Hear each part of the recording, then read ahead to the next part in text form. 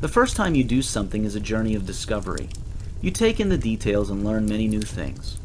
At this point, there are no labels and memories to enable you to prejudge this new experience. Learning is at its highest. The 100th time you do it is often very different. For most people, repetition brings about unconsciousness. Most people do and see things that occur most often in their lives in an unconscious and unaware state. Because they have seen or done something else, they turn to relying on their memories of it and labels about it that they built in their minds the first time. Learning and discovery drops to zero. Memories of past experiences take over. What good does it serve you to live today based on your memory of it yesterday? You miss the gift of the present moment totally. In your business or work, do you take an absolutely fresh look at your work, workmates, and customers each new day, or do you go by how you know them in the past? Everything changes, and using memory keeps you from seeing that change, seeing things as they truly are. Try to forget everything about what you are looking at, and you will discover a whole new world, and you will grow a whole lot faster, grow your wealth and self a whole lot quicker. Think about it. It is quite often that a stranger will compliment your workmate or spouse over something that you totally miss every day because you do not look at them as if they were totally new to you. Memory has its place, but many people overuse it, often in an unbeneficial way. Decide right now to face every experience anew by choosing to forget that you have ever faced it before. Decide not to anticipate a specific appearance or behavior, an anticipation based on your memory and emotions. Practice detachment of outcome, but have certainty of your choices and intention, and you will find a world that has been hiding from you all along, right in front of your eyes all along. Choose happiness, present moment living, and joy at all times. Thank the present moment for all it brings you in enjoyable experiences and in its opportunities to see yourself as you were before and to grow to an even greater self. Bring into the present moment your awareness, consciousness, thoughts, and looking. Life and all your opportunities to move forward are in the present, the ever-present moment of now, here. Do not throw yourself forward into where you wish to be all day long. Imagination about the future is great, for it is what you use to create your future. But the present has great value. Only through acting and living in the present can you get to the future. Do not spend all day daydreaming about a future time, saying if only, mentally escaping your present and dwelling in an imaginary tomorrow, going on about the whole day in a dreamlike state, being only half aware and conscious of the details going on in your day. These things actually slow you down on your trip to a better tomorrow. Just as it is necessary that you set future goals, it is necessary that you embrace and experience the present and act in it consciously and with awareness. If you wish to progress, remember, the universe can only use the present moment to send you clues, people, events, and opportunities to advance. It cannot use the imaginary future in your head. Instead of chasing a better future by throwing your consciousness into the future, bring it back to the present and let the future chase it there. Now. Here. The wheels of time are mysterious. Time is a concept of mind. Without mind, there is no concept of time. Annihilate the mind. You will go beyond time. You will enter the realm of timeless. You will live in the eternal. Sivananda. Do not dwell in the past. Do not dream of the future. Concentrate the mind on the present moment. Buddha. BC 568 to 488. Be careful how you set deadlines for yourself. Time does not exist as an absolute. Quantum physics, our spirituality, and our understanding of eternity all tell us that the only time that truly exists is now, and the only place is here, now. For example, imagine that you had a goal of becoming a millionaire or a billionaire in a year. Think about this. Why did you choose 1 year? It is a very arbitrary date or deadline. It is a mere grab at a date. It is possible that the source can create that millionaire or billionaire outcome in an instant. Nothing is difficult for the source, God. So why set a random date for the accomplishment of what can be accomplished in the blink of an eye, or at a time that is best suited for you that you may not have thought of right now? Making deadlines for yourself also introduces fear and doubt. Will you make it by that date? And often actually slows you down. What if you could have done it a lot sooner, but your mind keeps looking at that faraway date? It also makes detachment difficult, which is crucial for letting the infinite and unpredictable organizing power of the source work optimally for you. On the other hand, saying, "One day I will be a millionaire or billionaire," is no good at all. It is even worse. Instead, think of now as the only time. See it and know it to be the only real time. I am now a millionaire. Now I am. That is how you should always think, act, speak, and feel about everything. When people ask you when, say soon. Jesus always said soon when asked when by anyone. Soon fits a whole lot better in the now, here, scheme of things than setting a specific date. In your mind, it's all now, becoming, has always been.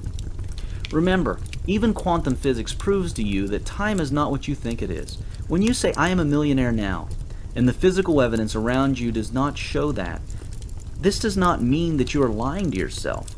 Indeed, the moment of now holds all existence in all possibilities, all at one time, including you being wealthy. That statement is true. It is the eyes that lie. Einstein once said that no matter how persistent the illusion of time may be, the illusion of past, present, and future, it is still an illusion. Have patience with the unfolding of things. If you rush or force them, you interfere and slow them down. Nature is perfect. If you wish for faster results, the right way to shorten time is raising your certainty, increasing the clarity of your imagination, being of one mind. Do not keep changing your mind, concentrating, and most importantly, raise your awareness from the level of your conscious only to that of your conscious, subconscious, and superconscious mind and self. Most people are unaware of their subconscious and superconscious selves. If you perfect awareness, imagination, faith, certainty, and clarity, you can create results instantly. You are now beginning, and you will get better as time goes by. Just be deliberate in these things and choose to be more aware and certain, and it will happen. But do not be impatient, because that throws you into a state of wanting, and this delays results even further. I am. Present tense. That is how your goals should be written. But it is useless to write them that way if you do not think about them in the I am present tense mode. Be aware of and deliberate in your thoughts, and make sure that you always think of your goals and intentions in the I am present tense fashion all day long. I am is a command of the universe to immediately get into the process of manifesting your wishes into physical reality. It is a declaration of the state of being in the moment, of now, here. You must understand and remember this very clearly always. When you intend to have or experience something, you must know that you have it already. Really, you do have it already. All you will be doing from then on is receiving it, taking possession of it. Actually, you will be awakening to something that has always existed with you. Right now, as you read this sentence, you are already very, very wealthy. From now on, all you'll be doing is taking possession of this wealth, receiving it, or more accurately, becoming awake to it. And be grateful now for the things you desire to experience, for you know you already have the things. Gratitude now speeds up your experiencing what you choose, because it ascertains your faith and state of being. Nothing is there to come, and nothing past, but an eternal now does always last. Abraham Cowley, 1618 to 1667. Time has only a relative existence. Carlyle. Time is a sort of river of passing events, and strong is its current. No sooner is a thing brought to sight than it is swept by, and another takes its place, and this too will be swept away. Marcus Aurelius, 121 to 180 AD. When you sit with a nice girl for 2 hours, you think it's only a minute. But when you sit on a hot stove for a minute, you think it's 2 hours. That's relativity. Albert Einstein. There is a bridge between time and eternity, and this bridge is the spirit of man. Neither day nor night cross that bridge, nor old age, nor death, nor sorrow. Upanishads. Time is breath. Try to understand this. Gurujev, 1873 to 1949. Know the true value of time. Snatch, seize, and enjoy every moment of it. No idleness, no laziness, no procrastination. Never put off till tomorrow what you can do today. Chesterfield, 1694 to 1773. You wake up in the morning and lo, your purse is magically filled with 24 hours of the magic tissue of the universe of your life. No one can take it from you. No one receives either more or less than you receive. Waste your infinitely precious commodity as much as you will, and the supply will never be withheld from you. Moreover, you cannot draw on the future. Impossible to get into debt. You can only waste the passing moment. You cannot waste tomorrow. It is kept for you. Arnold Bennett. Eternity is the infinite existence of every moment of time. If we conceive time as a line, then this line will be crossed at every point by the lines of eternity. Every point of the line of time will be a line in eternity. The line of time will be a plane of eternity. Eternity has one dimension more than time. Gurujev, 1873 to 1949. What a folly to dread the thought of throwing away life at once, and yet have no regard of throwing it away by parcels and piecemeal. John Howe. The present is only a mathematical line which divides that part of eternal duration which we call the future from that which we call the past. H.P. Blavatsky.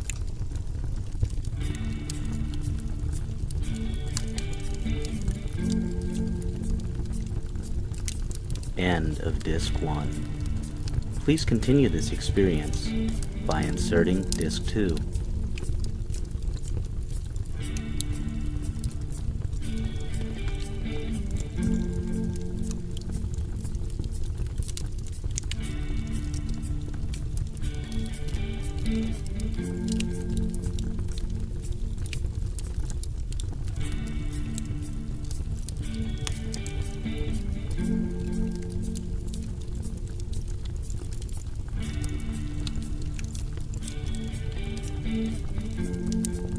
A Happy Pocket Full of Money by David Cameron Gikandi. Read by John Wayne Myers. Disc 2. According to Albert Einstein and others, time and space do not exist as separate entities. Time is not a separate thing, and space, made up of length, width, and height, is not another separate thing. Rather, they are all one thing, a continuum called the space-time continuum. Try to understand this and use it. Do not believe in time as something separate from you that you have to go through as it dictates. If you do not take time to understand time, it will rule your thinking, your planning, your belief system, and your experiences. Time is not a straight line that you have to walk through. Imagine it to be a network of tunnels under a city. To get from house A to house B, you can use any one of very many routes, some longer and some shorter. For example, in 1930, it may have taken 30 years of hard work to make a person rich. Now it can take 2 years or less. We have increased our wealth consciousness and certainty, and this makes us take a shorter path. Another way to think of the space-time continuum is as a sheet of paper that holds all possible events. Every event possible, everything, is on that paper. Then imagine yourself to be a pencil with an eye. Then imagine that this piece of paper wraps itself around the pencil. So, you are the pencil, and you are fully wrapped in that paper that holds all events possible. But this pencil has only one eye, so you can only see the event happening on the piece of paper in the region where the eye is. The pencil's eye can travel up and down and around the pencil. It is a movable eye that can go anywhere on the pencil's surface. The faster you move the eye, the more events you see. Now, imagine you can increase the size of the eye.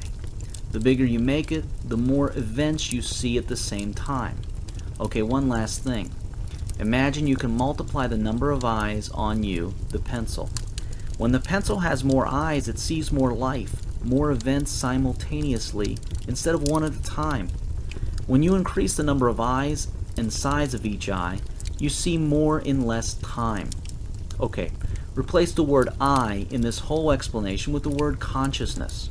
An increase in eye size and number of eyes is an increase in consciousness, in being awake to all that exists. That is what our evolution as beings is all about, increasing consciousness. Okay, so what is the pencil? Yourself, your spirit or soul as you wish to call it. You are a timeless and multidimensional being, made in the image and likeness of the Source, God. And as you grow, you increase your consciousness and awareness of this fact. Now imagine that your best friend is another pencil with the same piece of paper wrapped around him or her. You are both pencils with eyes, with the same piece of paper wrapping around you. When your eyes meet, you experience the same bit of all that is at the same time. You decide to meet by choosing to meet. You can choose to meet anything you wish in that continuum. There are no blocks, and free will works without error to the extent that you exercise it with certainty. Knowing this is power. Using this knowledge for wealth and any other desire you have in your life is joy. This is how you explain all interaction. In truth, you and your friend and everyone else are just individuations of the same pencil, so that when your eyes, consciousness, meet, you experience being together. But you are always together on a higher level. Events that appear simultaneous to you may occur at different times for another observer, depending on his or her relative motion. Imagine you are in a big box on a truck moving from south to north. At the center of the box is a light bulb that goes on and off periodically. As you are in the room, you will find that the light strikes the north wall of your box at the same time as it strikes the south wall. You can even measure this and find it to be so. You will find that it strikes all walls simultaneously. This will be your truth. Now suppose that there is a woman at the side of the road and that your box has a glass window. The woman can see inside your box through this window. Because she is stationary, and you and your box and bulb are in motion, her experience will be different. She will see that the north wall is getting light slightly after the south wall, because the north wall is moving away from the light while the south wall is moving towards the light from the bulb. Remember that the box is moving south to north and the bulb is in the center. She can even measure this to be so. She finds that the south wall gets light earlier than the north wall later. This will be her truth. See, two contradicting yet accurate truths can coexist. How is that? To the universe, these are just events. Time is local to the observer, to you. In reality, there is no time, only all events all at once. It is your motion through these events that makes you feel as if there is time. It is your expansion of consciousness that makes you move faster through more events. An expanded consciousness enables you to take in more events per moment. An increase in wealth consciousness makes you get rich faster, move through more events faster, see more events quicker. In reality, it brings you into the awareness and experience of more of all that is per moment, so that you appear to have more stuff, hence appear to have more wealth. It is also your increased right choices and increase in desires and goals made with certainty that also make you experience more at any moment of now. By increasing your goals, your mental images, and holding them steady and certain, you see more wealth. That is one of the secrets of time. Hermann Minkowski, Einstein's mathematics teacher, came up with a set of equations that prove that all the past and future of an individual person all meet at a single point now and in a single place here, wherever the individual is doing the observations. All events in the universe are all occurring simultaneously at this eternal moment of now. The illusion we have of them occurring one at a time in a sequence that seems to flow is because of the type of awareness or consciousness that we have in this human form. It causes us to see very narrow sections of the space-time continuum at a go. So we see one small slice, then the next, and so on. but we can expand or contract our slices to take in a lot more or a lot less at one go. A person of wealth consciousness has a highly expanded view of all that is, thus a much expanded experience. Everything which for each of us constitutes the past, the present, and the future is given in block. Each observer, as his time passes, discovers, so to speak, new slices of space-time which appear to him as successive aspects of the material world, though in reality the ensemble of events constituting space-time exists prior to his knowledge of them. Louis de Broglie awarded the Nobel Prize in 1929. Time only exists in your mind. Your mind often wants to live in anticipation of the future or in memory of the past. This is what also creates psychological time to a large extent. This is another time. There are many forms of illusionary time, and psychological time is one of them. You experience this type of time when your mind is in anticipation of something in the future or in memory of the past. This waiting and remembering creates time, and a lot of pain and stress. It is unnecessary. The most fruitful thing to do is not to remember or wait. It is to observe, experience, and create now. Observing, experiencing, and creating now is timeless and true of the true nature of the universe. Everything happens now. You remember your past now. You dream your future now. You learn from your past now. When you were actually in your past, it was still now. At that point in the past, if someone were to ask you, "What are you doing now?" you would notice it was still now. You work towards your future now. You will get to your future now. You will live in your future now. You are always here now. You cannot be anywhere else. Being, isness, is only now. There is nothing you can do in any other moment except now. Try it. Do something yesterday or tomorrow, right now. Impossible.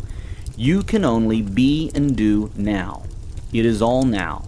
Even tomorrow is happening now, is now. You see how eternity works? It is inescapable, and trying to escape now in the mind is futile and painful. It is like trying to not be where it all is.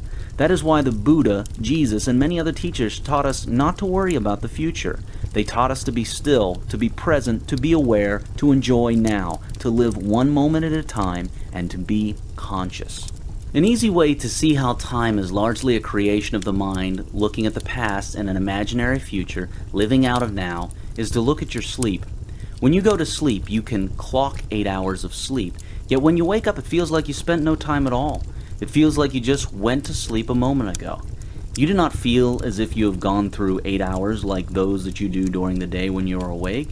Yet, as you know from research reports, people dream pretty much throughout the night, although they remember just a few dreams, if any. See, it is the no mind, the no memory, and no future escapism that makes you feel as if sleep is almost timeless. When you sleep, your mind and your soul are at the same place together, and that place is now, always. All other things held constant, to the extent that an individual or society is aware of, teaches about, and uses the illusion of time in the right way, so will they have wealth and happiness. Time is directly related to consciousness, and consciousness is what makes you experience your life. There is a clear and direct link. You now know this, so you are much more aware. This awareness will start leading to your increased consciousness. This increase will lead to more wealth. You may not notice it at the beginning, but as long as you keep firm your intention to be wealth conscious and aware, it will happen. You may not know exactly when it will start happening. In truth, it already has.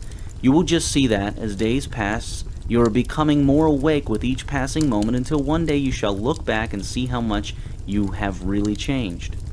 Do not worry if you have not fully understood the illusion of time. Read on and further chapters will make things clear.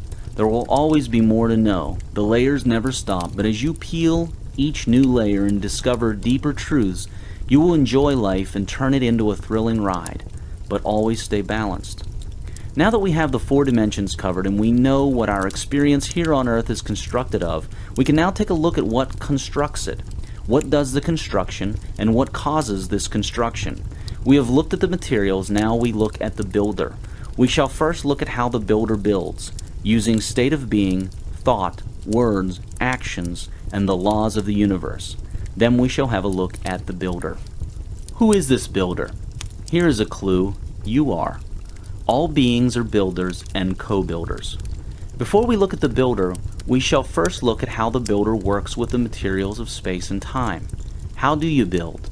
Specifically, how would you build a happy and very wealthy life? Let's have a look. Images of the mind, the blueprints of life.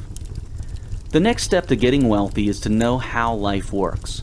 In other words, how does the force of life take instructions and turn them into things and new moments out of the quantum energy field? What type of instructions does life take so that it may create each new moment in your day? In what format and specifications? This chapter seeks to answer these questions with you. They are the most basic questions, but they must be answered first before we get progressively deeper into the essence of wealth. In fact, you may have heard the principles in this chapter before. They aren't really new, yet few people understand them fully, and even fewer use them, despite their simplicity. Although imagination is such a basic part of becoming wealthy, it is an integral part. Every other part uses this simple part at some stage. Your mind's images are literally the blueprint from which your world is built. In the chapter on quantum physics, you see scientifically how physical reality is produced. In other chapters in this book, you will also see imagination's interconnections with life. But let us first look at imagination, images of the mind, in and of itself. Life is images of the mind, expressed. Life is images of the mind, expressed. What this means is that life, the source, uses your thoughts, your mental images, as the instructions by which to create your reality in the material world. Life expresses your mental images into physical reality. To express is to make known, to state, articulate, communicate, convey. The force of life makes known your thoughts to yourself and everyone else by forming them into experiences and objects that can be experienced here in the physical world. You experience your own thoughts firsthand, your images of your mind, so that you may know which ones are suitable and which ones are not. That is how you know yourself, that is how you experience yourself, and that is how you grow. This is the supreme purpose of this physical world that we are now in.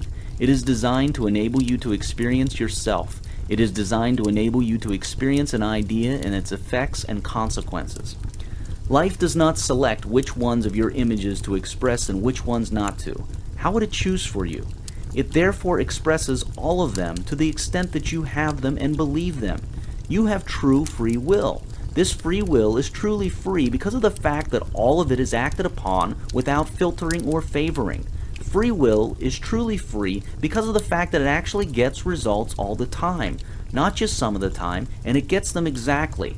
Later, we will see how exactly free will works, even when it looks as if it is impossible for it to do so. Imagination is the force that takes you to places you have never been.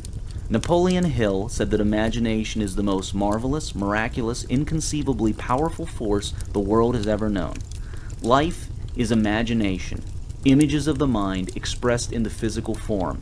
Feed your imagination daily and accurately with pictures, movies, and concentration. Spend time doing this in detail every day. Imagination is the most powerful force, and it is so because life uses it to know what to create next. Most people spend little time imagining. They imagine using idle thought haphazardly and wonder why their life is not rich for them. Imagination has the power to make or break your life. It is your mind and your choice. Images, images, images. Life is images of the mind expressed. Imagine your life as you wish it to be, picture perfect with color and details in your mind every day.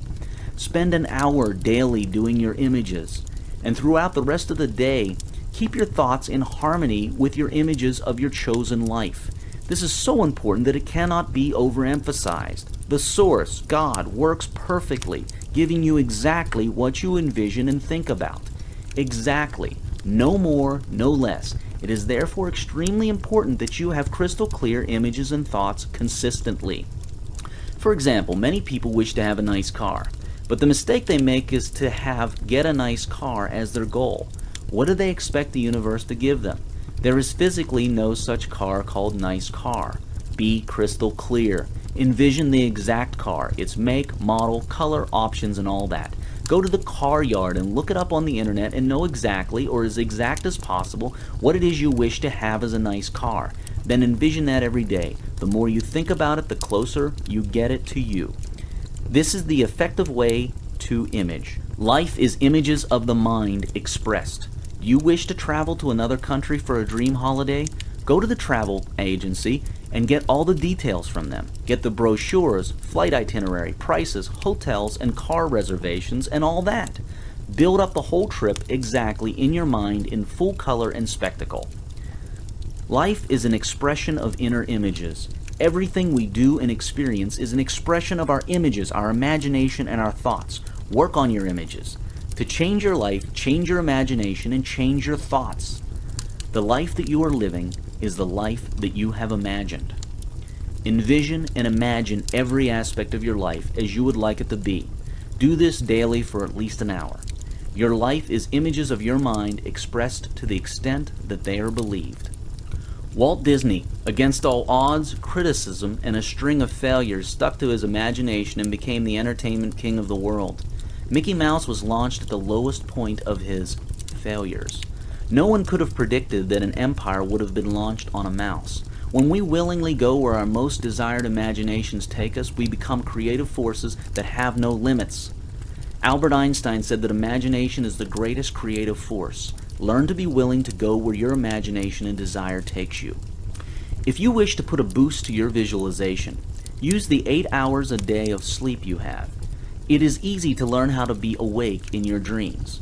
In such a state, you can be the author of your own dreams, painting your perfect life and living it during your dream time. Remember that the subconscious mind cannot distinguish between real and imagined experiences, and dreams can be the best form of visualization. This skill is called lucid dreaming, and several books exist to teach you this skill. Have many reasons to live and be wealthy. The more reasons you have, the more wealth you will get into. Instead of having bills paid as your only reason to get wealthy, have reasons such as travel, collect art, buy homes, have beautiful clothes, express your love to others with gifts, treat your friends and family to some good things, buy a boat, save the environment, and so on. Visualize these reasons accurately. Reasons convince the subconscious mind, the heart, to internalize the goal. They also give it working substance. The more reasons you have, the more powerful your imagination, the faster your results. Surround yourself with images of things you like. Get brochures and magazines of vehicles, homes, places, things, bodies, sports, and activities that you like. The clearer your images of your visions are, the clearer and faster you achieve them. Dream big. Hold the dream high enough, consistently enough, and the dream must manifest into form by law. By universal law, it cannot fail to do so. Do not worry about how. It is all taken care of for you as long as you do your part of the thinking, acting, speaking, and being in accordance to that dream. Just dream, visualize, and then start doing something. Do the next thing that you feel you should do in accordance to that dream, and keep on moving. The little that you do triggers something else you had not foreseen, and on this goes until it completes. Are you dedicating at least 30 minutes of your day focused only on visualizing and imagining your future? Life is images of the mind expressed. Imagination is what designs your life. Have dedicated imagination time, but also hold those visions high in your mind all day long. The world is an illusion, as we will see much more clearly as we move on. See it as an illusion. Believe it to be an illusion designed to be a tool to know and experience yourself. Once you do so, you will always remember to create the next version of the illusion that you wish to have. You literally create the next version of the world by painting your mind's images with certainty. The world does not have to be as it is. It simply is because we agree it is. Your subconscious mind cannot tell the difference between a clear and vividly imagined experience and a real experience. Visualization creates a new subconscious. Visualize your wildest dreams and fantasies. Live large. Back it up with faith, belief, and certainty. The subconscious mind is where your self-image is stored. It powers your conscious thoughts and your actions. Reprogram it using visualization and belief, and you reprogram your world. Your world is your self-image revealed to you in the way that you can experience it. Your life is images, your imaginations expressed into physical things. More accurately, it is the manifestation into the physical world of the visions, good and bad, that you believe in most, consciously and unconsciously. How to do the impossible. Let your imagination fly. Get excited about your images. Energize them with positive emotion. Emotions are energy in motion. Gratitude is one of the most powerful of these emotions. Infuse every cell of your body with images. Infuse every cell with the gratitude that you have realized your goal already, even if you are not experiencing it now. You have received it automatically by the perfect laws of the universe. Even before you ask, it has been given to you. And when you act, remember to do this same infusion into your actions. You choose the images. The source, God, does the work effortlessly and perfectly. That is the deal. The conscious mind creates impressions into the subconscious. It does so by repetition. The subconscious mind then expresses these images, causes an expression into physical manifestation. The conscious does not cause expression. It can only impress on the subconscious using repetition and faith, belief, certainty. The reason this is so is that the conscious holds all sorts of thoughts, those you believe in and those that you do not. It is like a wild monkey jumping on very many thoughts throughout a day. The subconscious, on the other hand, holds only what you hold as truth to you, what you believe in. It holds your sponsoring thoughts. That is why only the subconscious, or what some call the heart, causes expression. Your subconscious only takes in the affirmation and not the negative. If you visualize and set a goal, I am not poor anymore, it will only take in poor. Instead, change that to something like, I am rich, wealthy, and abundant. The subconscious does not internalize not. It does not internalize negated sentences. It only internalizes, I am something, not I am not something. Repetition is power. Concentration is power as well. When visualizing your goals, see yourself already in possession of what you desire. Say and think, I am, not I will be. This is critical. I am is power, all there is. Later you will see how this is scientifically so. Now is the only existing moment, and all others are illusions. All other things held constant. To the extent that an individual or society has positive and grand images in the right way, so will they have wealth and happiness. Now that you have the basics of creation covered, let us move on into progressively larger things. Carry with you what you now know about images, for you will need it to keep building your understanding of wealth, and the larger lessons that follow will enable you to know this lesson on images even deeper, experientially, scientifically, and spiritually. Let's keep moving on. Thinking and speaking, the instructions of and for life. Closely related to images or thoughts. Just as life is images of the mind expressed, it is also thoughts of the mind expressed. In other words, life is the mind expressed. Your external reality is the densest part of your mind, without any separation. The separation between you and your outside world is illusionary. As we move on in this program, you will come to see firsthand how this is so, scientifically and spiritually. Life is your mind expressed. The outer world is the densest part of yourself. It is an extension of your mind. When you finally will stop believing in the illusion of separation, your power will rise dramatically. But even now, you may still change your mind to change your world.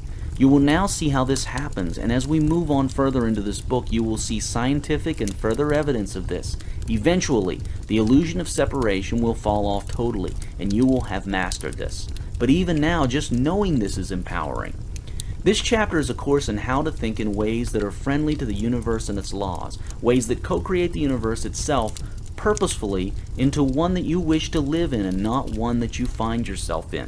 In this chapter, there will be several mentions of the laws of the universe. These are the laws that you will learn throughout this program, and not necessarily in this chapter alone. The pieces of the puzzle will fall into place as you listen. Okay, let us dive into the mind. Your world is the densest part of your mind. Life is your thoughts expressed. Let us paraphrase what we learnt about images over here. Life, the source, uses your thoughts as the instructions by which to create your reality in the material world.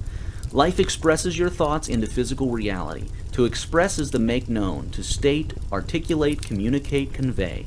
The force of life makes known your thoughts to yourself and everyone else by forming them into experiences and objects that can be experienced here in the physical world. You experience your own thoughts firsthand, your images of your mind, so that you may know which ones are suitable and which ones are not. That is how you know yourself. That is how you experience yourself, and that is how you grow. This world is designed to enable you to experience yourself. It is designed to enable you to experience an idea and its effects and consequences. Your state of wealth externally is an extension and testament of your state of wealth internally. How clear and certain you are in thoughts of wealth is evidenced externally. Life does not select which thoughts to express and which ones not to. How would it choose for you? It therefore expresses all of them to the extent that you have them and believe them. You have true free will. This free will is truly free because of the fact that all of it is acted upon without filtering or favoring. Free will is truly free because of the fact that it actually gets results all the time. Not just some of the time, it gets them exactly. To the extent that your thoughts are not conscious, deliberate, and focused in any topic of life, you will be affected by the outcome of the thoughts of other people. And to the extent that your thoughts are clear, focused, and non-contradictory, your results will be sped up. A few people are able to perform what many people call miracles simply by thinking only one way and strongly about a thing. The idea that the outcome of their intention may not happen as they wish it to happen does not even occur to them for a split moment. Suffering is always the result of an error in thinking. It is an indication of being out of harmony with the laws of the universe. The only purpose behind the existence of suffering is to show a person when a thought is in error and alert them of the existence of a higher thought that would serve them better. Suffering stops as soon as the higher way is found, that higher thought. In the presence of suffering, try not to resist. Instead, examine with an open mind, and the answer will always show itself to you without fail. Concentration gives thoughts more power and speed in achieving goals. Your dreams, thoughts, and visions will build your world. You will rise and fall with the rising and falling of your thoughts. Repetition breeds integration and internalization. To attain wisdom, read this material repeatedly and think in the right way over and over again. Through repetition, things are embedded into your subconscious. They cross over and become you. You can predict the future by looking at the thoughts, words, and actions of today and applying the law of cause and effect to them. You are never denied answers to your questions. Whatever questions you ask believingly and earnestly will be answered exactly, no more, no less. If you earnestly and believingly seek and ask how to earn $1 million, the universe will conspire to bring you the knowledge, tools, people, and events to give you that answer. If you ask how to earn $1 billion, you will also get answers worthy of that amount.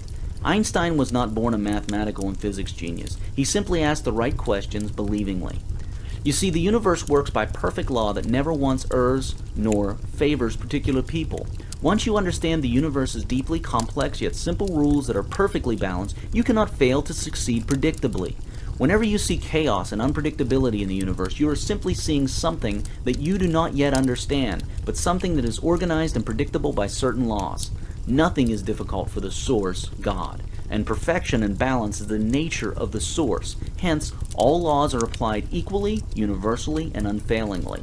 Ask the right questions believingly and earnestly.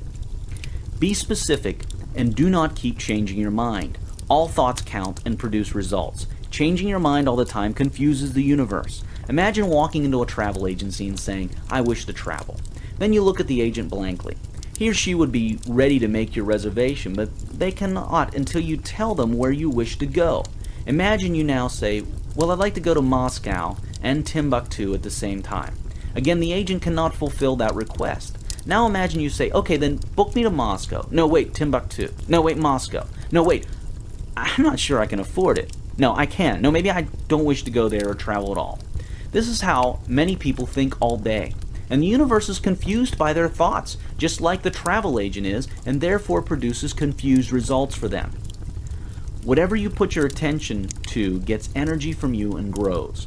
Remove the attention and it dies. Be conscious and deliberate in this. Intention goes along with attention. What you intend and give attention to begins to become. We become what we think about. We are the sum total of our thoughts. All laws of nature always work. They can never fail even once, for that would cause chaos in the universe. The nature of the source is perfection. You become what you think about without fail. If you think about wealth without any contradictory thoughts, you will become wealthy without fail. Matter is merely materialized thought. Always be calm. A calm mind is unaffected by fear-causing and anxiety-causing situations. Never proceed in a confused and anxious state of mind. The thoughts you would have in this state are erratic and suicidal.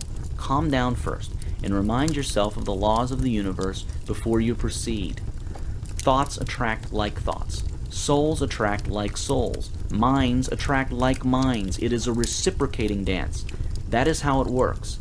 It is also correct to say that thoughts attract like matter and that matter is objectified thought, that is, thought made into object. Also, the body and the world is a denser extension of the mind, and the mind is a subtler extension of the body and the world. They are not separate. Use this knowledge to understand and recreate your surroundings, your wealth, and your health. Do not let your mind dwell on dissatisfaction, even if you are now feeling dissatisfied. That only feeds the maintenance of the dissatisfying conditions. Change your attitude, look at these conditions as perfect outcomes of your past thought, an opportunity to recreate yourself anew. Thank them for this gift. The combination of intention, belief, and detachment enables you to move through life calmly, knowing that the universe always fulfills your intentions, but does so in the most appropriate fashion, using sequencing and intelligence beyond your comprehension. Life starts working out, and you start smiling, marveling at how all things seem to just work out for you. When you face a challenge or problem, you can relax because you know that it is all part of your intended outcome and it will be solved for you. Even before that challenge or problem came up, it was pre-solved. It is only there to take you one step closer to your desired and intended outcome. With this approach to life, you will find life working out automatically for you, based on your desires and intentions that you back up with belief. As you practice this and get more confident and relaxed with this new way of living, old habits of fear and anxiety and frustration and failure will fall off gradually, and you will start succeeding faster and faster. And as you get better at it, and as you become more aware and conscious of your whole self, the time between thought and its physical manifestation will shrink. Ultimately, it can disappear altogether, and there have been and are people who have showed us this capability. The most amazing thing about life, as many have discovered, is that the act of creation is very much an act of realizing that something was already there. The universe is designed that way. It is all here, now, all that could possibly be. A person is able to experience what is already there through choice, and that choice is made increasingly possible by increases in their understanding and perception of life. Have intentions, but not preferences or addictions. Choose future outcomes by your intentions and desires, but accept all present moments. Present moments are the perfect outcomes of your past thoughts, states, and actions. They are a gift to you to enable you to experience yourself and grow. Resisting and cursing the present only perpetuates its nature. Speak to yourself and ask yourself your questions, expecting an answer. You will soon develop a knack of getting answers from within. They come as feelings, not words, but you can get what they mean. You can get the gist or the gestalt of them. Learn to distinguish between genuine feelings and thoughts or emotions that mask themselves as feelings. When you intend, be of one mind. Have no alternatives or preferences, but practice detachment in the moment of now. Accept joyfully what is happening in the present, for you have brought it with your previous thought, words, actions, and state of being, and it is only here to let you have a look at yourself like a giant live mirror. What you resist persists. Do not wish your present were different. Live happily in your present. Be of present mind, but make choices about your future and intend your future with one mind, single mind, focus, and precision. Never stop learning. Observe and affirm the truth, and the truth will set you free. If you were broke, say so. Look at it in the eye, admit it, then look to see the errors in your thinking that caused it. Always affirm the truth, for what you resist persists. What you face and bring into the light releases you. But be careful in your admitting. It is more correct to say, I previously had thoughts, actions, and states of being that have led to this broke manifestation that I am now observing, than it is to say, I am broke. In fact, never say, think, or feel that. I am statements are always carried out by the universe. Change the cause, not the effect. Thought is cause. Physical is effect. Trying to change the effect directly is banging your head against the wall. For example, if your sales have dropped, it is not because your marketing is wrong. It could be that you have a negative attitude to your business or an aspect of it, for example. People have attitudes like, I hate going to work, I hate this job, I hate this customer service task, I wish I could just relax and do nothing all day.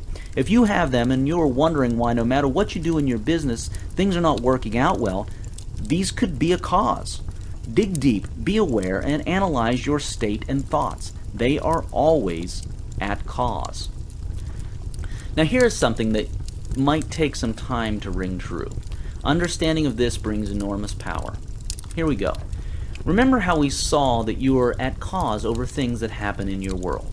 Those who have taken time to study and experience this know experientially that every person causes 100% of the world. Now, remember that thought takes time to manifest into the physical depending on the subject matter. So what then are you looking at when you use your eyes to see things? What are your eyes seeing?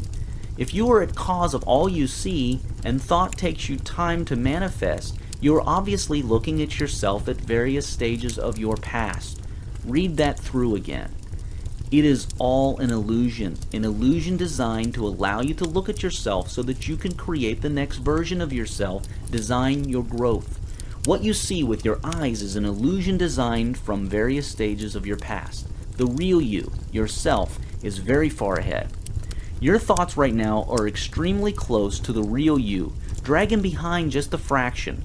The real you is what causes the thought, the wordless you from which thought springs, the observer, the soul. But that's another topic.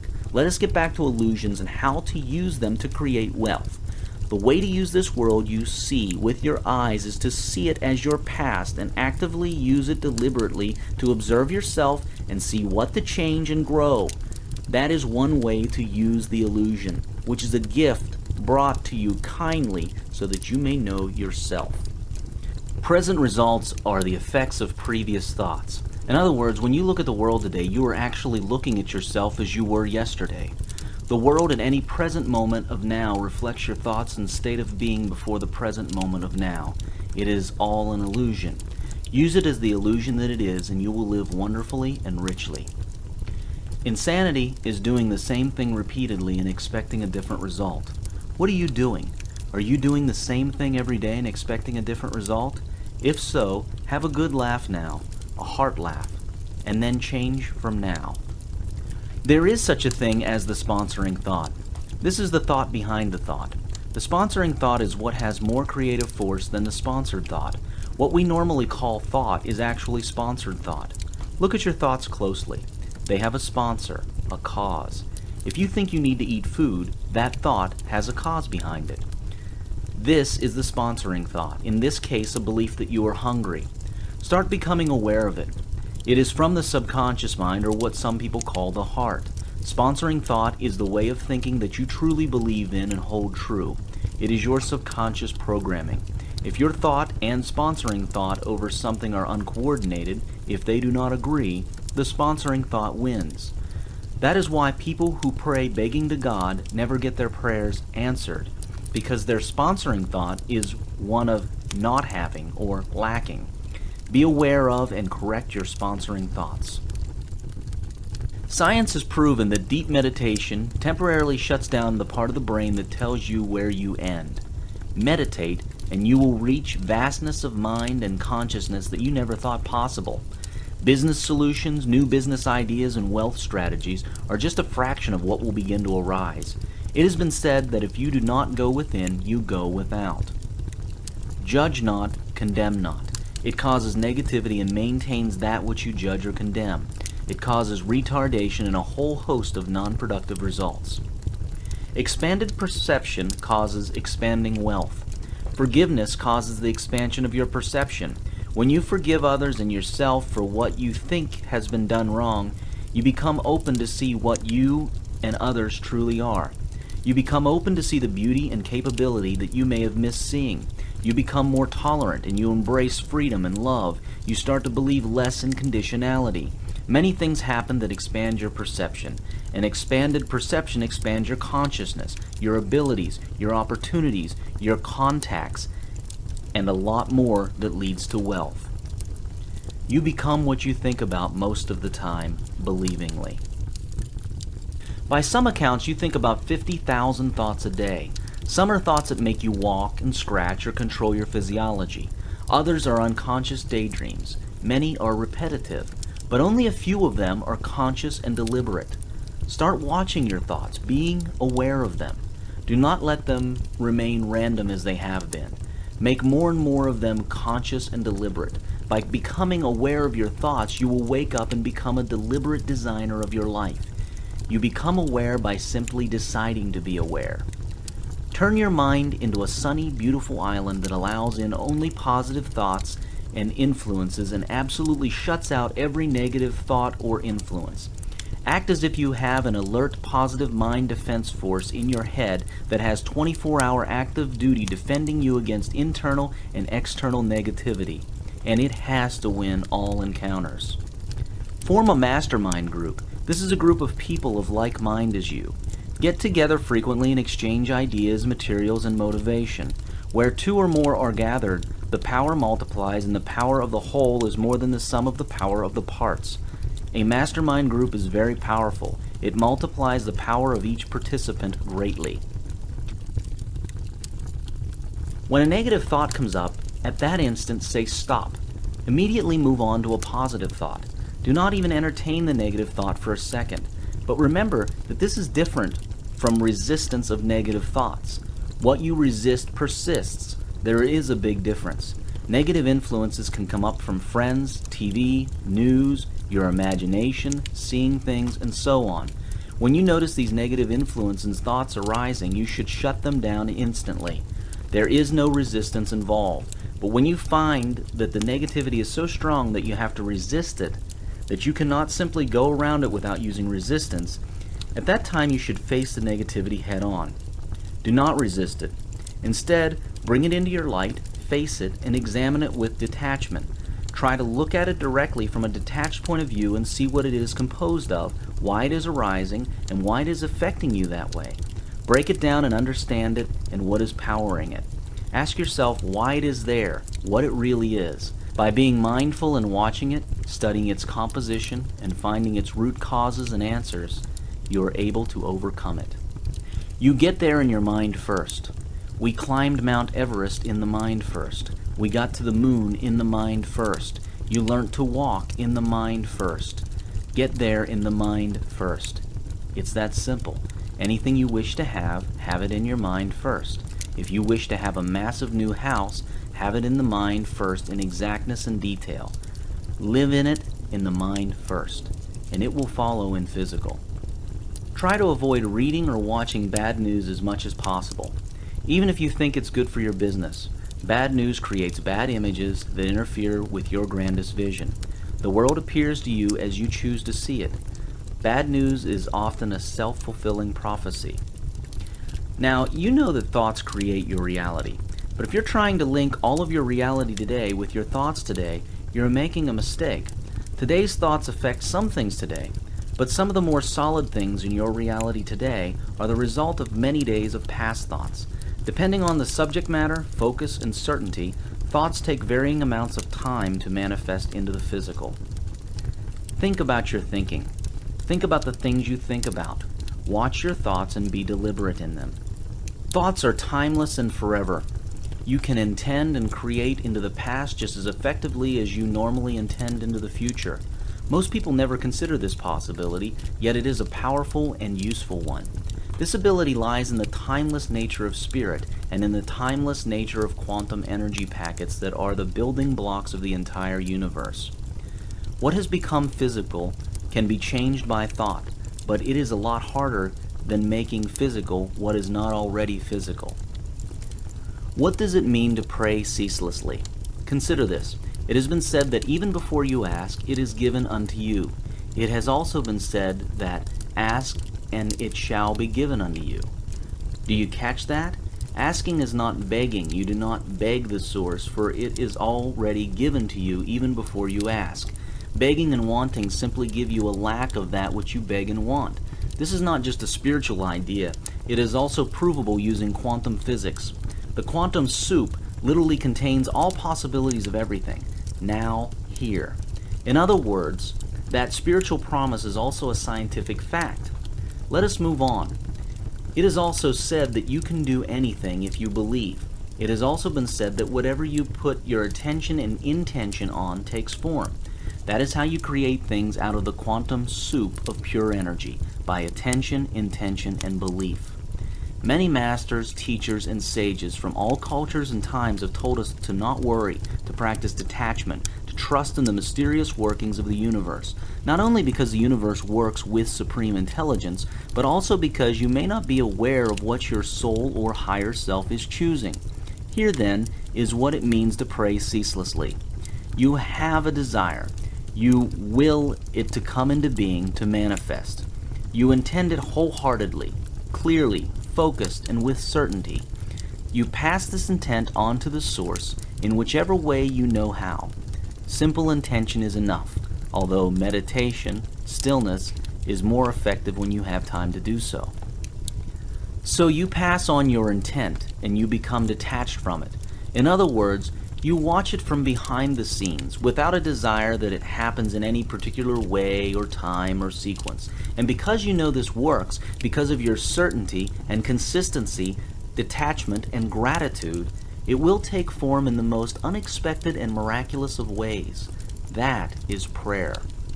Praying without ceasing is going through the whole day, every day, with such focused intention for all your life's desires, with certainty, detachment, and gratitude. This is not something you do once at a special time during the day and act totally different and confuse the rest of the day. It is something that becomes a lifestyle. That is praying ceaselessly. Prayer is meant to be active, ever present, and part of normal wakefulness. It is co-creative with the source. It wills to action. It is self-assertive. It is not the periodic, passive, helpless, and emotional appeal that many of us were taught to conduct as children.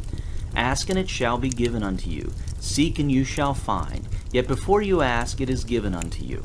Self-assertive, co-creative, ever-present, grateful, made of receiving and not begging. That is praying without ceasing.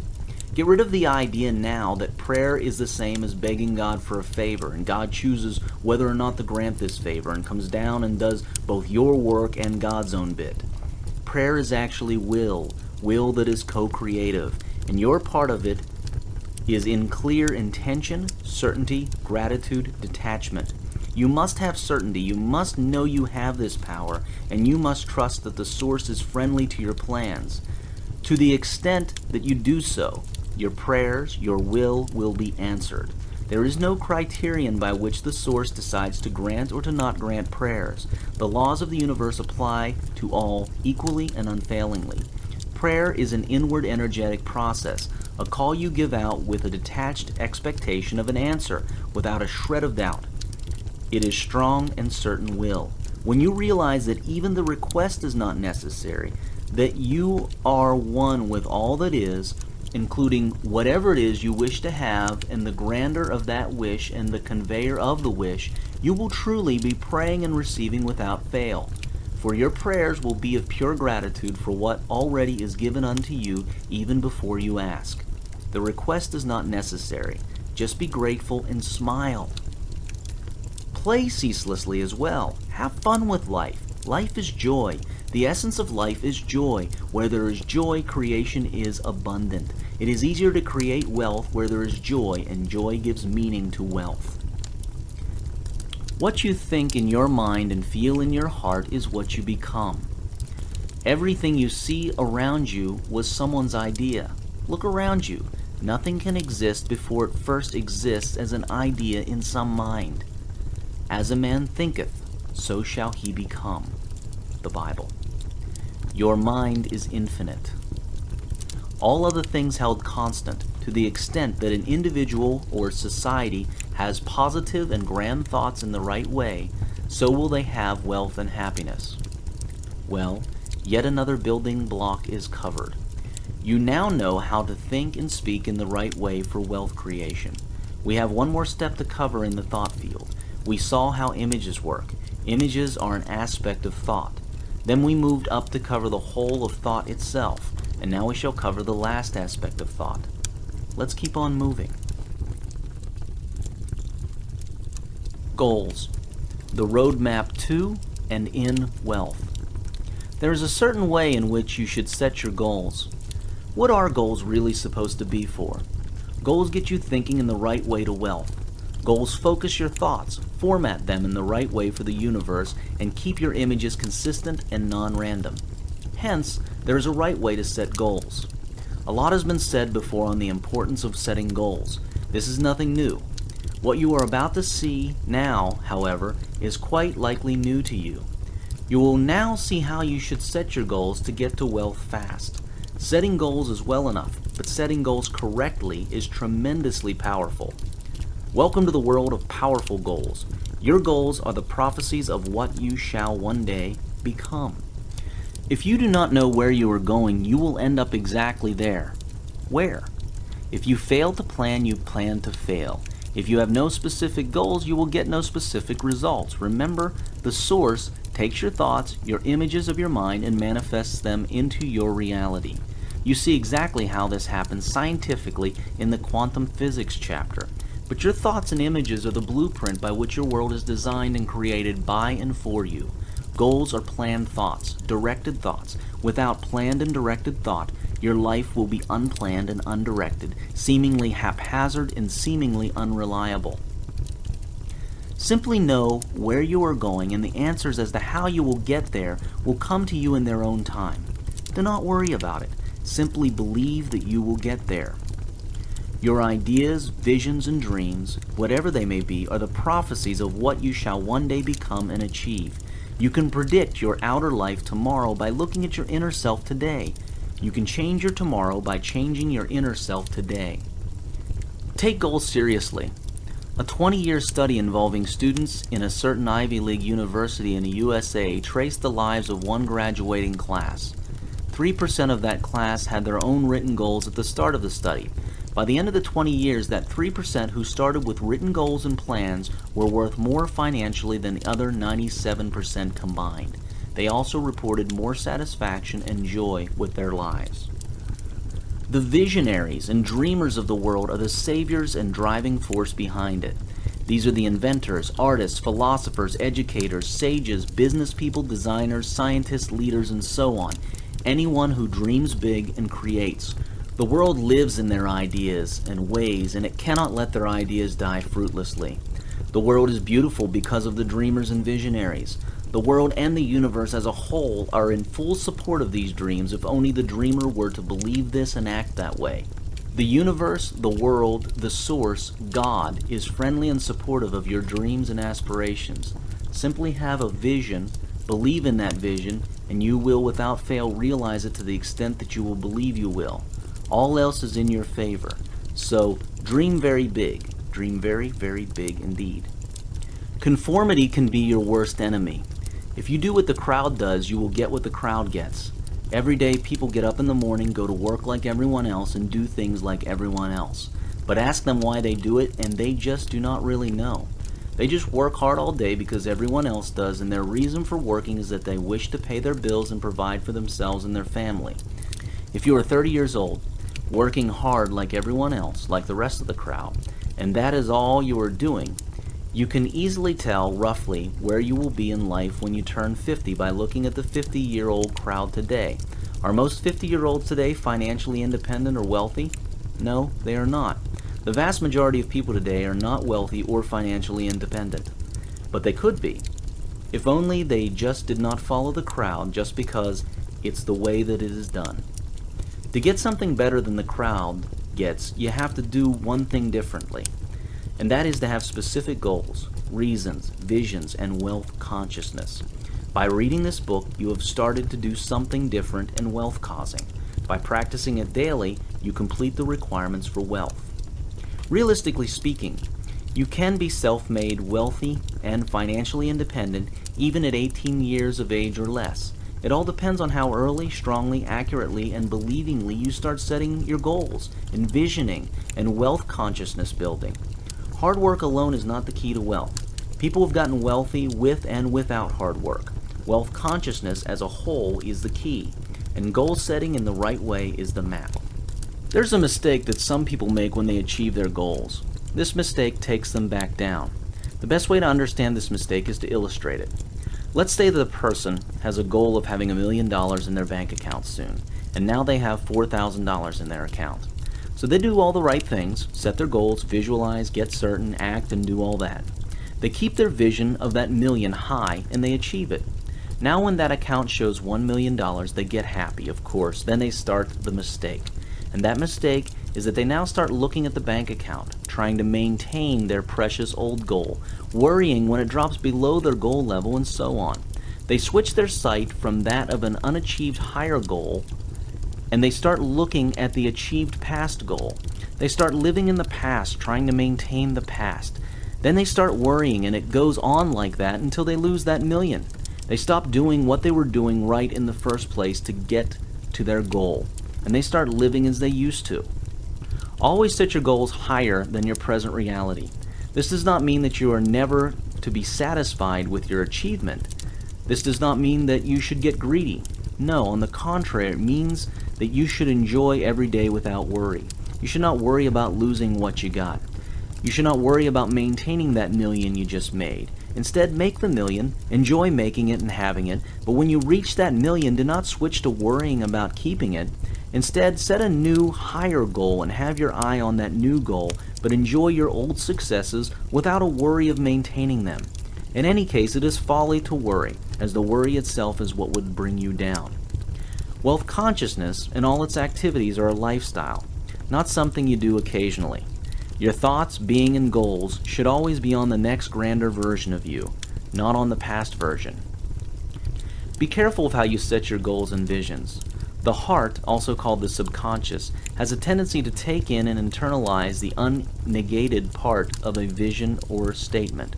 For example, if one of your goals is to never miss paying your bills on time again, it can be harmful to make the goal statement, "I will never miss paying my bills again." That is because only the "miss paying my bills again" might be taken in, due to the bringing up of fear that statement brings about as soon as you say it. Instead, make it out to be, "There is always more than enough money to live the life I choose, to enjoy myself, and to invest." Failing to plan is planning to fail. Plan and set goals and visualize them. Master this skill. Keep your goals always beyond your comfort zone. If you achieve all your goals and fail to create new, bigger ones, you stop growing. That can be dangerous, even though it may feel comfortable. Did you know that most people start getting the symptoms and diseases associated with old age within a few months of retirement? Through retirement, they signal to their brains and body that life is now wrapping up, coming to an end. Society does not require their services any longer, and certain functions can now start to switch off. Retirement is not the problem, it is the signals that people accept that is the problem. Again, there's nothing wrong with retirement, but watch your signals. The lack of goals to achieve can be dangerous to your health, unless it is what you wish to have. Goals do not have to be about money and career. There are countless of worthy things to set goals on all over the world that have nothing to do with making money or a career, from personal goals such as sports, travel, and hobbies, to global goals such as environmental and charity work. You do not ever have to know how you will reach your goal. Just do your part, let go, and you will reach it. Do not live by accident or by default. Live by design. Design your life using goals, visualization, imagination, and plans. All done consistently, daily, clearly, accurately, and with details. It is not enough to set goals. Goals must also be set in a certain way, a right way that is most friendly to the universal laws. These are the right goal-setting steps. Number 1, list what you would like to have, do, and be between now and the next 30 years. List everything you can think of, small and large. Places to visit, things to have, residences, experiences, partners, skills to acquire, things to do, people to meet, projects, charities, health, habits, everything. This is not a list of what you think you can achieve.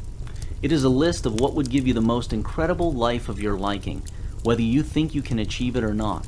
A life that is unbelievably fantastic for you. Your list should have at least 100 things in there. It is not hard to come up with at least 100 things for 30 years. To be very wealthy, have about 5,000 things. Even small details regarding your desires should be in there.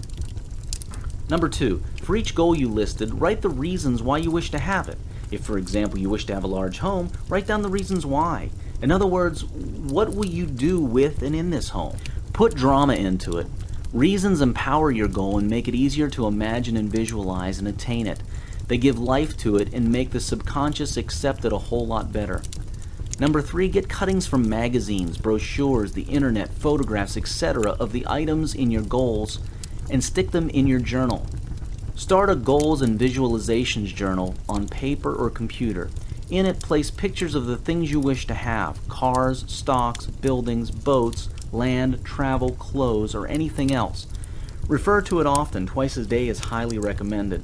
The more real and detailed your visualization and imagination is, the faster and more accurately you will realize your goals.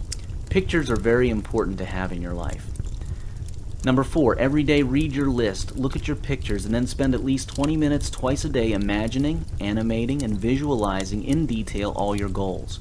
If you meditate, and it is highly recommended that you do your goal visualization, do your goals visualization in meditation as well. Meditation puts you closest to the source, the best place you can be to plant your seed of visions into the field of infinite possibilities and creation. Number 5, then, here, now, do something that takes you closer to your goal. There is always something to do now, however small. It will open the next step to you, a step that may be unseen until the first act is taken. Every act is an act of self-definition and creation. Act deliberately and with awareness so that each act takes you closer to your goals, not further away. Act with purpose. Number 6, do everything with gratitude. Think, speak, and act with gratitude. The gratitude of knowing that you are guaranteed success if you act in the ways of these laws. Gratitude is a statement of certainty. That is power. Be genuinely grateful and excited about the fact that you already have your goals realized, for they will be by universal law guaranteed, and so they are. This type of gratitude works wonders. Number 7, enjoy your fruits. Enjoy experiencing your goals when they manifest into your reality. They are sure to do so, guaranteed by universal law. Make sure your goals and visualization journal is portable. No point getting a journal that only stays home. You should also record important thoughts in it that you have, plus experiences and conditions. Record as much as possible on your journal at the end of a day or whenever is most convenient for you. A journal greatly helps you discover and create yourself accurately. Do not worry about the structure of your journal, just make it easy to use for you. In your journal, also write problems you encounter. Suffering is an error in thinking, as you will see later in the conditions chapter. Writing down your suffering helps you evaluate it clearly and discover the error. Write down your feelings as well. This is very important because true feelings are communications from the soul, that part of you that is closest to the source. Do not confuse feelings with emotions and thoughts. Be careful about that. Write down good ideas and inspirations immediately when you get them. Perhaps the best time to get inspiration in a waking state is just after you first wake up in the morning. Instead of immediately taking on your baggage and planning the day or whatever, stay laying in bed and ask yourself about something large you would want to know. It will come to you very clearly then. Just when you wake up, before you are fully awake, relax and gently ask yourself the most important questions of your life. Gently, without arousing yourself.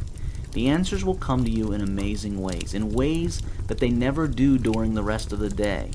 In addition, when you start practicing what is in this book, Ideas will start coming to you in large numbers from all sorts of sources, seemingly by coincidence. Have your journal handy. Do not wait to write later. Write now before you forget or lose it. And do not forget to record the dreams that you have at night. One day you will find the use of that, all in good time. Dreams are not just useless images that come to you as you sleep. People think of the time they are awake in the day as their live time, and when they sleep as their rest time. They think that all their decisions and useful activity is done when they are awake. Well, the amazing thing is that you, yourself, soul, or spirit, as you wish to refer to it, never sleeps. Your spirit, or soul, or whatever other term you are comfortable with, never ever sleeps. It just changes states of consciousness, dimensions of consciousness. You are multidimensional. Waking is one state or dimension, sleep and dreams is another, and there are many more. And they all count, they all influence your life in the waking state, and vice versa.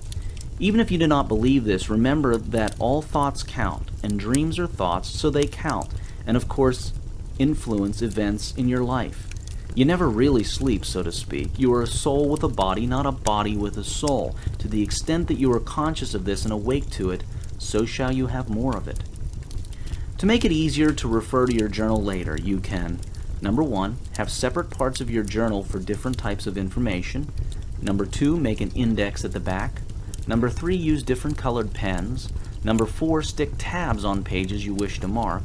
Or number 5, or invent any system you like that ensures easy access to your information. Review and reread your journal at least once a month, preferably more often. Once a year, read all your journals. What happens when you reread is that you start seeing your life in a completely new light all at one go. You see successes you never thought you had, you see things you should change, and you see errors to correct. The whole point of keeping a journal is to review it for amazing opportunities to understand yourself better, see more clearly, grow faster. In making entries in your journal, enter the exact dates, time, and location. This helps you track down patterns, trends, and rates. The more events and experiences you capture in your journal every day, the more you will get out of your journal.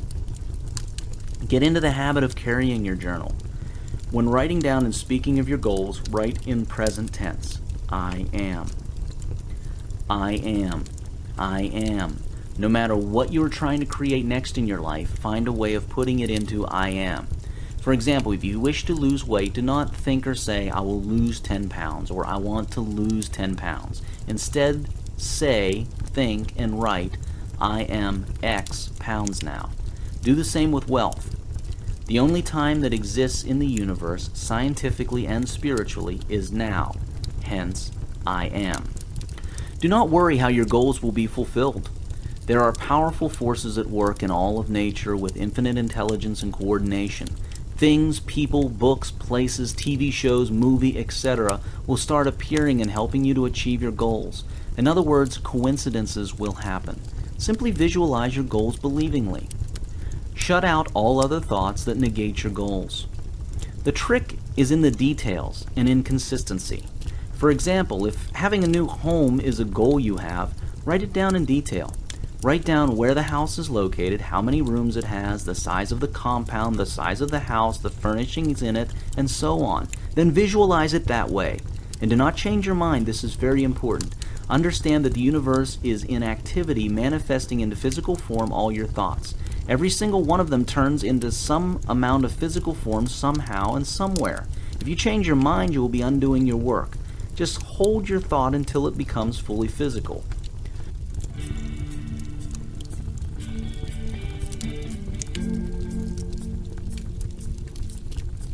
End of Disc 2. Please continue this experience by inserting Disc 3.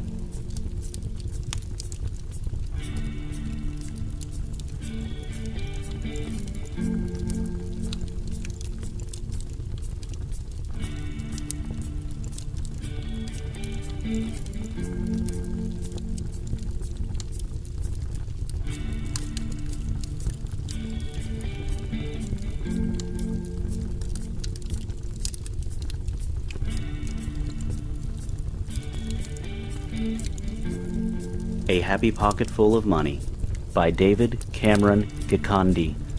Read by John Wayne Myers. Disc 3.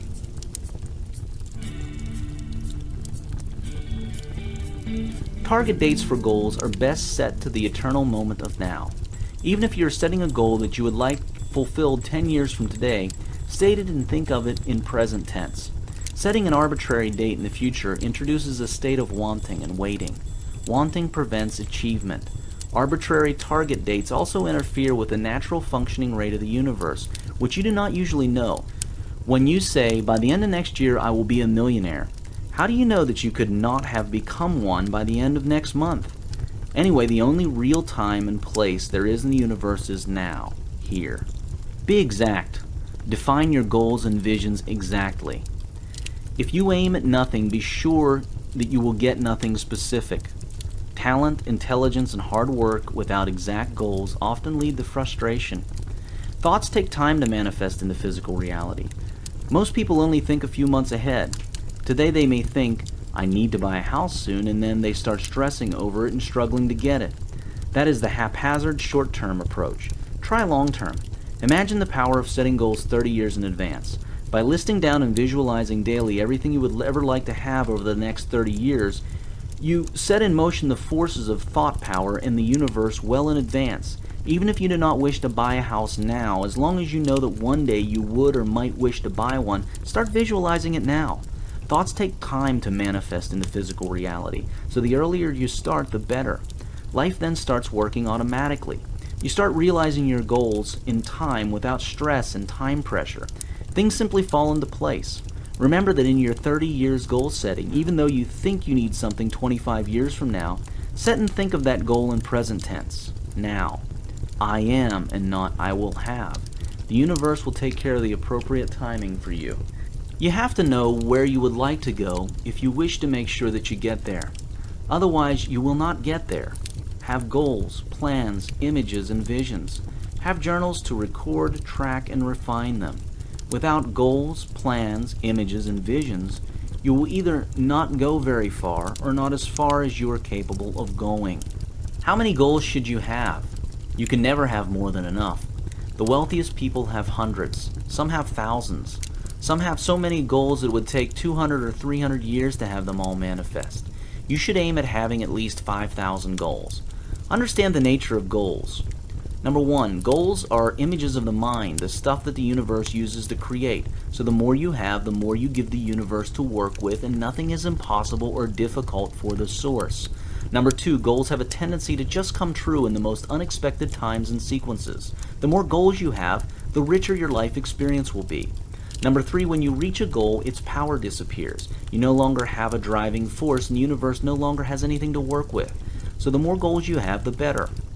A person with one goal will achieve less than one with 100 goals. A person with 100 will achieve less than one with 1,000 goals. The fewer goals you have, the more you will achieve less results or the results of other people. The more you set, the more you get. How could you possibly have 5,000 goals? Easy. Think of details and of everything. List everything, even small things like have lilies in my garden, decorate my grandmother's house for her, fly in the Concorde, stay at the Ritz, donate to the Wildlife Conservation Fund, buy a BMW convertible, a Jeep, a jet, a boat, have a saltwater aquarium in my living room, get my father a golf set, buy books for orphan children, take a trip to the Great Wall of China, meet these people, date these type of people, work with these type of people, these type of shoes, clothing from this designer, these type of chairs from this shop, these ski boots, see these places in these countries, and so on. You can never run out of things which you would love to do, be, and see in this planet. The more you have them in your awareness, the more you will start meeting with coincidences in your life that make them come true. Life starts working magic, and you have passion and excitement. Remember, wealth is abundance expressed. Again, wealth is abundance expressed, translated into physical, manifested. Abundance is all there is. It is your true nature and the nature of life. When you think of wealth, do not think only of money and business. Think of everything that you wish to have, do, be, or see in your life and the lives of others. All life. Here is the greatest insight. You are merely an observer. Life gives unto life all on its own. In any case, it all exists. All you do is observe and experience. Try to understand this. You are an observer with a body to experience your observations. It is what you choose to observe and experience that determines what you observe and experience. It is all there for you automatically. So choose many things, and you will see many things. Another thing you should understand about goals and thoughts is this.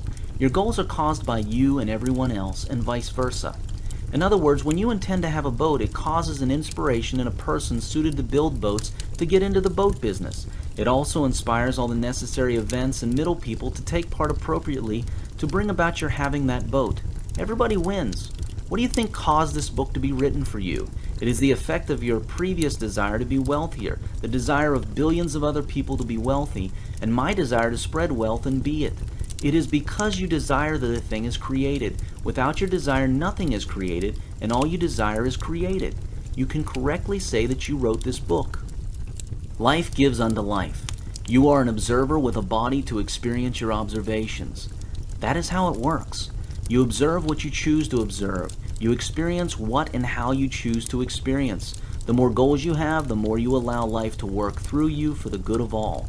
Life's ultimate goal is to express itself, and it does so effortlessly, following your exact intentions and beliefs. Once you see this clearly, you will know without a shred of doubt that what you wish to have wishes to be with you more than you wish to be with it.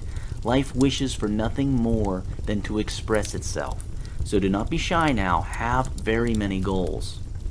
Do not make the mistake of making your goals only in money terms. Wealth is abundance expressed. Abundance means plenty of everything. Money is only a small aspect of wealth. Many people fail to get wealthy because they plan their goals in terms of money only. They say something like, make enough money to buy that car, or make $1 million to buy a house. There is a huge error in that sort of goal setting. A close error to that is the error of having huge financial goals and very few other goals. Some people may set goals like make $1 billion, but they have very few other goals. Why are both of these in error? Try to understand this clearly. Life is images of the mind expressed. It is that simple. Life is also precise. You automatically get exactly the amount of money needed to realize your most precise and certain images of your mind. And although you may think that money is the only way to get a certain thing that you like, life knows that there are many other ways of getting it, not just through purchase with cash. So if you have very few other goals and images in your mind, if you hardly think of anything else except money, there will not be much material for life to work with. To illustrate, imagine that it was possible to open a person's mind up for examination. Now imagine there were two fictitious people, Jorg and Lee, and they both wished to become wealthy. Lee wished to have $1 billion, and that is all they thought about. On examination, Lee's mind showed few images of anything else. Even concerning his business or job, there were few images or goals related to customer numbers, quality, products, and so on. There are also few images and goals on all other aspects of his life. Lee just had a strong wish, desire, and goal of becoming a millionaire. Now, Jorg also wished to be wealthy. However, unlike Lee, she also had cultivated many interests and desires in all aspects of her life. Her mind, on examination, was full of vibrant images of a wide variety of many things. It even had specifics on small details such as the clothes she wished to have, places to travel to, the deco in her offices, ways she wished her customers treated her, gifts she wished to give to her loved ones and the rest of the world, and so on. Now the question is, all other things held constant, who do you think became wealthier and in a much easier and seemingly coincidental and lucky way? Jorg, of course, will be the wealthier and in an easier way. Life ensures that all of your mind's images that you hold true and clear are fulfilled. It's okay to wish to be a billionaire, but how exactly do you visualize $1 billion? You see, the lack of lifestyle visualization is why many people fail to achieve their financial goals. It is very hard to visualize and hold fast in your mind $1 billion. But it is extremely easy to visualize the lifestyle and business of a billionaire. Do not separate your financial life and goals from the rest of life, for the financial goals are only a means to an end, not an end in themselves. Remember, money is a shadow of value, a medium of exchange. Your goals should be on the value and the exchanges, not on the money, the shadow. Be of the state of mind that the source, life, God, only says yes to you. Never no. The only question then is this: what is it that you are asking for, and do you believe it? Yet never ask, intend, for even before you ask, it has been given to you. Whatever you ask for, whatever you intend, believingly, shall be yours. Without vision, we perish. The Bible.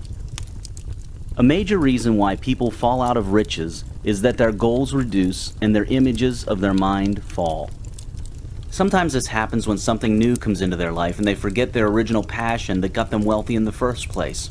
This new thing could be the birth of a child, the finding of a love partner, the achieving comfort, especially when a person comes from a poor background and gets rich, and so on.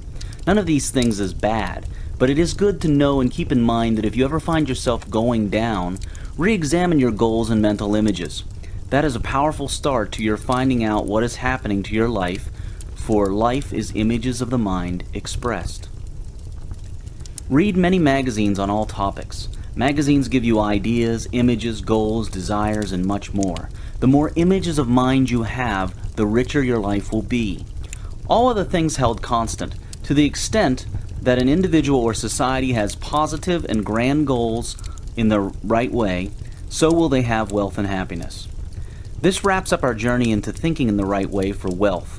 Images, thoughts, and goals need to be in a certain way. They then need to be fitted into the bigger picture. In reality, thinking is step 2 of the wealth creation process, but it is the most often involved active step in wealth. Never ever forget, however, that thinking is step 2 of wealth creation. It is very important that you always remember this. So what is step 1? It is being, first cause. It is that which causes thought, that from which thought springs, that without which thought would not be. Let us dive in deeper still. Being, first cause, the beginning. Being is state, such as being happy. You cannot explain state, nor can you do a state. You can only be a state. You cannot do happiness. You can only be happiness or be happy. Creation works as follows. Being causes thinking, which causes speaking, which causes doing, which puts in place the system to receive and experience what you created in your being and thinking.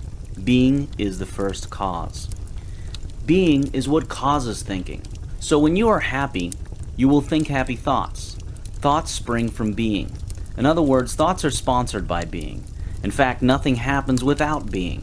As you will see in later chapters, even conditions occur because of a state of being, and not the other way around as most people think they do.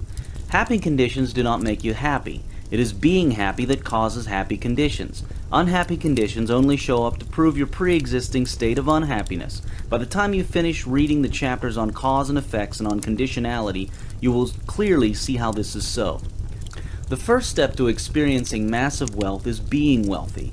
Being wealthy is an internal state. It has nothing to do with the outside world. The internal state of wealth is a decision you make right now, and you become it right now. You need nothing outside of yourself to make this decision. Once you make this decision to be wealthy, you become wealthy. It is hard to speak of this because you can only be a state. You cannot do a state nor speak a state. We shall now try to speak of this state, and when you finish this chapter, you will clearly see how being works and how you can be wealthy right now. Be wealth, now, here, just like that. Be wealth. Do not try to get wealth. Be wealth. To help you understand that, consider happiness. Do not try to get happiness, be happy. See? You can either try to do things that make you happy, or you can instantly decide to be happy. Just make a decision. You've done this before sometime in your life. Everyone has at one time or another said, you know what, I'm not going to let this bother me. I'm going to be happy and stop worrying about this. Which is easier? Trying to do things to be something, or being that something instantly and letting the state of being allow you to do things consistent with it? Of course it is easier to be happy instead of trying to get happy, and this is the same with wealth. Be wealth. and everything else will follow automatically as long as you are always, at all moments, being wealth. Just be it. As you will see throughout this book and in the chapter on quantum physics, all that can possibly exist exists in the eternal moment of now, here. Even the version of you that is wealthy and experiencing wealth already exists. If you are not experiencing wealth right now, you are just not conscious or awake to it. When you choose to be a certain state right now, here, you activate the fastest forces of creation. What happens then is that you immediately move your consciousness to that other you, in this case the wealthy you. Being is the fastest way to create things because it causes an instant shift. Material manifestation follows instantly to the degree that you have become the state without doubt. Again, to the degree that you have become the state without doubt, your reality will quickly shift to reflect it. As impossible as this may sound now, it will all make sense when you consider the real workings of the universe, especially after reading the quantum physics and conditionality chapters. The fastest way to create is to simply be, right now, whatever you wish to create. Then do not negate it by thought. Do not think about it. Just be. All your thoughts, words, and actions after that should be of that new state you choose to be. If you are not wealthy and you wish to become wealthy, just decide right now to be wealthy from this moment of now. Do not then start to think about it. Just choose to be. From then on, all your thoughts, words, and action should be of a wealthy person. In ultimate reality, this is not a lie to you. You are actually all things anyway, even though you may be experiencing small sections of the all. By choosing to be something else, you cause your environment and circumstances to shift to experience the new state. Remember, thought comes from being. A state of being is what causes thought. A state of hunger causes thoughts of hunger. Being is first cause. Being is, thought is doing. Being just is. Being takes no time to be, but thought takes time to do things into being. So the fastest way to wealth is being wealthy, now, instantly. Change your being to a wealthy one. Do so by deciding right now and knowing it to be so with certainty, against any evidence to the contrary in your physical world, which is an illusion anyway. Do it with certainty and clarify and keep holding that state of being. Know you are wealthy, for in ultimate reality you really are actually very wealthy indeed. And you will very quickly begin to experience this wealth, very quickly indeed. Not many can pull this off because they doubt this, but we all have the capability to do this. Simply declare, knowingly and certainly, I am, and then do not start thinking about it all over again after that. That will only introduce delay and doubt. This is what I mean. Remember the last time you were in a state of being broke or sad? You did not consciously think about the state, questioning whether it is real, whether you were really broke or sad. You just took it for granted that you were. You believed it unquestioningly. You were just the state, and that was that. You were simply it. Now do it with wealth. Be wealth. Believe it, and make it as that is that. No questions asked. The universe will obey. The sequence of creation is as follows. The unified field of consciousness that is non-physical, God, the source, individuates itself into non-physical units, individuated spirits or souls of various beings and objects. These units then take on individuated physical forms, the objects, people, and beings that we see. Whatever it is that you see physically is created in this sequence from, of, and by the source of all that is, God. You are a co-creator in this creation sequence. You create together with the source in the same sequence. In regards to wealth, therefore, you can now see how futile it is to look at your individuated physical aspects, like your bank account, your material wealth, your body, etc., and let what you see influence your individuated non-physical aspects, like your mind and thoughts and states of being. That is looking at the result and letting that influence the cause. It is like short-circuiting the system. It will only lead to the enhancing of that physical state. For example, if you look around you and see that you are broke and you let that dictate to you that you are a broke being, and you keep thinking from a broke point of reference, and you think broke thoughts and thoughts of inability, you will remain broke. The right way to do this is to never look at the ground. Never look at the physical and let that dictate to you that this is who you are. You are not your conditions, you simply cause them. The correct thing to do if you're broke is to simply choose your greatest vision of yourself, a vision of wealth, and keep that state of being of wealth, those thoughts of wealth, steady and ever present. Act as if you were wealthy, no matter what the physical looks like, no matter how broke your physical world looks like. This will turn around the physical to match your thoughts and states of being. Always remember, the physical follows the spiritual and the mental. It's the design of the universe. One way of creating things in this world is by thoughts, words, and action. But this is the slow way to go about things. The faster way is by change of state, being. For example, when you say that you are hungry, that is a state. When you are confident, that is a state. You are being. You need nothing outside of yourself to be of a certain state. To acquire wealth, it is much, much more effective to be in a state of wealth, to make your being one of wealth, to feel wealthy and to think wealthy, speak and act wealthy. You will have a hard time becoming wealthy if you feel poor and then think, speak, and act wealthy. Your state, how you feel about yourself, your being, your I am declarations, this is the fastest way to acquire wealth. The way you change your state is to decide to change your state. Simple. And you can do it now. It is like being unhappy and simply deciding that you're tired of being unhappy and you just decide to be happy. Everyone has done this before. Now do it with wealth. Expect to experience massive success. Always maintain that state of knowing you have and experience abundance. Expectations such as these, knowing at this level, cause attraction and remove repulsion. This is extremely important.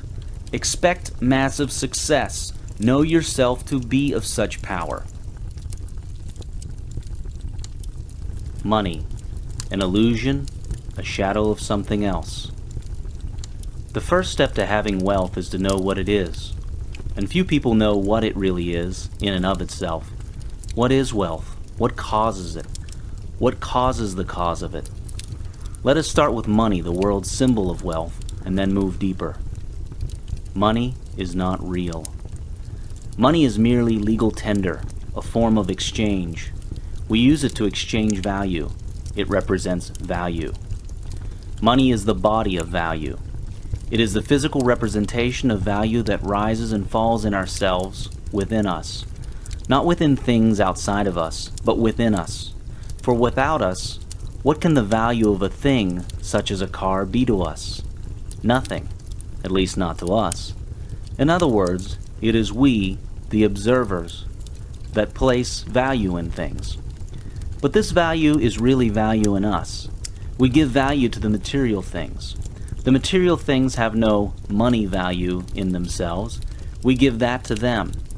So, money is the external physical representation of a particular section of our internal value within us, within you. That is why a house or a block of shares valued at $1 million today can fall to a valuation of $500,000 tomorrow when fear is introduced into the hearts of those involved. The fear kills a portion of the internal values of the participants, and that is reflected by the paper money, the body of value. Here is something else. Physical paper money does not even represent money in full. It cannot reasonably do that. By some estimates, and this varies from nation to nation, only as little as 4% of the money in the bank exists as paper cash. Imagine how much cotton, linen, pulp, and metal the world would need so as to make all the money everyone has in his or her bank accounts. Imagine how much space it would take to store all this money in paper form. If you were to stack only 1 million US $1 bills, it would weigh 1 ton and be 361 feet high. Neither does money exist as gold reserves anymore. This is for exactly the same reason. We ran out of the reasonable ability to keep a gold standard in the 1970s. So what does it exist as, the money that we are always talking about? Well, it is one massive illusion. It is all just numbers written on paper and computer storage devices and assigned to people and entities such as companies and investments, or more accurately, further records.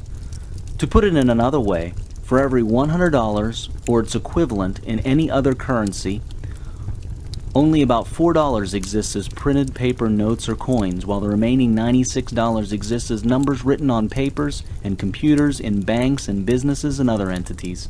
The only reason the system does not collapse is that we all believe in it. The last time people stopped believing in it to a large enough extent was just before the Great Depression, when large numbers of people rushed to their banks to withdraw their money and found that they could not all get it. This is not what caused the Great Depression, but in a large way accelerated it. So money is not real, something else is. Money is just the shadow of that other something. The first step to wealth is to know what money really is, or more accurately, what it represents. Learn not to look at the money most of the time. As you will soon see, it is very rare in a day that you should ever look at money as you know it today. The cash, the bank accounts, the costs, etc. This is merely the shadow and not the real thing. Looking at the shadow, the physical money, as you will soon see, is most of the time very unwise and unhealthy for you and your finances. Look instead at the value within you and within people, and the flowing and exchanging of this value between people. Our internal value is what creates money. Money is the shadow of our internal value. Develop this internal value in yourself and in others, and your external money and wealth will correspondingly rise automatically, without fail. Know this, however. Money represents an aspect of a person's internal value, but that does not mean that it represents a person's entire internal value. That is very important. It is not about self-worth. Money only represents an aspect of that internal value that pertains to wealth. You cannot therefore say that a wealthy person has a higher self-worth and value than a poor person, but you can correctly say that in matters that relate and pertain to money, the wealthy person has a higher internal value in that aspect of value, or that the person chooses to exercise a higher proportion of this internal value.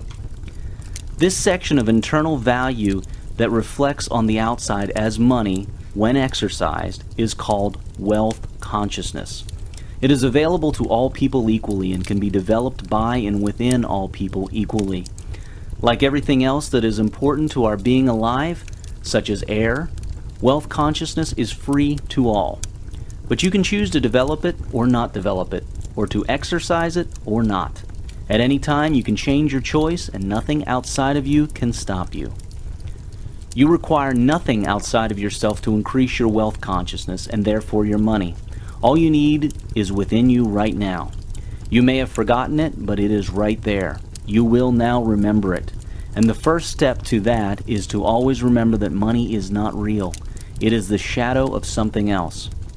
And here's another secret. Wealth consciousness is simply the expansion of your consciousness and awareness into the wealthy parts of yourself. That is why all that you need to increase your wealth consciousness is within you already. You are already wealthy, but you've been taught to choose to not experience your wealth. This insight changes everything. Like the wealthy people, you can now know how to start and choose to start experiencing the wealthy you. You have more wealth capability within you than you can possibly experience in a lifetime. You need not worry that you have reached your limit of becoming wealthy in any way or because of any condition. Neither do you need to know how to convert wealth consciousness into paper cash money. As you will see, it will happen automatically. All you need to do is expand your wealth consciousness and exercise it, act on it, be it, and the situations and opportunities for the equivalent conversion into cash money will present themselves automatically to you. None of the extremely wealthy people today could have, at the time when they were not wealthy, possibly predicted and planned the exact sequence of events that would lead to their immense wealth. They most probably had a set of goals and a plan, but any one of them will tell you that they met countless coincidences and opportunities that joined the dots for them in a way that they could not have predicted. Their goals were their own doing, but the paths that led them coming into being and exceeding them were amazingly intelligent yet unforeseen. You shall now see how to make them happen in your life. You may not be able to predict their sequence, but you can certainly make these fortunate coincidences happen to you every day of your life. By the way, it is not only paper money that is not real. A lot of the things around you that you hold so real are really not real at all either. You are about to embark on a beautiful, empowering, and liberating journey that will show you exactly what your world is in a way that you have never looked at it before. It is a journey that will open your eyes and free your wings. You are about to look under the hood of life. You are about to learn how to customize your world to your liking. You are about to attain wealth consciousness. Once you do, avoiding success and wealth will become very difficult. Yes, you heard that correctly. Once you have wealth consciousness, it will be very difficult for you to not have success and wealth. Success and wealth will follow you automatically wherever you go. You will not need to concern yourself with their quest, yet they will find you. You will be free to experience other aspects of life that you may not have ever dreamt of before, dimensions of self and life that are truly amazing. The same goes with happiness, for you will see it here in this book as well. Let us now get started on the real stuff, if you are still interested. You can remember the past and look toward the future, but you can only be yourself here, now. Your being can only be here, now. Being, manifestation, is only here and now. Millions of people consume their waking hours trapped in their daydreams, worries, and other non-present moment thoughts in their minds. They are awake but very unaware of their full surroundings here, now. Wake up. Smell the coffee. This simple waking up will produce an amazing change in your life. Try it. Commit to waking up one day at a time. This, combined with the I am present tense thought and visualization, is an amazing speed boost for achieving your desires. What you are, so is your world. Everything in the universe is resolved into your own inward experience. It matters little what is without, for it is all a reflection of your own state of consciousness. It matters everything what you are within, for everything without will be mirrored and colored accordingly. James Allen. To get wealthy outside, get wealthy inside, using the sort of information in books like this one. To get to billionaire status, raise your images and certainty to equivalent levels, and act with such certainty, with your purpose infusing your actions. The world is inside you. Nothing and no one slows you down or speeds you up except yourself. To the extent that you recognize this, you will change your world. Wealth is a whole lot easier to acquire than you believe it is. It is simple. The hardest part of wealth acquisition is the taming of your own mind, a thing that is totally within your own control. It is correctly said that success is something you attract by the person you become. What is being? You cannot think being. You cannot act being. You cannot talk being. You can only experience being. Being is isness. It just is. Being is consciousness. Being is of no mind. In fact, sometimes mind can destroy being what you wish to be. Being is something you choose to be right now. Not later, but now. When you start thinking about it, you destroy it. Once you are, you are. Any thought after that should not be about whether or not you are. It should only be to fulfill that state of being, to experience it rather than determine it. It is often a good idea to be of no mind. Be still. Thinking has its position. Thinking is a tool, just as your arm or leg is a tool. You do not use your leg all the time. You only use it when necessary. The mind is a powerful tool. It makes many things possible. Yet it is so powerful that it often takes over us. The mind should only be used when necessary, and it is only necessary about 10% of the time. Research has shown that about 90% of our thoughts are repetitive. Most of them are worries about the future or reliving the past. This is clearly unnecessary. The only real moment is now. Escaping now is the cause of much tension and failure and trouble in our world. Your normal state throughout the day should be of no mind. You should be a watcher, not a thinker. You should watch your mind. Just as you observe the things outside of you, start observing your thoughts as well. In this way, you cease to be under the control of mind. You stop identifying with mind and identify with yourself, the all-knowing being. You start living in the present instead of the past or the imaginary future. Your tensions fall away and your success blossoms. However, do not judge your mind or curse it if you realize you have been under its control. It is a beautiful tool if only we learned how to use it correctly. You already know how to use it.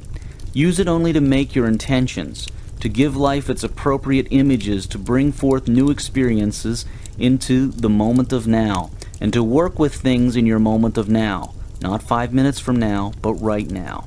You will start to notice that in the moment of now, you never have any problems. You have events, but not problems. Problems exist in the mind, in your thoughts. As events, they are just events that happen and change as soon as they happen.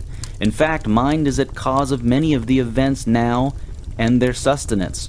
All your problems, if any, are imaginary and in the future. If you are still alive reading this book, you will know that you have never missed to get through the moment of now. If you are here reading this, then you never did fail a moment of now. You never did fail to get through now successfully. Even death, the ultimate fear for so many people, is not a problem. Those who know what death really is also know that it is not a problem. Hence, they do not fear it. Nothing in now is a problem. Nothing now is a problem. You are designed to execute now perfectly. But the minute you start worrying about the future, identifying with your mind instead of using it, you start having problems. Remember, the future does not exist. It is in your mind. Even when you think of the future, you think of it now. When you actually get to it, you get to it now, not then. At the time you shall actually be in your future, it will still be now. Be the observer of your thoughts. You are not your mind. Your mind is a powerful and beautiful tool, but never identify with it. Use it to think in the right way and turn it off when you're not using it. In truth, you do not need to use it most of the time. Think about this. Have you ever been in a life-threatening situation that just popped right up in your face unexpectedly? What happened then? Your mind may have done some things, but it mostly shut off. Your self, being, took over, and in a most intelligent way handled the situation in the best way possible. In any true emergency, when mind has no time to think about things, you usually become present in now, and it is never a problem when you do become present. In fact, you become extremely calm. Now here is the good news. You do not need an emergency to access this calm superintelligence. You can learn to be there all the time, to be present all the time. That is true being. Being is of no mind. Being is isness, presence, awareness, consciousness, now. Your thoughts, words, and deeds reflect your awareness, your consciousness, your being. Change your being and you change your world.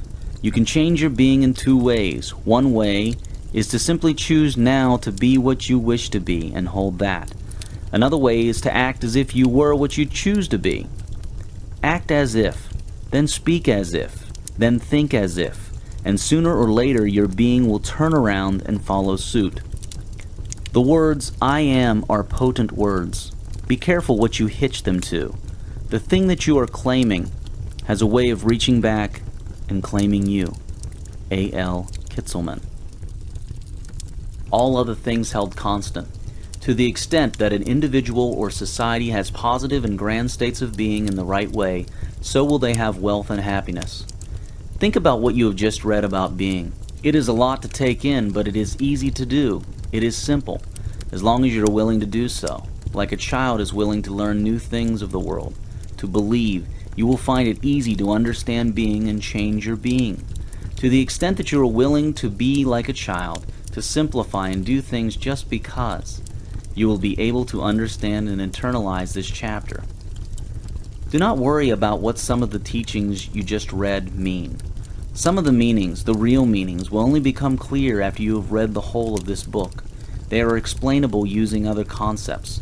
The chapters on conditionality, self, one, cause and effects, time, and quantum physics will especially deepen your understanding of being and how it literally works. For now, however, let us get into the next stage of creation. Being is the first step, first cause. Then follows thinking, then speaking and writing, words, and then acting. Speak as you think. We will not have a chapter here on speaking because words are simply thoughts expressed. Simply look at what has been said about thinking and apply it to speaking. But just because we do not have a separate chapter here on words does not mean that they are not important. Words are very important. They are thoughts expressed, and they have a tremendous impact on creation. We shall now go into acting, the right way to act to receive the gifts of wealth. Let us get deeper into the world of wealth. I once had this dream. I was sitting on a small stool about 6 inches high, and this old and very friendly but vigorous man was sitting on a bigger stool, teaching me some lessons. And he said, "You cannot run this world by actions. You can only run it by the word." And the dream ended. It took about 2 years for me to fully understand what that all meant. Now I understand it well enough to make it workable. Through experience, testing, and a lot of reading, it finally all became simply clear. This is what it is all about. It actually has two meanings in one. We will first look at the first meaning. Here it is. Actions are the last component of the creation processes. It is a little like swimming competitively. You cannot win the Olympics if you only know how to vigorously thrash water and barely make it from one end of the pool to the other. You are acting, and very strongly. No one will fault you on effort in that pool. You would get full marks on the effort for sure. But the people who win swimming gold medals are the ones that prepare their spirit. Their being is prepared. They are confident, motivated, focused. Their mind is also prepared. Their technique is also prepared. They are rested and alert, and so on. Action in the pool is the most noticeable bit of their total winning package, but it is the final part of their creating that gold medal winning dash. In your life, although you may not know it, you create your experiences first in your self, spirit, being, then in your mind, then by your words, finally by your actions. It starts at being, then moves on to thinking, then to speaking, then to acting. In fact, acting only puts into place the system necessary to receive and experience what you create in being, thinking, and speaking. Most people do not focus, nurture, and tend to their first three steps of being, thinking, and speaking. All they do is work like crazy all day and wonder why they are not successful. They do not use the word. The word refers to the laws of the universe, the way the universe works on all levels, not just the visible and physical. These laws of the universe are not some commandments of God. They are simply the laws that regulate and enable the universe. These are laws that work not only spiritually, but can also be proven scientifically using quantum physics. The word, these laws, has nothing to do with a particular religion or person or whatever else. The laws of the universe apply equally and unfailingly to everyone and everything all the time. They never err. These are laws such as the laws of cause and effect, called karma, or reaping and sowing in spiritual teaching, or the energy conservation laws in science, and so on, which are covered in various parts of this book. Actions are part of the word, the laws of the universe, but they are only a small component of it. It is important to know what role actions play and how to use them in creating wealth or anything else. Actions are important for sure, but you must understand that they are the last step. Their role is to receive what you already have created on your other three levels. You create, then you receive your creations, then you experience them. Action is for receiving and experiencing. You create a business in yourself, your being, then in your thoughts and words. And then you act to set up a system to receive this business in a manifested physical way so that you can experience it. See? Action does not create, it only receives and experiences. In fact, when it comes to experiencing, again, action does not create the experience, the mind does. Action just helps the mind in doing the thing. Then the mind decides, will I experience this positively, negatively, joyfully, fearfully, fast, slow? Now let us look at the second part of the meaning. This part actually goes beyond even the creation of these laws of the universe. Even before the laws came, there was an origin. I will only summarize it here. Before anything was created, anything at all, was an infinite void, the so-called darkness in the Bible, a field of infinite potential out of which thing and nothing originated.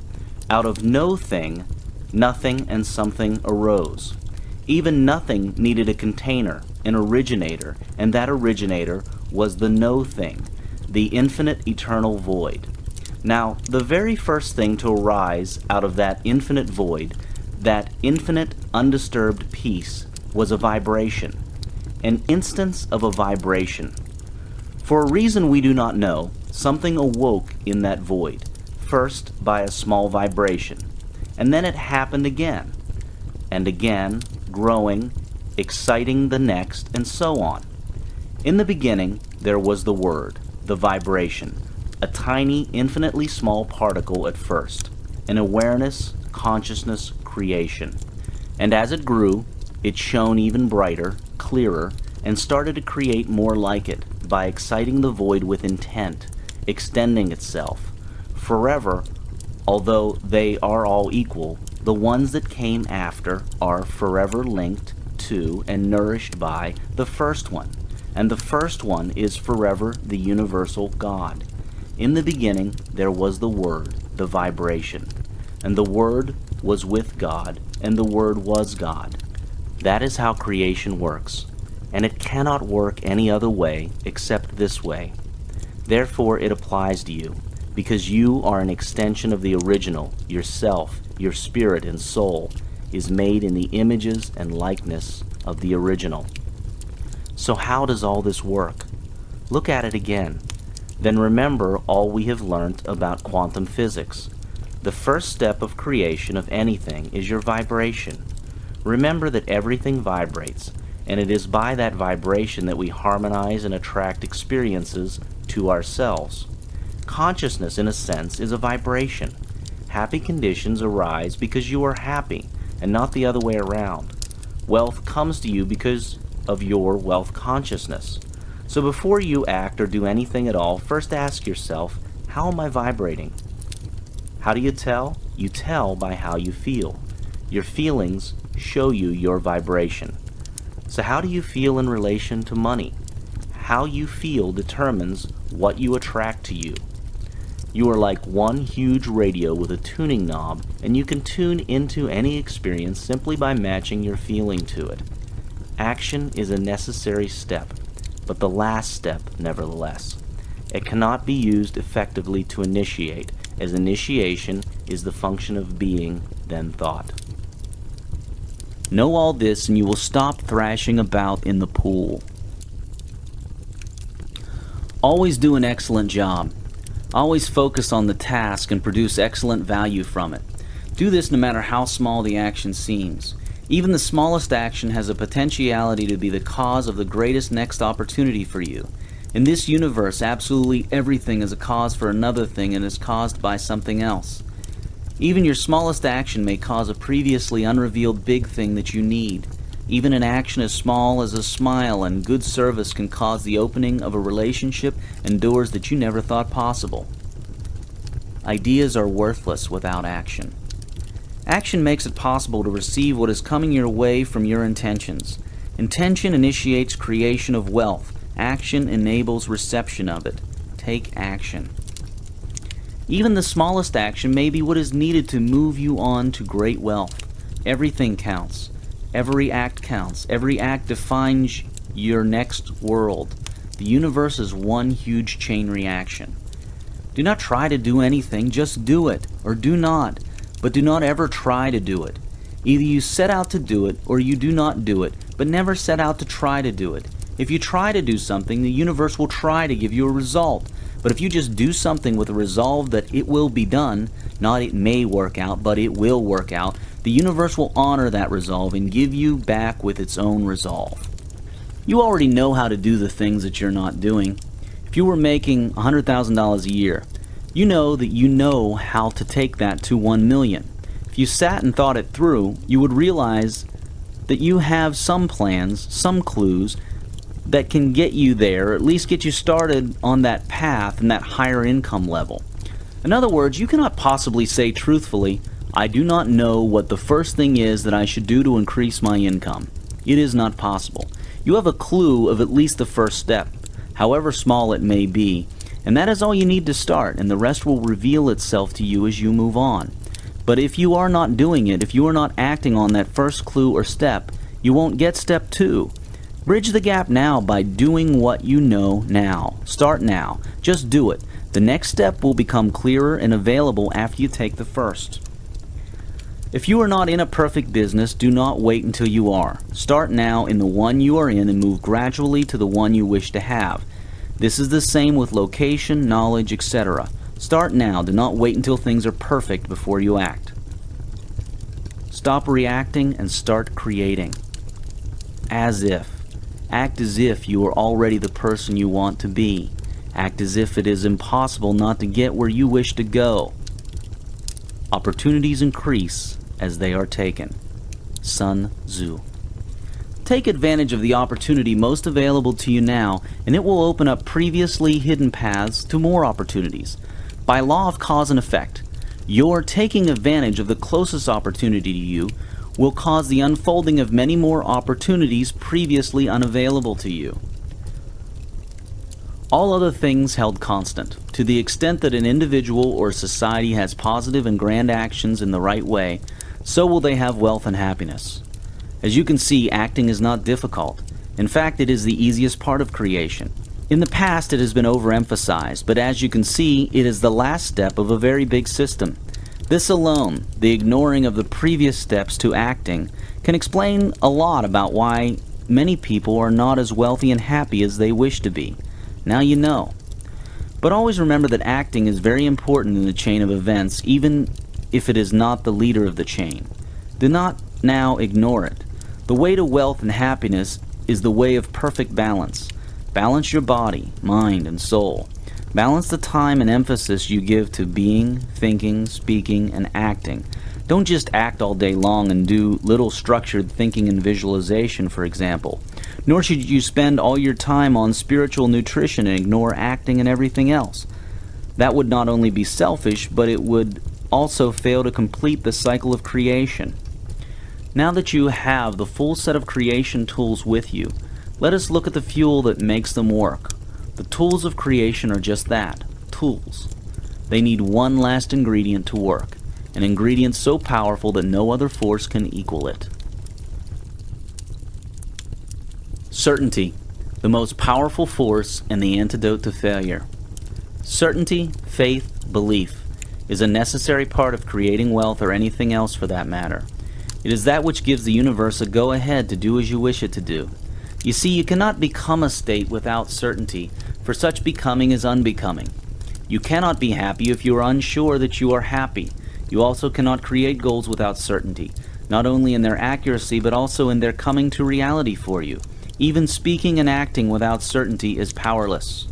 Many teachers in many religions and ages have taught us to have faith, to be certain. This isn't new. But now you will see why they have always taught this, and see how to create and expand your faith, something that has so far been elusive to many people. But remember as you read on that faith is a lot like state, being. You cannot really speak faith, not do faith. You can only be faithful, be certain. And the way to do that is to simply decide to be certain, just like that, and let no other contradiction come to you. Anyway, let us proceed, and this will get easier and clearer. The last part of getting faith is to understand how the universe works.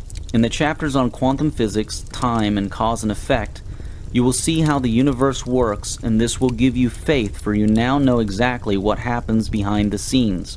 Once you understand how it all works, you will believe. Everything is possible to the extent that you are certain. To the extent that you have faith and clarity of thought, things are possible or impossible. But in reality, nothing is impossible. Believe. Actually, be certain. Persistence breeds faith. You can use persistence to increase your faith. And through faith, you have persistence. By persisting, even when it looks like you should give up, you can increase your faith in an outcome and bring it about. This is a conscious decision you make because faith enables persistence. It is a tight circle. You cannot achieve much if you are persistent, but you keep telling yourself things are not going to work out. Persistence is a slight step ahead of faith in that you can use it to build faith, but every step that persistence takes has to be followed by a step in faith. Persistence literally pays. Nothing is truly impossible. Remove all thoughts of doubt and fear. Never entertain them even for a moment. Be mindful, watchful, and aware of your thoughts by simply deciding to be so. Whenever you catch yourself doubting or fearing, stop those thoughts in their tracks. Do not let them progress. Do not encourage them, but do not resist them. Instead, watch them mindfully, detached, like an uninvolved watcher. See what they are, where they come from, why they come to you, and how long they last. By observing them in this way, you will be able to get behind them, get to their cause, their dark origins, and bring light to them, eventually eliminating them. Doubt and fear are the only enemies of your dreams and visions. Certainty. Even in the face of contrary evidence, be certain, believe, have faith. If you can, everything is possible for him who believes, Jesus Christ. Confidence, certainty. Believe it all the way unquestionably. In God's world, certainty is the only thing that'll do. This is the stuff of miracles. This force moves mountains. Doubt, confusion, fear, and worry partly have their roots in a person not knowing exactly what he or she wishes to be and have. The opportunities and abilities that you have right now, right here, are enormous and incalculable. In other words, you cannot run out. Your belief is your only real limit.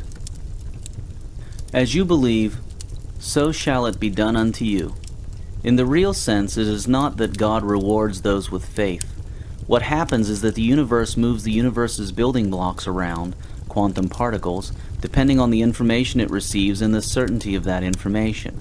It is as scientific as it is spiritual. Fear is false evidence appearing real. In reality, there is absolutely nothing to be afraid of, for yourself has it all and is indestructible. Yourself is designed to never lack anything, for it has it all already. It is also indestructible. But its manifestation here on earth comes with many illusions, and one of your purposes here is to overcome these illusions. One of those illusions is the illusion that abundance does not exist. Yet we know scientifically nowadays, thanks to quantum physics, and spiritually as we have been advised by teachers throughout the ages, that abundance is all there is. If you ever catch yourself fearing something, know that it is an illusion, and seek to find out what that illusion is, for in reality, there is nothing to fear at all. Being broke is temporary, and it carries with it some immense lessons and opportunities for positive change. Do not fear going broke. It is not necessary to go broke, but if you find yourself broke, do not worry about it. Look for the lessons and opportunities in it. Fear of going broke is a terrible disease. It takes away the opportunities for growth. It prevents people from trying new things, and it keeps them worried. Fear also attracts that which is feared, and the fear of poverty creates poverty. Yet there is nothing to be afraid of except the fear itself. When you most feel like holding on to something, it is usually the best time to let go. Have faith. Believe. Know with certainty. When you pick up a glass of water to drink from it, you know without a shred of doubt that you will not fail to pick it up and drink. The thought does not even occur to you that you may not be able to drink the water. You do it with certainty. That is the level of faith, belief, and certainty you should have in yourself, the laws of the universe, and the capabilities of the source to work perfectly all the time. It is the certainty you should have about your having received even before you asked, and in the guarantee that you have it all. If you think you do not have something, decide now that you have it, and you will. Do not say, "But I don't have it." Do not negate. Over time it will become second nature. Until then, do your best and never think you cannot have it. Mind your mind. You can acquire faith with practice. But it is faster to just decide once and for all that you have it. How? Just decide. How much faith, belief, and certainty should you have? You should have that which is at the level of knowing. You just know it to be true, just as you know that you woke up today or that you drank that glass of water earlier. At that level, you are so clear that something is true and will happen that you continue to be certain even if something contrary appears to you in the physical world. This is the triad how-to of having whatever you like. Ask, and it shall always be given to you. Seek, and you shall always find it. Knock, and it shall be opened unto you. But the triad has one catalyst that must be there for it to work. Belief. For belief makes all things possible. These are not empty promises. They are not rewards given to nice people only. It is the way the entire universe works without fail or exception. This triad and catalyst can also be written this way: desire and intend, and you shall always have it. Quest for the truth and knowledge, and you shall always know what you seek to know. There are no real boundaries to your growth, for you are more than welcome to experience any choices you make. But you must be certain that these statements are true, for if you believe they are not true, or they are partially true, or selectively true, that is exactly what you will get. When in doubt, act your way into belief. If you are not confident, act as if you are, and that will make you confident eventually. Do this with everything you are not confident in but wish to be, and your circle of confidence will begin to grow and encompass more and more aspects of life. Persistence pays, literally. It also strengthens you and reinforces your belief. Persist, but in your persistence, let things happen. Let life work out. Do not worry, be detached. Not knowing what one wishes to have clearly is a major cause of doubt and disbelief. Faith is the eternal elixir which gives life, power, and action to the impulse thought. Faith is the starting point of all accumulation of riches. Faith is the basis of all miracles and all mysteries which cannot be analyzed by the rules of science. Faith is the only known antidote for failure. Napoleon Hill. You can think and talk yourself into faith. Right now, people who continuously worry about things are thinking and talking themselves into doubt. To create faith, repeat, and repeat positive affirmations to yourself repeatedly, every day, all day, and the subconscious will eventually believe. Fear is false evidence appearing real. It always is. It is not your natural state. The state of the source and of yourself is fearless, for there is nothing that can threaten the self and nothing that the self lacks. Whenever you fear, look at it in the eye and find the false evidence of it. There is always some. Never worry. Worry is fear, false evidence appearing real, putting images in your mind. Life is images in your mind expressed. Worry and fear puts negative images in your mind and creates that which you worry about and fear, an illusion that becomes real to you and becomes physical eventually if perpetuated. Worry is a lack of all the facts needed in a particular situation. It is also the absence or suspension of certainty. It is misdirected and wasted energy. The best way to heal fear and worry is to face it and analyze it fully, break it down into its components, and see where the false evidence lies. Become aware and keep raising your awareness in finer detail. This raises your confidence as you uncover truth, and that wipes out fear. Observe truly what works and what does not, and live the truth doing what observably works. Observe the truth, know the truth, think the truth, speak the truth, live the truth. This speeds up results and keeps fear away. You now know about the laws of the universe that never err, and you will know more about them in later chapters. You know that these laws guarantee exact results when given a detailed, clear, consistent image and intention backed by certainty and action. You know that these laws work with infinite intelligence that you cannot possibly predetermine. And you know that you should never look at the physical and allow that to determine your thoughts, because it is thoughts that create the physical. Given all this that you know, why in the world would you ever worry? Look at these statements again, slowly, in their parts. You will see that there is absolutely no reason to worry. Remember that before a problem even occurred, it was solved. Before you ask, it is given. Everything that can possibly exist already exists right now, including all your potential problems and their solutions. All you do is shift your consciousness to experience portions of it as you make choices.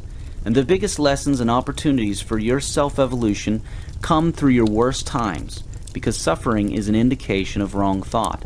At such times, all you need to do is learn, see where the wrong thought is, and once you make the corrections, the fruits are fantastic. Why then would you worry? There is no reason at all. The universe never makes mistakes. Chaos is in our minds only. It is not a property of the universe. Again, if the universe runs on certain laws, and these laws never fail, and you get to know these laws and apply them, why would you ever worry? After all, you can predict an outcome based on your application of these laws. Worry only attracts to you what you worry about. Worry is a self-fulfilling prophecy.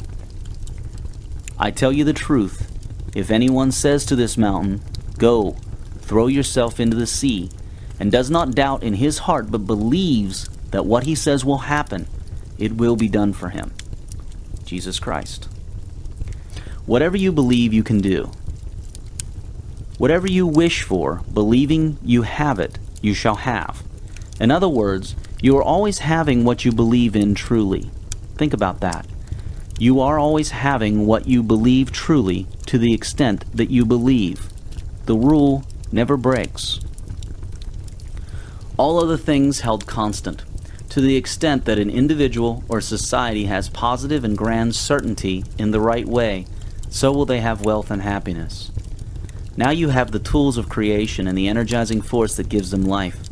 Always be in a state of certainty, and refuse to be in any other state contrary to certainty, nor think any thoughts that are contrary to faith. It is now time to move on to larger workings of the universe, the fields and laws within which you shall be using your tools and certainty. The first of these is the law of cause and effect. This law is a beautiful promise that allows you to be guaranteed of effects and to figure out the causes of everything in your world. You always wish to know why things happen and how you can make things happen. The first step to knowing is studying the law of cause and effects, then seeing the truth about conditions and conditionality. Let's begin to look under the hood of what you see around you, what you experience. Cause and effect, the prime law of the universe. Here is the most important law of the universe. Here is a prime key to wealth consciousness. If you live by this, you cannot fail to get wealth. The understanding and living by the law of cause and effect guarantees that you shall not fail to cause the events you wish to experience, that you shall predict outcome and figure out the causes of your situations. Simply learn this law well and read the chapter on conditions and on success, and you will be well on your way to wealth and happiness. Wealth is created when you correctly plug your tools of creation, powered by faith, into the law of cause and effect. The law of cause and effect is the prime law that runs the universe. It is the number one law. Every spiritual and scientific teacher has sought to teach it. They may have said you reap what you sow, or you get what you give, or what goes around comes around, or karma, or consequences, or every action has an equal and opposite reaction, or many other similar statements. Quantum physics is now teaching us how this works, exactly, on a subatomic level, as we shall soon see in later chapters. Here's what we are now discovering. It is multiplicative. In other words, you will not only one day experience what you cause others to experience or its equivalents, but also you will do so multiplicatively. If you cause others to experience wealth and happiness, it will come back to you and you will experience it as well. But as a bonus, you will experience much more than you caused others to do so. Life is about growth. This is so for every experience imaginable. At some point in the complex of the space-time continuum, at some point in your life, by law, you experience a multiple of what you cause others to experience. Nothing escapes this law. Even if you cannot see with your limited 5 physical senses right now where it is happening, know that it happens. Use this to create massive wealth. Scientists now agree that nothing can be observed without being affected by the observer. In fact, they have concluded that even their experiments must be done in a double-blind fashion to get anywhere close to accuracy, because the expectation of the scientists affects the outcome of the experiment. Even this cannot create an independent experiment. The thing being observed is created and recreated by the observer. Scientific evidence, especially in quantum physics, shows that you are at cause for all that you see in your world. Cause others to experience wealth massively. Increase their wealth consciousness massively, and you will experience wealth massively. Look at life today. Any business that deals with the increasing of people's productivity and connectivity always becomes a very big self-sustaining business. It may not be a perfectly good business, but it is big and self-sustaining. Software, networks, transport, electronics, and such businesses improve people's productivity and standard of living, and in return, they grow. But that is only a scratch on the surface. Even more magnificence will come our way when we start building businesses that deliberately are designed to give rather than receive. Businesses designed to cause first that other people get wealthy. Future businesses will be designed to cause growth that is true growth and not growth with serious side effects somewhere else. These businesses will cause elevation of populations from a lower standard of living to a higher one, and elevations in their consciousness and well-being. The more you cause others to have in wealth, the more you will have in wealth effortlessly. Whatever you wish to get, give it away first. This is the fastest path. Whatever you wish to have, cause another to have it first. What you reap, you will sow. Karma, the law of cause and effect. This law never fails, and eventually you always harvest what you sow. It is in your best interest to sow good seeds. Do not be unjust to anyone unless you wish to have injustice turn back to you one day. Hate, covetousness, greed, anger, negative thoughts and actions cause the negative conditions and suffering needed to cause a correction in that negative thought. Remember always that the entire universal system is one. One, even though it appears separate. You will see this to be true as you read this book. What you do unto others is what you literally end up doing to yourself. By knowing the cause and effect power of thought, you can accurately predict the future by looking at the thought of now. Fortunately, we have the power to change thoughts and alter the future. Cause and effect. Karma. You reap what you sow. We have been given this message from various sources over the years, and it is true. It works without fail, and ignoring this law is the cause of much of our suffering and poverty. It is so simple. Simply be deliberate and thoughtful about what you are being, doing, thinking, or saying. Know that everything is a cause that has an effect. Then ask yourself, this thing that I am being, thinking, saying, or doing, what is its probable effect? The answer to that question is what you will reap back later. So if you cause another to suffer, it will return to you at some point in life. Ignoring this law has caused much suffering for the human race. Following this law has caused much prosperity as well. There is no mysterious external force that causes you random and wanton suffering. There is no such thing as bad luck. It is all within you individually and within the collective selves of the family, company, community, country, and world that you are in. Every single state of being, thought, word, and action was caused by something before it and will cause something after it. It is waking up to this fact and asking yourself, what caused that thought I just had? Or what will be the effect of this thought I am having that enables you to fine-tune yourself and align yourself with the universe? It is the path to experiencing wealth and abundance. Things get better when you get better. They get worse when you get worse. The world is all within you. You are at cause over everything that happens in your life, whether you were conscious of it or not. If you are at cause for everything in your world, and so is everyone else for their world, it means that groups of people are collectively at cause for their collective world. Corporate success and failure, neighborhood events, even wars and natural disasters all happen not because of only one person in the group, but because of all the people collectively causing that which they are collectively affected by. This brings us to your businesses. You will get fastest results if the people you work with and associate with are people of wealth consciousness, which means you should offer to help all those around you to improve their wealth consciousness. Remember also that one very powerful way of getting something is to cause another to get it. Couple both of these and you will see how widely beneficial it is to you to ensure that your employees, business partners, family, and even community and country and world, if they are interested, have access to educational materials that allows them to build wealth consciousness in themselves. Imagine you are on an island with just one other person, working together for a whole year. Imagine that you are very friendly with each other and that you talk and share books and food your relatives send to you. What would happen if you were to slap that person? That person will either slap you back, find another way to harm you, stop sharing their books and food with you, or they will just have a less friendly heart towards you, even if they do not retaliate otherwise. Even if the other person does not revenge, some tension will be built which will cut short the freedom and companionship you had. This simple experiment shows you that it is impossible for you to harm someone without getting it back on you in some form or another. You harm someone and eventually you will get hurt yourself. In other words, if you can observe this to be so, why then would you wish to harm someone? More appropriately, why would you wish to harm yourself? For when you harm someone, you harm yourself. Now, if you are working hard in your business, why would you wish to undo that work by harming others in and through your business, whether it is your customers, employees, suppliers, the society, or the environment? And following on what we shall soon see about collective consciousness and the results of it in later parts of this book, why would you wish to be passive when people are harming others in business?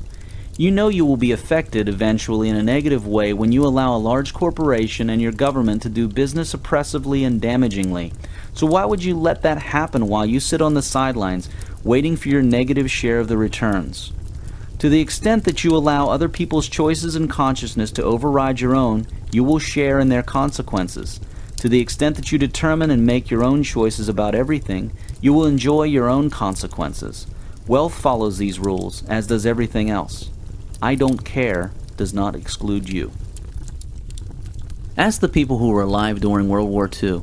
If people had not said, "I don't care, it's not my problem," from the very beginning, Hitler never would have gotten as far as he did, and those people would never have had to suffer those bombings and the economic downturn caused by the war. To exist, Hitler needed the world's collective consciousness of, "I don't care, I am separate." If you really care about getting wealthy and staying wealthy, you had better start caring about the world. It is for your own sake. Commerce that is not built on true mutual benefit leads to imbalance, lack of peace, and eventually war. Whether you are a person, a corporation, or a nation, if you are making super profits at the expense of the person you are doing business with, you will eventually, somehow, someday, end up harming yourself just as you have harmed your trading partner. That is evident in the world and predictable by the law of cause and effect. Peace is the biggest boost to prosperity, and it is in your own interest, for your own prosperity, to promote peace. One way to do that is to deal fairly in your own business, and to seek to correct unfair trade around the world whenever you can. To the extent that you have peace, you will have prosperity. In other words, whatever level of prosperity you are in today, you would be more prosperous if you had more peace. This is true even to those in the arms business, as ridiculous as that may sound. For example, the military industry and machinery around the world is one of the world's biggest consumers of national budgets. Every second and minute, millions of dollars are spent around the world on military expenditure. Yet this is unnecessary if there was peace. Military expenditure does not circulate around an economy as most other expenditures do. It is largely dead money. Look at all the expensive nuclear arms being destroyed now. Those millions of dollars spent every minute could instead be spent on other activities that are actually productive and circulate in the economy. Even if they were spent on guaranteeing the survival and equal opportunity of the poor and disadvantaged around the world, to give them a chance to build businesses instead of spending their whole day working just for a loaf of bread, the entire world would become prosperous. It would be many times more prosperous. Imagine if the billions of people under poverty would become productive citizens with purchasing power. Wouldn't your business benefit? And this is possible if the military spending was directed instead to this cause. And those who benefit now from the arms trade would instead be in a different business in a world that is dozens of times more prosperous than this one. Peace is prosperity while war is not. If you want living proof, look at the United States. Even the United States used to fight within itself until it united into one nation and stopped wars between its own states. Now it is prosperous, and prosperous it is largely because of its internal peace, cooperation, and free trade under almost equal legal protection for all within its borders. The European Union is realizing that as well and seeking to do the same. So are many other initiatives around the world, in Asia, Latin America, the Middle East, Africa, all over, but in different extents and rates. So in your own dealings, promote peace through fair trade, even when you have the opportunity to be unfair. And in the events of your community, country, and world, see what you can do to promote fair trade and peace. It is for your own prosperity. Nothing in your world is real. Nothing you see is real. It is an illusion created for your benefit so that you may experience your thoughts and state of being firsthand and purify them, make them better. That is why suffering is said to be an indicator of wrong thought. Beingness, thoughts, words, and actions create it. Change your mind and you change your world. Change yourself and you change your world. Here's a shortcut to solving problems, including financial ones. Whenever you're faced with a confusing, unclear, or problematic situation, look at it and say, I am that. And truly accept it, for you caused it, and separation is an illusion. Then ask yourself, why am I that? All confusion and fear will disappear, and solutions will automatically start to appear in the face of your I am that awareness. This applies to any situation, actually not just to a problem. Have you ever noticed how life works like a large, complicated mirror? What you do to others, you do to yourself. If you wish to be happy, make others happy. If you wish to be free, make others free. Use this principle in your business and you will be able to choose what you get back.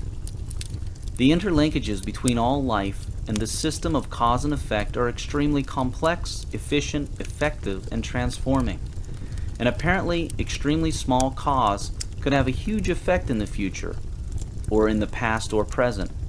Physicists have a beautiful way of explaining this simply. They call it the butterfly effect. James Gleick, in his book Chaos, explains the butterfly effect as the notion that a butterfly stirring in the air today in Peking can transform storm systems next month in New York. And that is just a simple example. Everything is a cause that has an effect, and everything is an effect that had a cause. A huge chain reaction that is not bound by time, space, and form. In the case of wealth, the effect is either wealth or poverty. Be aware of your thoughts and their provable effects. Is a particular thought likely to lead to wealth or poverty? There are no such things as idle thoughts, words, actions, or states of being. Do not feel guilty. Forgive yourself for past failures and choose to act correctly next time. But avoid guilt, as it is one of the biggest destroyers of focus and confidence. Do not dwell on the past. Forgive others also. You're not doing them a favor when you forgive them. You are doing yourself the favor. They will still have their cause and effect, karmic, debt, for all their actions, whether you forgive them or not. But when you forgive them, you release yourself from a negative karmic cycle and release your energy for other positive things as well. What is found in the effect is already in the cause. Try to understand this intimately, then live deliberately. Here's another interesting thing about cause and effect in regards to wealth. Why do you suppose people get inspiration to start a particular business or career or passion or hobby? Yes, they are at cause individually for their desires, but there is something else as well. The collective consciousness of this planet and universe also has a hand in causing this inspiration. Remember, life always manifests images of the mind and grants every sincere and certain desire without fail. And the mind field is one. Your mind and all the minds make up the unified mind field. So the reason you have an idea is partly that others have caused it. That is how demand and supply works behind the scenes.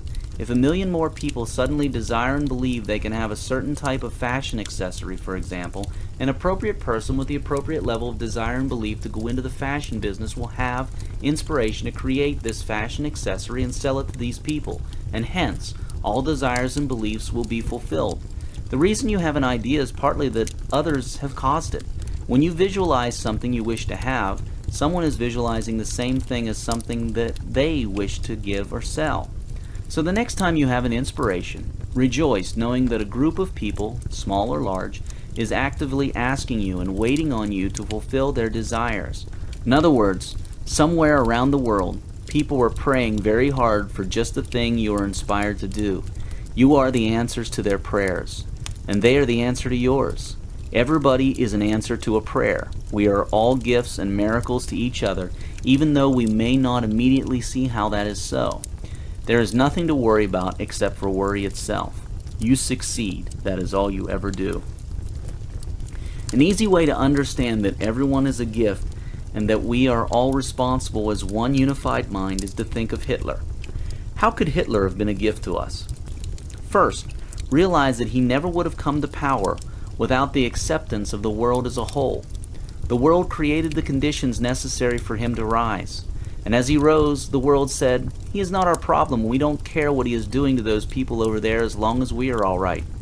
This separatist ideology, coupled with the way our collective states of being had created a fertile state of the world for Hitler to grow and thrive, is what caused Hitler. He could not have done it alone, just one small person against the world. He needed the world's conscious and unconscious cooperation. You cannot blame Hitler as a victimizer of the world without blaming the world as a creator of victimization conditions. Hitler allowed us to experience a negative aspect of ourselves. We are now a lot less likely to go into world wars. We know it is not a good idea.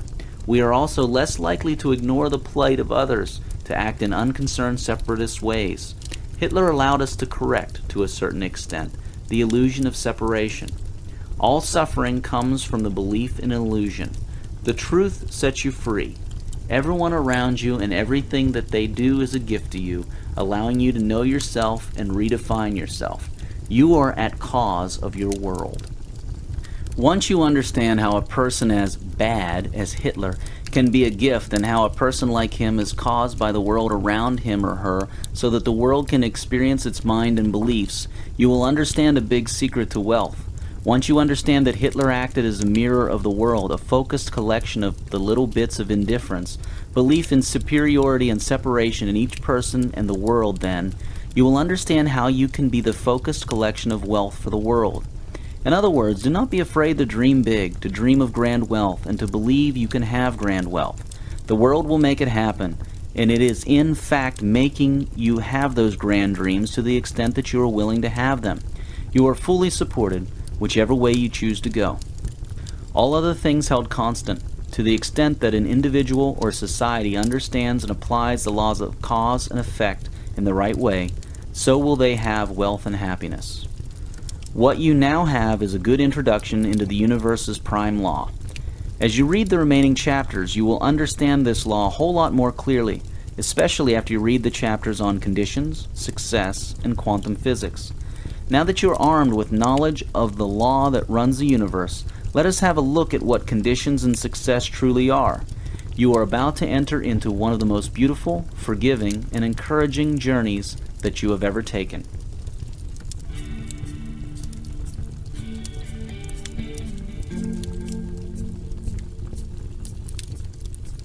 End of Disc 3. Please continue this experience by inserting Disc 4.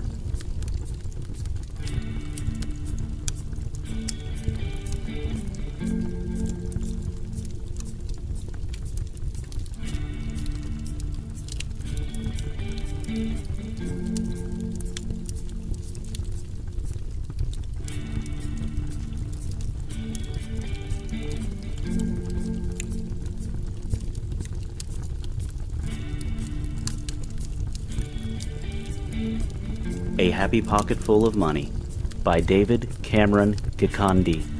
Read by John Wayne Myers. Disc 4.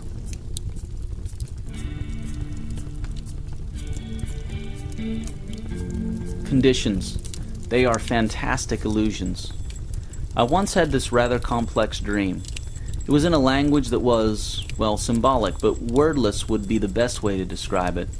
It was one of those dreams one gets when they are just almost waking up, when they are half awake and half asleep. I was well aware of what was happening. An orange wall appeared in front of my eyes, and I began to pay attention. Then, in a script that looked like symbols, yet I could somehow read it during the dream, words started to appear, and they said something like, "Conditionality does not exist. It is created." And it went on for quite some discussion time. A knowing voice also read along in a vibration-like language as I watched and understood. It was about 5 sentences long, very complete and sensible knowledge. It ended in seconds, and I quickly got up and pulled out my notebook to try to write again the exact words that were spoken. But the minute I started getting frantic looking for a pen, I lost the words exactly. In any case, their composition was not linear like these sentences in this book are. Nevertheless, I of course was able to keep the understanding even though I lost the exact wording. Here, in this chapter, is the essence of it. It is a little easier to understand if you first understood the real nature of time and quantum physics. Once you fully understand time, you will also understand that it is a scientific illusion. Einstein and other brilliant scientists have shown to us how the space-time continuum really works. We now see how everything, the past, present, and future, all exists in the eternal moment of now. But being little participants within this moment, we experience a sensation of time as we pass other participants in that continuum. As we see in quantum physics, the quantum soup is quite literally all these things and options that can possibly exist, existing all at one go. In other words, everything you can possibly imagine, and more, all exists already, and it exists at this moment of now. Everything. So a wealthy you and a non-wealthy you all exist simultaneously, but you are experiencing only one of them. You are conscious, awake to, and aware of one. Okay, it is time for you to put your thinking cap on. Here we go.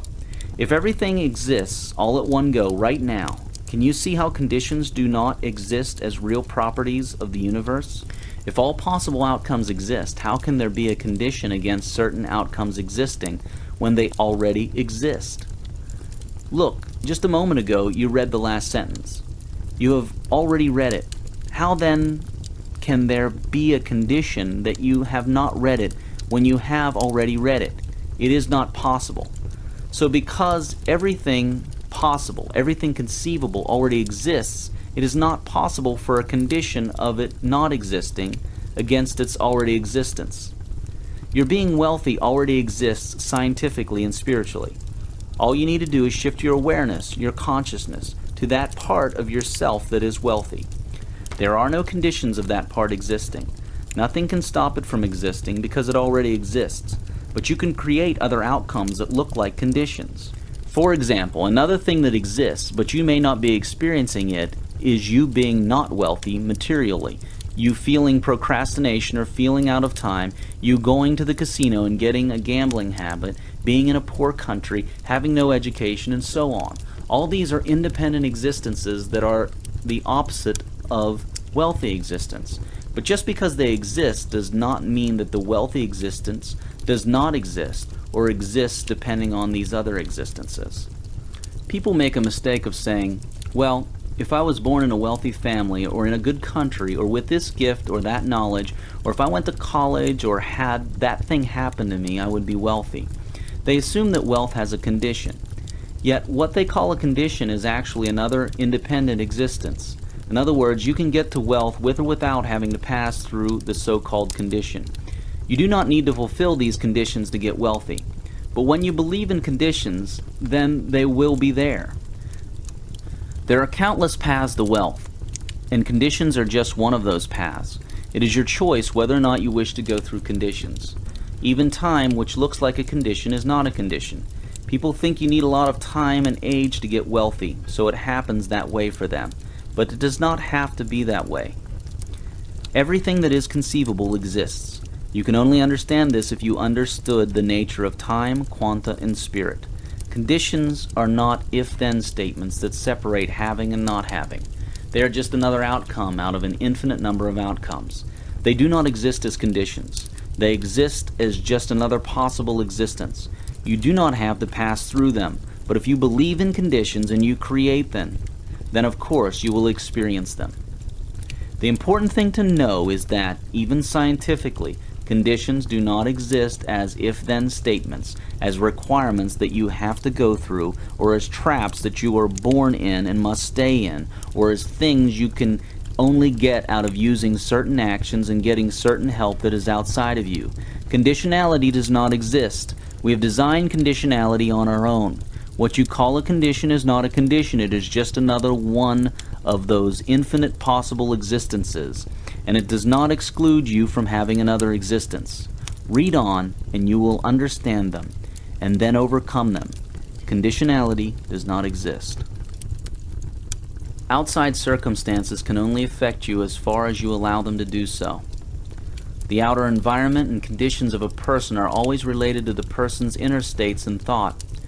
It is through the environment and conditions that a person experiences and discovers their thoughts and states. This is made possible by the fact that the universe, without error, fashions the environment and conditions a person has from their thoughts and states of being. A person is always in the perfect setting to see and experience themselves, to change and grow. It is in recognizing and using this perfect system that a person can direct and quicken their growth in wealth and all other areas. Think outside the square. The square is the box that has been created for you by your past conditioning, experiences, teachers, news, environment, and so on. It is not a real box. It only exists in the mind, your mind, and the minds of those around you. This is all that keeps the square there. It is not real on its own. It needs you and everyone else to survive. You can break outside of it by thinking outside the square. You have heard this many times, but now you can finally do it all the time. You do it by dropping all constructions you have in your mind as to how to do things. For example, some people who have never had a university education believe that to be wealthy, one has to have a university degree. They were told that, and they think they may have observed that, so they hold it true. But this limitation can be removed simply by dropping that construction and its belief in it from all thought. Many have dropped it and succeeded wildly. In fact, Bill Gates of Microsoft voluntarily dropped out of college. He just never did finish that undergraduate degree. And millions around the world have succeeded wildly without a college degree. This is not to say you should not go to university. Universities have a very important role. But if you find that your square, your box, is that you have not been to university and you are unable to go there, then simply drop the construction and your belief in it, and your square will drop. That is thinking outside the square. You can do this in anything, from product development to finance to new business ideas to anything else. You do it merely by being aware, intending to do it, and consciously dropping your constructions. Question: how do you build a totally new and radical house or car? You build one by dropping all previous constructions of how you have been told a house or a car needs to be built. Drop it all and have a clean slate without any shoulds or should nots. Then drop the slate. Let it all come to you. Inspiration unrestricted by should or should not is key. It is a very deliberate yet unbound thing to do. Very fruitful. Ask Einstein. Make all conditions serve you, for that is what they are here to do. They are an experiential field created wholly for your enjoyment, self-discovery, and learning. This is because they are fashioned out of your previous thoughts, words, actions, and states of being. Face all financial and other difficulties calmly and without worry. Even before they occurred, they had been solved. Even before you ask, it has been given to you. Simply receive. There are no coincidences, accidents, chance, or luck in this universe. The universe works under perfect laws that never make an error even once. The source, God, does work perfectly. Everything works out perfectly by law. Things only look like coincidences and accidents to those who do not see the truths behind them. Nature works with effortless ease and precision, with infinite organizing power in incalculable ways, without resistance. You do not have to understand how your wealth will be created. Simply hold your vision high, think, speak, and do by your vision, and automatically, coincidentally, it will all work out. Do not resist whatever happens along the way, for it is nature's incalculable ways working out to bring you what you envisioned. Just hold your end of the bargain by keeping your vision high and steadfast, and think, speak, and act by your vision. Be detached. This allows nature's creativity to work for you. Detachment means not preferring anything else than what is happening right now, but having the freedom to choose a different future. What is happening right now is the perfect manifestation of your previous intentions, thoughts, words, and actions. Preferring an alternative now leads to delaying the achievement of your goals. Such preference is wanting, and wanting perpetuates a state of wanting. For example, if it is your desire and intention to become a multimillionaire, and you have done your part in aligning your thoughts, words, and actions with your vision, you must admit that you do not know which is the best and optimal path for you to take to reach that goal. You cannot predict the exact day-to-day events from now on that you need to lead you to your desired outcome. But the source can do that easily. Your inner self can do that as well, and it will take you there in the best way possible. Let it work its magical way by not resisting the moment of now that it brings you. Just do your part, and let it do its part. It is the fastest, most effective, most enjoyable way. and you can be happy and restful always, for you know what is coming eventually. Calmness is power. Calmness puts you in harmony with yourself and nature. It puts you in control of your thoughts, enables you to have right thought. It is testament to the fact that you are not your circumstances and you are not inferior to your circumstances. Calmness is confidence. Calmness is your true nature. Perfect balance, perfect stillness, and perfect peace. Always say, I am calm. Calmness is not suppression. True calmness is clear and open. It does not hide or suppress anything internally in order to show its calmness. It is pure and natural. Calmness represents and can be developed by knowing, internalizing, practicing, and living the laws of the universe, the laws of life, laws such as the ones in this book. Suffering indicates an error in thinking. It is a cue for you to find and change that error. Often in the deepest moments of suffering is the biggest opportunity to find new truth. But suffering is not necessary. In fact, the most enlightened of people have been able to eliminate suffering completely. Suffering is just a means of communication from yourself to your personality and mind and back to self, to put it briefly, and is only used when there are no other options. The people who are most resistant to the more subtle clues from their selves find themselves suffering the most. Those who are most aware and tuned to their self through things such as active intuition are able to work out life deliberately instead of having life work them out. Conditions do not exist. Conditionality is an illusion. Conditions are created to create an environment that matches your thoughts.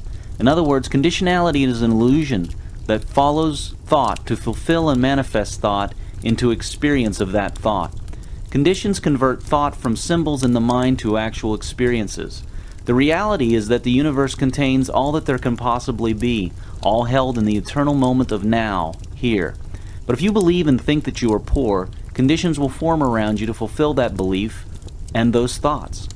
On the other hand, if you believe and think that you are wealthy, conditions will form around you to fulfill that belief and those thoughts. Thus the statement, I cannot afford that because I don't have the money, is false. What is actually happening is that you believe in insufficiency, and the world around you arranges itself over time to present you with needs of things that you cannot afford. By the way, for the same reason, need is also an illusion. How can you need what you already have? And you have it all, for it is all created. Even before you ask, it has been given unto you, as Jesus and many other teachers have told us before, and now quantum physics is showing us the same thing. Conditions do not exist. Conditionality is an illusion. You cause conditions, yet it seems as if they are placed upon you by external forces. This is one of the most liberating insights. Understand it deeply. Live by it. Make all your decisions by it, and life will become magic. Just try it. When you fight against circumstances, you are fighting fruitlessly against the effects, strengthening and preserving the cause. Let us say, for example, that your circumstances are such that you see yourself broke. If you act from a broke perspective, cutting costs, being mean and stingy, being bitter, scared, and jealous, in an attempt to prevent yourself from becoming even more broke, what are you really doing? Can you start to see how you are perpetuating and energizing the broke conditions? By consistently believing and thinking about being broke, you are creating the conditions of being broke through the power of belief and thought. Remember, the universe always gives you what you think about most often, believingly. It is at your command. The way to fix being broke is to take on a state of wealth internally and think, speak, and act from that perspective. Wealth is first a state of being, which is then experienced. It is not the other way around. Wealth is not created because of certain conditions. Certain conditions are created because of wealth. Abundance is not created because of certain conditions. Certain conditions are created because of abundance. Conditionality does not exist. The following statement is wrong. A person is poor because of certain conditions around him or her. The following statement is right. Conditions of poverty are around a person because that person's self and thoughts are of poverty consciousness. The state, beingness, creates the condition. Most people think it is the other way around. Those who see it clearly find their conditions magically transforming themselves to give them lucky breaks and coincidences. Get out of thinking that you are your conditions. Say, I am not my seeming lack of wealth I wish to have. I am not my job. I am not my condition. Why do things repeat themselves? Some people always keep failing in whatever business they try, for example. Here's the reason. You keep bringing yourself the same circumstances and situations over and over again until you decide to recreate yourself anew, change your thought pattern, and change yourself into a new, improved being. Avoid judging things as right or wrong. Things are just things. Their classification lies in the choice of the observer of these things to classify them as good or bad, right or wrong, fun or not. The minute you judge things, you judge yourself. You also block the hidden gift that an event brings to you. The Taoists have a wonderful way of explaining it using the story of a farmer whose horse ran away. The farmer's horse ran away, and his neighbor, feeling sorry for the farmer, said to the farmer, "I am sorry that such a bad thing happened to you." The farmer replied, "Don't be, for who knows what is good or bad." Well, the next day the horse that ran away came back to the farmer, this time bringing with it a herd of wild horses that it had befriended.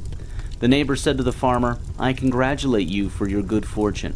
The farmer replied, "Don't, for who knows what is good or bad." Well, the next day the farmer's son tried to mount one of the wild horses and fell, breaking his leg. Again the neighbor said to the farmer, "I am sorry that such a bad thing happened to you." The farmer replied, "Don't be, for who knows what is good or bad."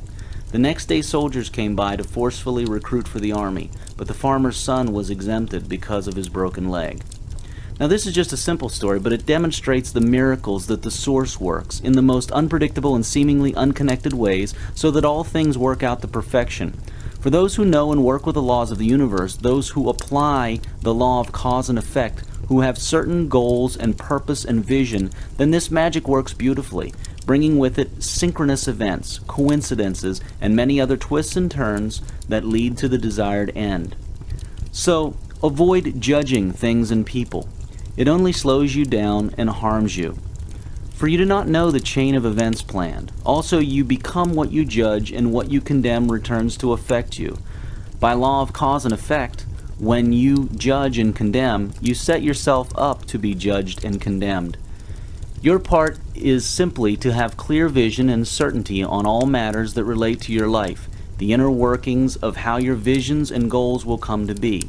The daily events, good or bad, are taken care of for you, as long as you do not interfere with the process.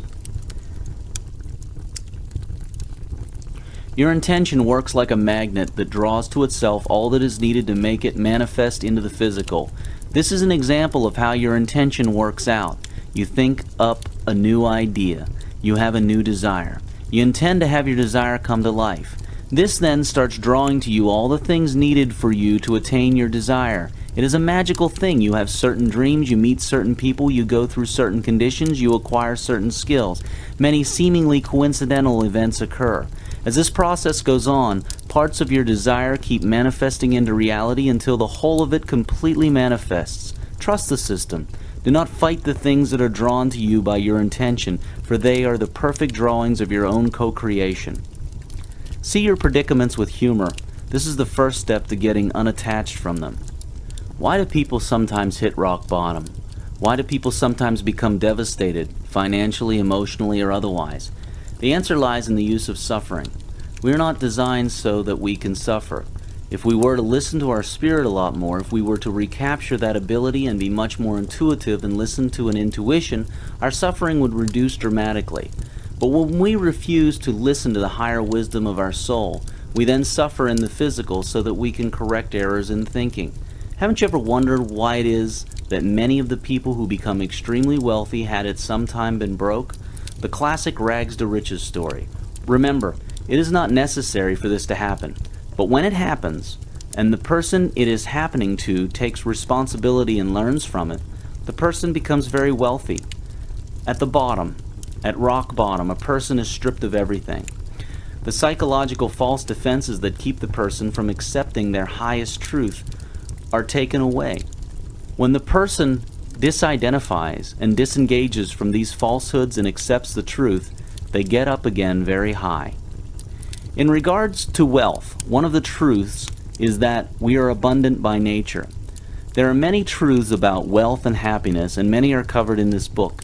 It is not necessary for you to go to rock bottom and suffer so that you may identify with the truth. Suffering only comes when people refuse to listen to more subtle signals. These signals can come from within or from sources such as books, other people, TV, movies. The source communicates in infinite ways. It is us who do not pay attention and listen.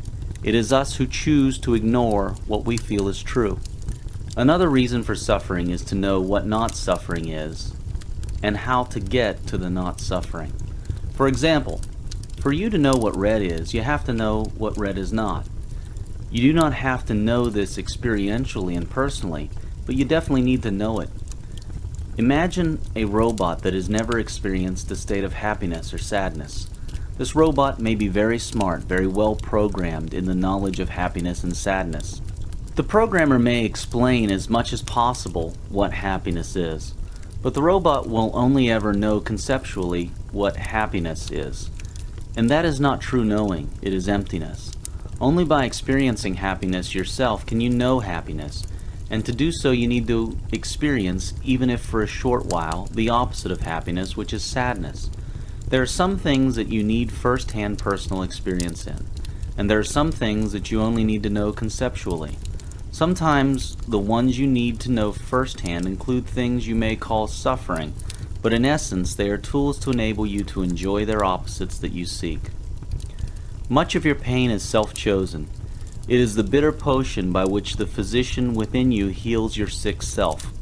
Therefore trust the physician, and drink his remedy in silence and tranquility, for his hand, though heavy and hard, is guided by the tender hand of the unseen.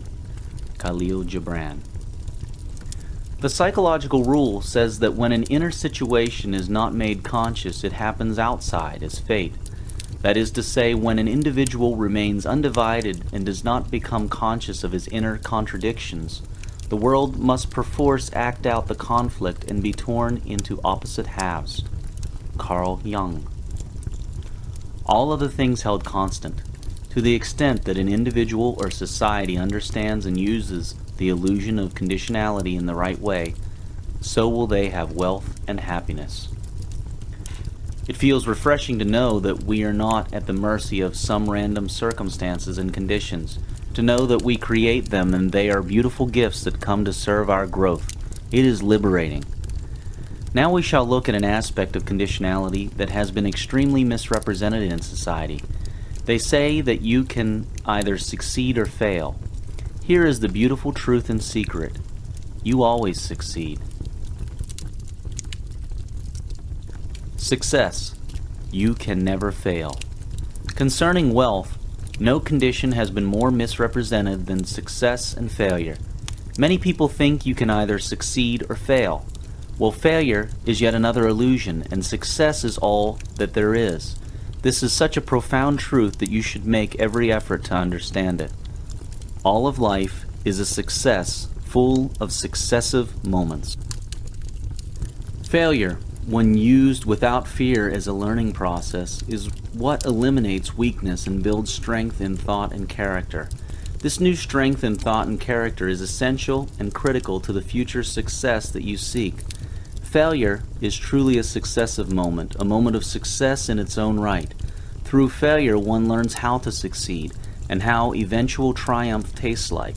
For how would you know how to relish the sweet taste of triumph if you did not know how failure tasted? And how would you know how to arrive at your intended triumph without the tools designed to get there? The most common cause of failure is the lack of clear and focused goals and visualizations. The universe, life, literally lacks something to work with, so it does nothing. Life is images of the mind expressed, and without images, there is no expression. Often, in your darkest hour, lies the greatest opportunity to be all that you can be. Your worst moments are often your biggest liberators, your highest teachers.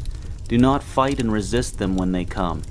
Instead, look into them for the lesson they hold, the liberation they bring. Suffering is always an indication of an error in thinking. You are not designed to suffer. You were designed to enjoy life. Gain and loss are two sides of the same thing. Through loss, you gain new things. Through loss, you know the sweetness of gain. Without loss, there would be no gain. It is the struggling against loss and the preference of gain over loss that causes suffering and retarded growth. It is the acceptance of loss and gain as both gifts to fuel to your growth that will propel you to greater heights faster. In the end, you will then see that loss was not really loss. At the point when you recognize the gains you got from the loss, you will see that the loss was really a blessing and that loss does not exist. Every loss has a gain, if only you accept and look into it for it and have patience. Loss is usually, number one, a result of an error in your thinking in which you have the opportunity to correct your thoughts and make massive gains, or, number two, not because of your thinking, but a new opportunity selected by your higher self designed to take you higher, a chance to discover a new, higher truth. Use all conditions to enjoy and build yourself. That is what they are there for. Even the negative ones are useful. If, for example, you are faced with a situation in which you are under oppressive people, first make sure you choose to be in a libertarian, self-loving, and loving state, the opposite of oppressive, of being internally. Think, speak, and act liberty, self-love, and love. Show them kindness and forgiveness rather than being oppressive to them when you get a chance. That is how you get out of your negative circumstances. That way, and by visualizing in detail, with belief, the way you wish to create your next world. When you become a non-oppressive person who loves themselves and others truly, internally, you will find yourself leaving that oppressive situation. The negative situation will have done its work in fixing you with your voluntary participation. Always remember that at some level, whether you are conscious of it or not, you chose the circumstance you are in. When you look within you to find the error in thought causing your suffering, always look with humility so that your ego does not interfere. Look with sincerity to find truthfully. Look with no self-pity or mercy. Call a spade a spade. Remember, it is a private exercise. No one else will know and ridicule you, so feel free to be precise and honest with yourself. Most people have been programmed to fear failure. They give up to avoid failure, or they do not even attempt just so that they may not fail. Failure, however, is an illusion. Begin to see it as an illusion. Failure, suffering, is an essential component to success. It is what helps you correct wrong thought if you approach it with an attitude of learning. Through failure, you learn how to succeed. By trying and failing, you refine your thought and point it ever closer to success. But this is so only if you do not give up. Through failure, you get to know success and how to get there. How else would you know what success tastes like if you did not know what it does not taste like? And how would you get there without knowing how to? Think about that. Failure is an integral part of success. Failure is actually a successive moment that leads to ultimate success. Failure is not the opposite of success, a separate entity from success. Failure is success. It is the same thing, but they are on different ends of that spectrum, the spectrum of achievement. It is just like hot and cold are different ends of the spectrum of temperature or a thermometer. Failure and success are both different vibrations of the same thing. Failure is not failure as such. It is only truly failure when you accept it as the end. But if you accept it as a blessed part of the process, a part that helps you succeed further, and know what this further success tastes like, then you can never possibly ever fail, ever. Failure is an illusion. Stop fearing it. Love it for the gifts it brings you. Life is a collection of experiences. The challenges make up part of the experiences. Use the challenges to become better, and enjoy the rewarding and triumphant experience that follows every challenge. Every try is a success that leads to the eventual desired outcome, the big success. View it that way. Your survival is guaranteed. You do not have to qualify for your dignity and life. All other things held constant, to the extent that an individual or society encourages and applauds all moments, events, and attempts, seeing them as successive moments of successes, so will they have wealth and happiness. Now that we have defined success and uncovered the illusion of failure, it is time to look at the object of the quest for success. In other words, what people want. Here is another secret: desire, but never want. The steps to wealth and happiness. You are now on a journey, at the end of which you shall know how to create all the wealth and happiness you ever wished for, now without any limits. You shall soon also know many timeless truths about who you really are, what you are doing here, and what this game of life is all about. Here are the steps of the journey that you are now taking with this book. Number 1. You shall first take a simplified look at quantum physics, for knowing what you and the world are made of is the first key to knowing how to make it your way. After this, you will never look at the world in the same way again. You shall have an amazing sense of involvement and power in the universe. Number 2. Then the secrets of time shall be unveiled, beginning with the fact that time does not exist. You shall learn how to use this illusion instead of being used by it. There is only now. Number 3. You now will learn how to create your universe out of the quantum field using images of your mind. This is the first part of the creation lessons. Number 4. You then learn how to create using your thoughts. You will learn the right way to think and what the mind is really for and when to shut it down for your own benefit. Number 5. You will then look at the power of true goal setting in the thousands in a way that you may never have heard before, a most powerful way. Number 6. Next will come the most powerful creation tool of all, your state of being. Number 7. The final creation tool, action, will then be uncovered in its true position and purpose to you. Number 8. You shall then learn the magical and vital ingredient of certainty, and learn how to have it in plenty. Number 9.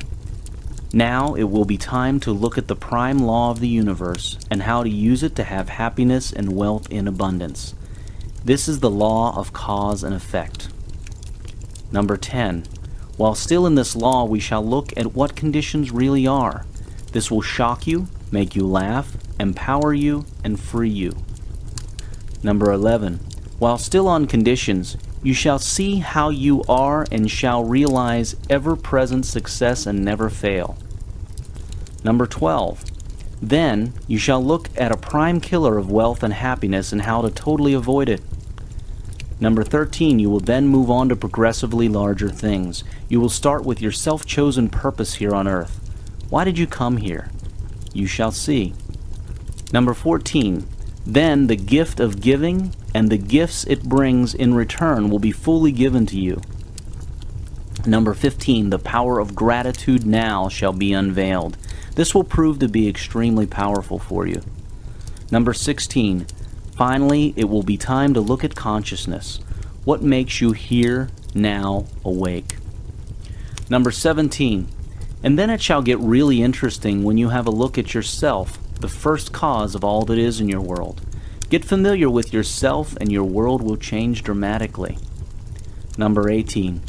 After that, you shall see what is larger than the self, that which you and all else are part of. It is the One. Knowing how you relate to all that is, the Source, then experiencing this, will put you in a position of immense joy and abundance. Number 19. And on that note, you shall see how abundant you really are. Number 20. From there you shall look at your real nature and how to reclaim it. It is the nature of pure joy. Number 21. Then, coming around full circle, you shall see how to best handle paper money, as you know it now, to increase wealth. Number 22. And to close this part of the journey, you will be guided into the next empowering steps you may wish to take after you first finish this book. Want not. Desire, but never ever want. There's a good reason to watch your words, thought, actions, and states. Every state and thought is acted upon precisely by the universe, by law. Each word carries with it thousands of years of meaning and instructions on how it will be carried out. For example, the word jump invokes specific images in any person's mind, along with the appropriate instructions to execute it. And the universe, which has to assist in that jump, acts accordingly. Laws of physics, spirit, mind, body, coordination, etc. Even as you read this book, the words invoke in you certain things, some of which you can feel right now. Some people by now will excitedly know the words in here will enable them to make big differences in their lives. And that knowing is already starting to make changes unseen. And some people already know this as they read this. In regards to wealth, the most important word to watch out for is want and all its equivalents. Wanting communicates to you and to the universe that you do not have something, first mistake, and that you are in a state of not having it, but wishing you did, second mistake. The problem is compounded by the fact that wanting is a perpetual state. In itself, it has no finality. Think about it. You can never get what you want. Never. It only looks like people get what they want, but they never really do so. What actually happens is that very gradually they shift from the state of wanting to other states, and then they get what they had wanted initially. But as long as they are in a state of wanting, they cannot get that which they want. Here's how the illusion of a person getting what they want works. Remember the last time you wanted to eat and you got what you wanted. You ate something. Okay, you wanted something to eat. This is a wanting state. But watch what happened next. You started to go get something to eat. You actually shifted from wanting to a getting state, which has finality. You then shift to the present tense of having, finally, and you appear to have had what you wanted. See, you never did get what you wanted when you were in a wanting state. You had to shift states. This unconscious shifting from a state of wanting to another state is easily done all the time by people, but only for small things. But what if it was something so big, something you had never done before? Would you still get it if you wanted it? Unlike food, it would be harder for you to unconsciously shift from the wanting state because you have not gone through it before. If you found yourself wanting $20, it would be easy for you to unconsciously shift from the state of wanting to getting because you have done it before over and over again. But what if you wanted $1 million and you have never had more than $20,000 in your life before? Would you be able to shift unconsciously from wanting to getting $1 million? Most likely not. The solution is this: never want. You can never get what you want. Wanting something very bad is worse. In your thoughts, words, states, and feelings, replace want with desire or wish. Unlike wanting, desire does not necessarily have to mean you do not have something. It is a very subtle difference, and some people may say they are the same thing, but there is a world of difference. Some thesauruses may even say want is interchangeable with desire, but that is simply for some linguistic purposes. Remember, your thoughts are carried out with precision and perfection by the universe. It is the way the system is designed. Wanting is carried out with precision, and wanting represents a perpetual state of not having. Desire is not a perpetual state of not having. In fact, it does not necessarily have to mean you do not have what you desire. It is sad and funny to think that billions of people are kept away from what they want by such a simple little difference. It all lies in the precise execution of the universe. Precisely. It is not just the word want that should be avoided. It is the state. It helps nothing to avoid the word want, but to be in a state of want. That is useless. Language is the symbol used to represent things such as state. The word want is a symbol that represents the state of wanting. It is therefore the state that you should avoid first. The symbol, the word itself, is also to be avoided so as to not invoke the state. Please, desire but never want. Here are a few dictionary definitions of the word want. To be without, lack, to be destitute or needy, a defect of character, a fault, to be absent, to be deficient or lacking, to fail, not to be sufficient, to fall or come short, to lack. This is what you communicate to the universe to bring to you when you want something. The universe brings you just that, absence and deficiency. None of these negative definitions is included for the word desire. Now here are some dictionary definitions of the word desire. To express a wish for, request, the natural longing that is excited by the enjoyment or the thought of any good, and impels to action or effort its continuance or possession, an eager wish to obtain or enjoy. Not needing a particular result in the moment of now frees the subconscious mind from all thoughts about why you cannot have a particular result. This in turn opens the path to the particular result that was consciously intended. This is one of the benefits of intending with detachment. You intend a future outcome, you are certain of it, but you are detached as to what is happening in the present moment. For example, assume that you intend to be a millionaire, but in the present moment events are moving in a way that suggests you're not going towards your goal. You will make the best progress if you are detached from the present moment, meaning you accept it as it is instead of fighting it and getting frustrated by it and losing hope. But regardless of your detachment, keep your certainty about your outcome in the future, about becoming a millionaire. Learn to enable the coexistence of intention, certainty, and detachment in your life, and life will quickly become happy and wealthy for you. Resistance and frustration will slowly fall out, and certainty and confidence will grow. You see, you cannot fail to get wealthy if your goals are clear and focused, and you are certain, faithful, you believe. It is impossible to fail. Failure would mean breaking the unbreakable laws of the universe. So certainty enables you to relax, knowing wealth is on the way, regardless of whatever the present moment may look like. Lack of detachment equates to resistance, and what you resist persists. Eliminate all forms of wanting. These include regrets about the past, wishing things are or were different, looking forward to, wishing, wanting, worrying, and throwing your awareness and consciousness out into the future or past. In other words, do not hold on to the past moment. Do not wish you were in the next moment to come, but instead take in the moment of now in its fullness for all the gifts it brings to you. The faster way to create a great future is to simply intend, release, and get back to enjoying here now. Wanting tells the universe to create conditions that keep you in wanting, making it impossible to have what you want unless you get out of the state of wanting and into another state. It is a very subtle but important way of seeing life. Never want anything. Wanting makes the universe give you the conditions that create a perpetual state of wanting. Have passion, have desire, have intentions, but want not.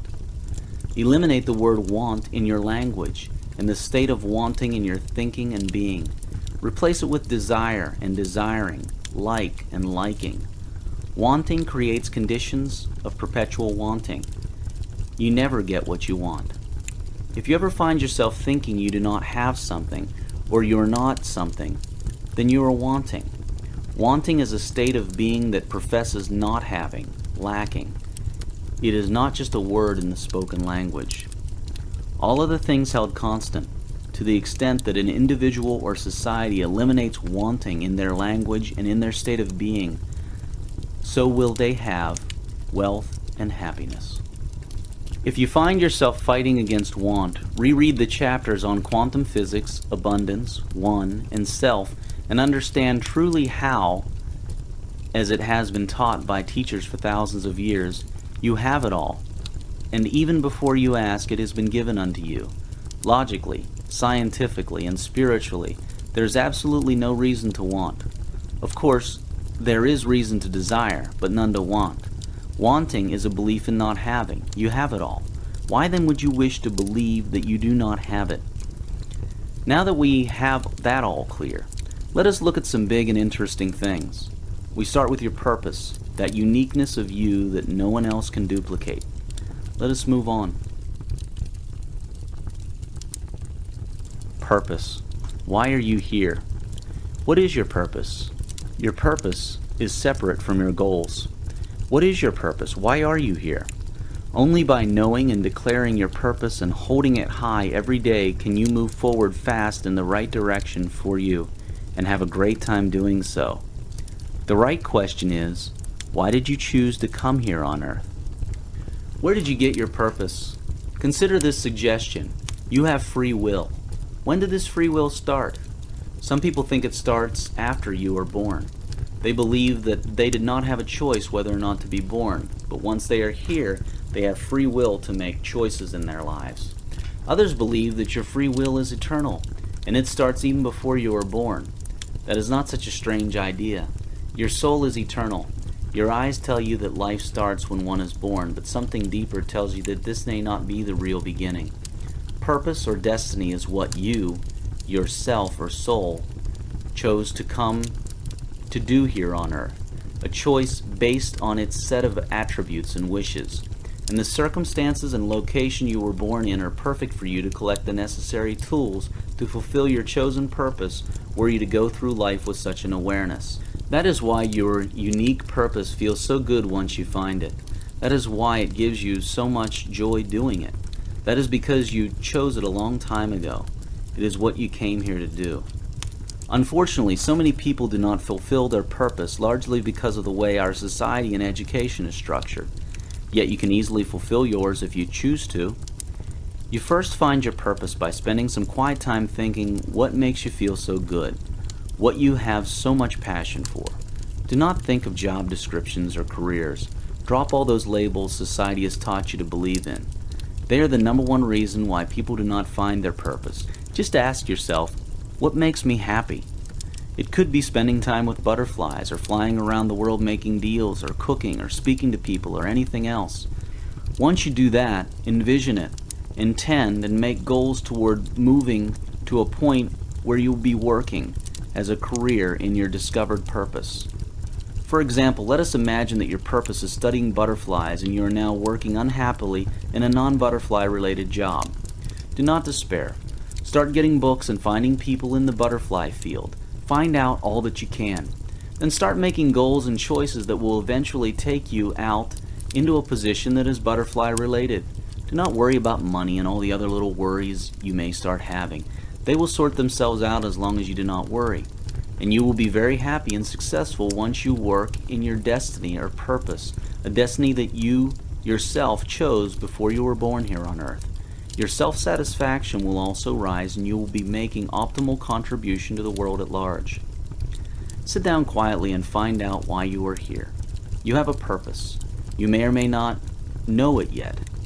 You can discover what it is by asking yourself this question and by being true to yourself. Your special talent is usually your purpose, or it may be something you always felt, especially as a child, that you could do very well. Children often know their purposes, but as they grow up, society and education systems confuse them, or it may be what gives you the most joy. In fact, your purpose cannot be in something that does not give you joy and satisfaction. Find it, then live your life by your purpose, and wealth will come to you a lot easier and joyfully. And you will love your work. Work is love made visible, and if you cannot work with love but only with distaste, it is better that you should leave your work and sit at the gate of the temple and take alms of those who work with joy. Khalil Gibran. Define your purpose in life clearly. Keep it high in your thoughts at all times. Declare your goals by it. Align your thoughts, words, and actions with it at all times, and your life will be fulfilled and satisfactory. The surest way to enjoy your work is to work within your purpose in life. Work within whatever you determine is your purpose in life, not your job or obligation, but that which you feel called from within to do, that which you dream of doing, and joy at work will be easy to experience. What does this tell you? That everyone can work at a job or business that they enjoy so long as they know what their purpose is and they work within it. When you align your thoughts fearlessly to your life's purpose, you become a powerful, creative force. When you are working within your purpose, work no longer becomes a job, it becomes a pleasure, and it becomes life. The boundaries between work and fun vanish. How many purposes do you have? You have as many as you feel that you have. You are not restricted to just one. You are a multidimensional being. All of the things held constant. To the extent that an individual or society finds and works in their purpose, so will they have wealth and happiness. Life is a celebration, and joy makes for celebration. Joy is spirit being expressed in the ways it likes to and desires to. Purpose gives spirit that opportunity. Find your purpose that you chose for yourself, and you will find love, joy, and wealth in your work and contribute optimally to society. Talking about contributions, did you know that one of the most powerful ways to get wealth is to give? It multiplies sevenfold back to you. Let us move into another powerful insight. Giving. It's what it's all about. One of the greatest laws is the law of giving. It is a phenomenal law. Give freely and happily. Always form a habit of giving cheerfully. Give first before you receive. Whatever energy you give will come back to you in amazing ways. You may give away your time, for example, and it comes back to you much later from an unexpected source in an unexpected form in a way that benefits you greatly. You cannot insist on a particular way and time it will come back to you, but you can be assured it will come back in the best way for you. Give, give, give, and do so cheerfully and freely. It is the energy behind the giving that matters, so do not give grudgingly. The law of cause and effect guarantees that you shall receive plenty for what you give. Life is for giving. Give what you have on you. Time, money, smiles, love, compliments, anything. And you will get back what you do not have on you. Give graciously and receive gratefully. Grace and gratitude are the energizing factors of giving and receiving. By taking care of society and nature, you take care of yourself. Share with and give to nature and society often. It is the goose that lays the golden eggs, and it needs to be protected and nourished so that it can protect and nourish you. Share, give, help others. In the proportion and to the extent that you cause others to build their wealth, so will you build your wealth. Invest some money in financial services and institutions that lend money to others and enable others to build wealth. This is another great way for you to take care of society, to make it wealthy so that you may also get wealthier from it. The universe is all energy. Energy flows. Giving promotes this energy flow, placing you in harmony with the powers of the universe. Whatever you wish to have, cause another being to have it first, and you will begin to have it in abundance. Give and you will receive in multiples. For example, if you wish to have wealth, show others how to have wealth, and in an amazing way, you will soon find yourself wealthy. It is a very complicated system that works perfectly. Give cheerfully. Share, share, share. It is an investment banked with the universe that returns to you with amazing interest. Share gladly and genuinely. What you wish to have, cause another to have. To have wealth and abundance, cause another to have it. How do you cause others to have wealth? Teach these lessons to your friends that are interested in wealth. Show them this book and others like it. Form study groups or mastermind circles with them. Where two or more are gathered, the whole is more than the sum of its parts. Develop an awareness that enables you to look out for and see all opportunities where you can give something freely and cheerfully. You can give material things, your time, skills, or anything else. Get out of the habit of thinking that you should receive something first before you give. That is not giving, that is an exchange. Giving freely and cheerfully enables you to do business, if you wish to look at it that way, with the universe. This is how it works. You give someone something that you have now with you, freely and cheerfully. The universe, by law, finds the best way to give back that energy to you in the form of something that you do not have with you. It gives you back in multiples when it is most appropriate, in the most appropriate form. It is a magical process. Obviously, the more you give, the more magic you create for yourself. Life starts to work for you. Develop a strong desire and persistence to give cheerfully and freely. In your goal setting, remember to include several goals that are about free and cheerful giving. Giving, under the law of cause and effect, is one of the most powerful actions you can take. It returns in multiples, sevenfold. You cannot afford to leave out giving in your life plan. You cannot afford to leave it to chance occurrence. Develop giving into a habit, something you do naturally without having to think of it. This makes you into a consistent and persistent giver, and the universe will work for you. Give spontaneously. Work on the habit of giving until you get to a point where you enjoy giving. Enjoy it thoroughly. It is okay to think and know that when you give, you will get back something from the universe. You do not have to pretend you are not interested in receiving a reward for giving. Expecting a reward is good. In fact, expecting a reward is empowering a reward to come to you. The violation of the law of giving comes when you start expecting to receive something back from the same being you give to, saying, "Well, I did this for you, so you should do that for me." In fact, demanding a particular reward back is a violation. It makes you trading-minded rather than cheerful and free-giving-minded. Never ask or expect payback from those you give to. The reward you receive will come from a source and a time and in a form that the universe finds best suited for you. You always have something to give. Time, compliments, talent, money, knowledge, share a book, etc. Giving has one bonus effect. It shows you what you have but did not know you had. Say you wish to have wealth. You then decide to give wealth first by helping others learn how to have wealth. You read books such as these, help where you can with such knowledge, share these kind of books, and so on. In that process, magically, you end up realizing you had a whole lot of wealth and wealth capabilities that you previously thought you lacked. You are surrounded with abundant opportunities to give, but you only see them when you decide to start seeing them. Learn also to receive graciously and happily. Do not feel uncomfortable receiving. You deserve it, and by receiving, you are in harmony with the law of giving and receiving. The trick to giving is to not force it upon those you give to. Offer your gift freely and cheerfully. Show your hand. Do not shove. Show. If the receiver does not wish to take your gift, respect that cheerfully. Do not get offended if your gift is not accepted. Allow the other person their full nature of freedom and choice. And do not make a person dependent on you. When a person becomes dependent on your gifts unnecessarily, you have not done them any good because you have reduced their belief and ability in themselves. Here is a likely scenario. Imagine a person who does not have much in material possessions to give and share with others.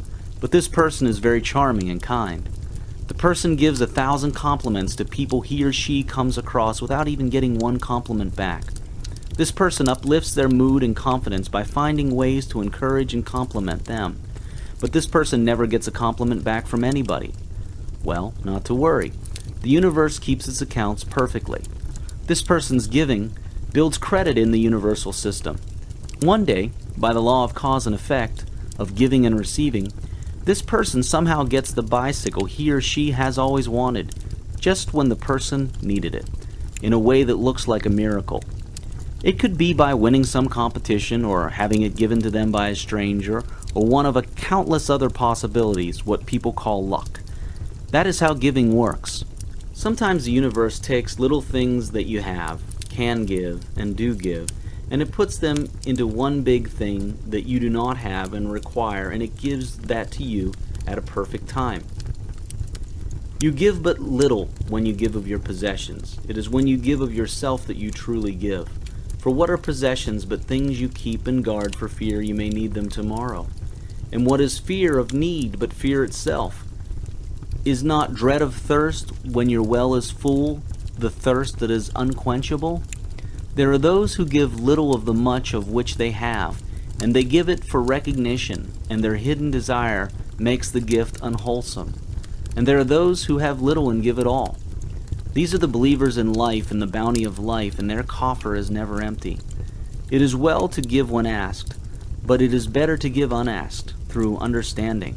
For in truth, it is life that gives unto life, while you, who deem yourself a giver, are but a witness, and you are all receivers.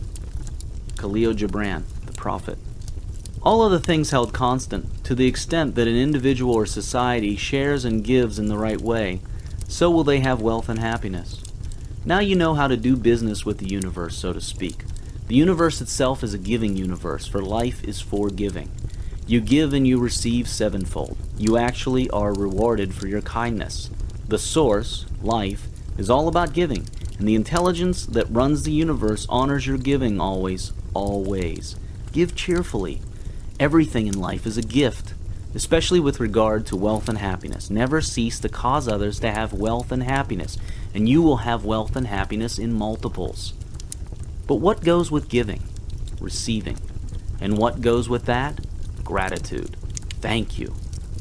Let's have a look at that. Gratitude seals the deal. All of life is a gift. Every person, moment, and thing is a gift. It is only that we refuse to open the gifts, hence we do not get the gift sent to us. All things come to those who are grateful. There's great truth to that, and here's why it works so well. By law of cause and effect, your gratitude attracts that which you are grateful for. And you should be grateful even before you receive it because, by law, you know you will receive it. In fact, you have it even before you ask. Gratitude speeds that reception because it is a statement of belief. You are already enthusiastically and genuinely grateful, in a state of gratitude, because of what you will receive, or more accurately, have received and are about to experience. Note, the gratitude is there before you even receive what you are seeking. In reality, you have it all already. You just are not experiencing it yet. So gratitude is the first step to receiving and experiencing. It is an affirmation that you know you will have it. Imagine getting grateful and excited about a future event. Do you have any idea how much faith that portrays and how much that takes you to your goals at rapid speed? It is magical. Gratitude creates and grows your faith, in addition to being the right thing to do. Thanks. What you are grateful for reveals its gifts and serves you. Be grateful for everything because everything helps you discover an aspect of yourself. The trick is to learn to want everything that you have already, to love the present moment, all of it, and to prefer nothing but the present moment when you are in the present moment. Doing this places you in a state of calmness and in a position most suitable for finding the gifts contained in the present moment so that you can rapidly grow in the direction that you wish to move to. Gratitude for all things in the past, present, and future works wonders. All of the things held constant, to the extent that an individual or society is grateful for everything and for each other, so will they have wealth and happiness. Gratitude does not need much explanation. You already know how to be grateful. Inside of you, you know how magical it is. All you now need to recognize is that every moment, person, and thing was brought to you by your own choices, thoughts, actions, and states of being. You did it. The world just creates itself around you so that you may experience yourself and recreate yourself. So be grateful for every moment, thing, and person. This is the best way to find yourself. Remember, what you resist persists. Gratitude negates resistance. Once you are grateful, you can look at everything clearly and see yourself. Another bonus of gratitude is faith. By being grateful now for things you have intended to experience in future, you become even more certain that you will experience them. And this in turn brings them to you. It allows you to be excited about the future. Okay, let's keep going. Consciousness. You experience what you are awake to. This book has been largely about wealth consciousness. But what is consciousness? It is being awake to something. Wealth consciousness is being awake to wealth. Wealth has always been there, of course, but you may not have been awake to it. You cannot experience what you are asleep to. Consciousness is the set of attributes and capabilities that enable you to be awake to a state of being or a set of experiences. This book has been about the things that enable you to be awake to the wealth that is already there, and the happiness that is already there as well. So, my friend, wake up. The material wealth of a nation is simply the manifestation of the collective wealth consciousness of that nation. That applies to any group of people, from families to corporations to continents and worlds. The least conscious person in a group of people will bring down the experiences of the most conscious. So a wise person does whatever they can to raise the consciousness of the group at large so that they themselves may experience more. It is self-defeating to do nothing or to lower someone else's wealth consciousness. Several studies show that many people who win over $1 million in lotteries end up worse off financially than they were before they won. They lose all that money in amazingly short periods and end up even worse off because of the new debts and liabilities they accumulate. See, it is not the money that makes a person wealthy. It is their wealth consciousness. People without wealth consciousness are unable to get wealthy, even when a huge sum of money comes their way in a lottery win. On the other hand, people with wealth consciousness cannot fail to have money and wealth for extended periods.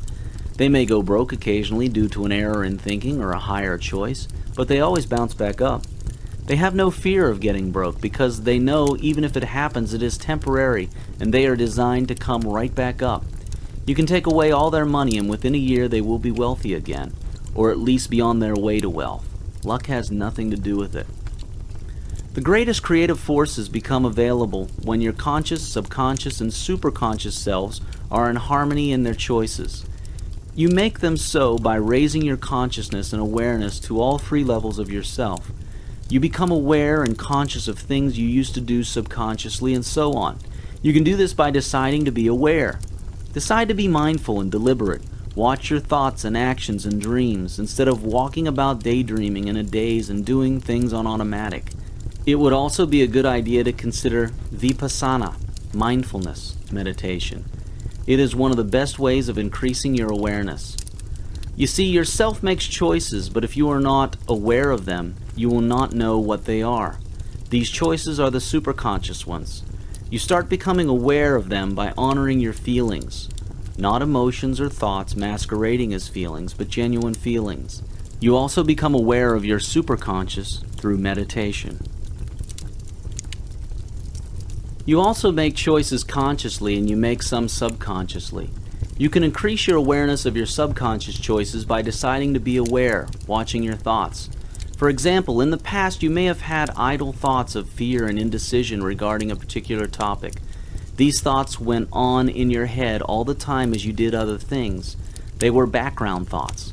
Well, now what you should do is watch your thoughts and do not allow any idle daydreams that keep tossing about an issue like a wild monkey in a cage. The point is that if for a particular decision these three levels all choose differently, your results will obviously be mixed and confusing to you. The way to fix that is to raise your awareness on all levels. The source of all creation is a field of infinite possibilities and creativity. Our true self is one with the source, in the same image and likeness. When we are conscious of that and believe it is so, we tap into this field of infinite possibilities and our inherent creative abilities. You must have wealth consciousness that knows no poverty, or more accurately, the illusion of poverty. Work on it until the idea of poverty is laughable, until to think that you can possibly become poor is a ridiculous idea to you. You create money by increasing the value inside you. You do that by reading books like this. You also do that by remembering your true self that is in the image and likeness of the source, abundant by nature. You then experience money by exchanging the value you have built in you. Exchange it with others by providing services, goods, and money to others in exchange for their services, goods, and money. Remember that people have unique purpose or ability within them. They fulfill part or all of this ability or purpose. They create something out of and by it by using their internal value. Their creations are therefore unique, and the exchange of these unique creations is what brings about the paper or cash money. Paper or cash money is just a medium of exchange for our uniquely developed internal value. Build wealth by building your inner value. Experience wealth by carrying out your purpose and ability using that built-up inner value. It all lies inside you. To build external wealth, build internal value, then exercise it. It is that simple.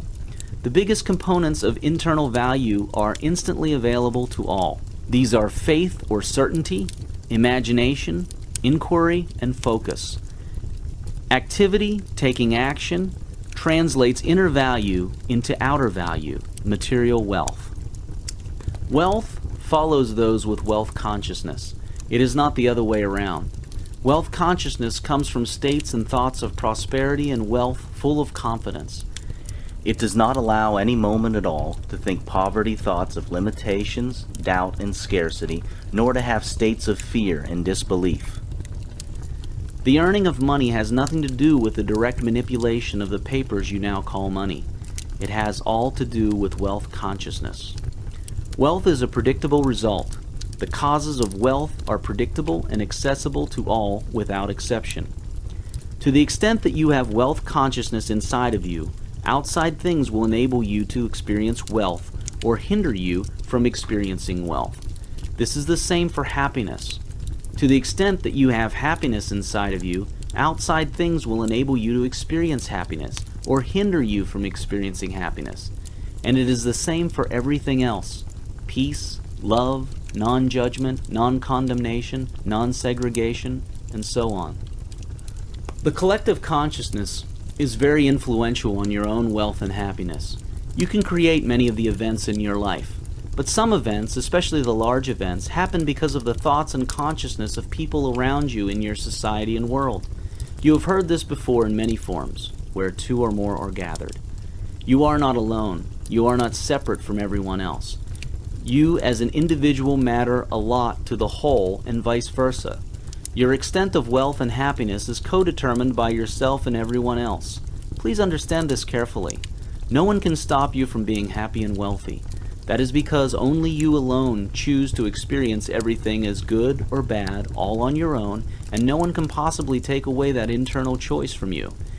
And only you can choose to have wealth or happiness, and no one can take that from you except yourself.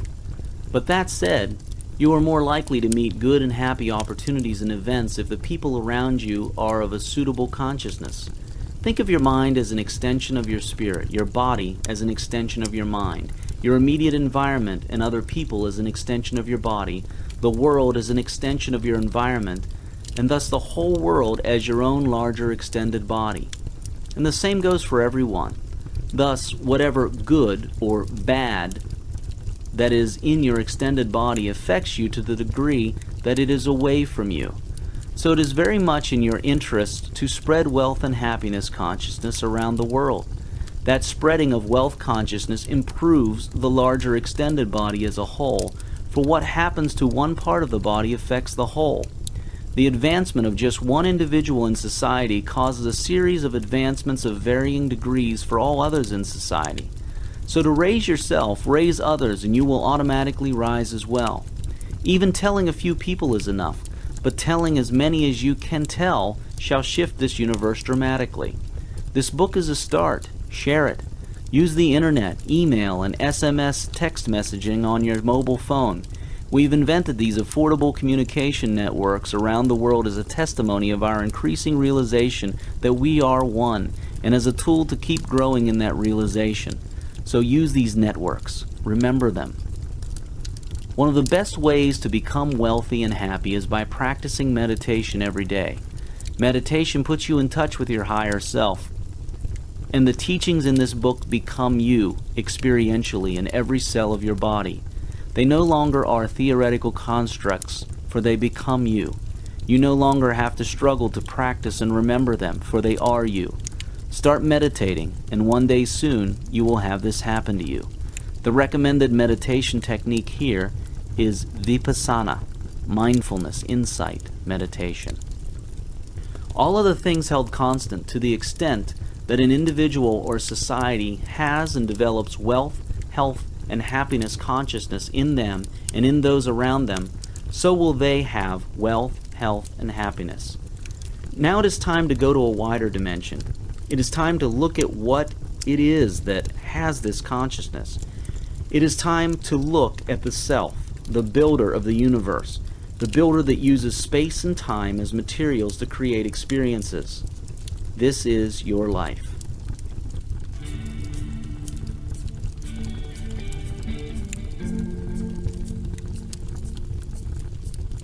End of Disc 4. Please continue this experience by inserting Disc 5.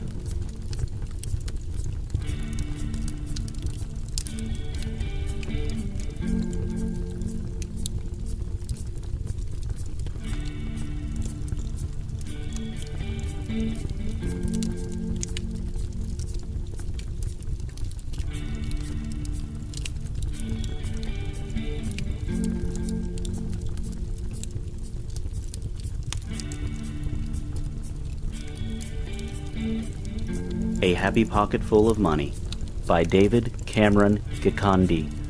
Read by John Wayne Myers. Disc 5.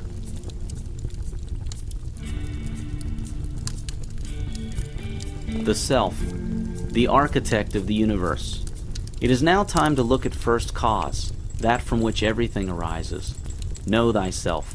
So has it been said throughout the ages. Yourself, your spirit, or your soul, Whatever you are used to referring to it as is the real you. The rest are just your tools. Your personality and body and ego are just temporary tools of yourself, that which will always remain even after you drop everything else.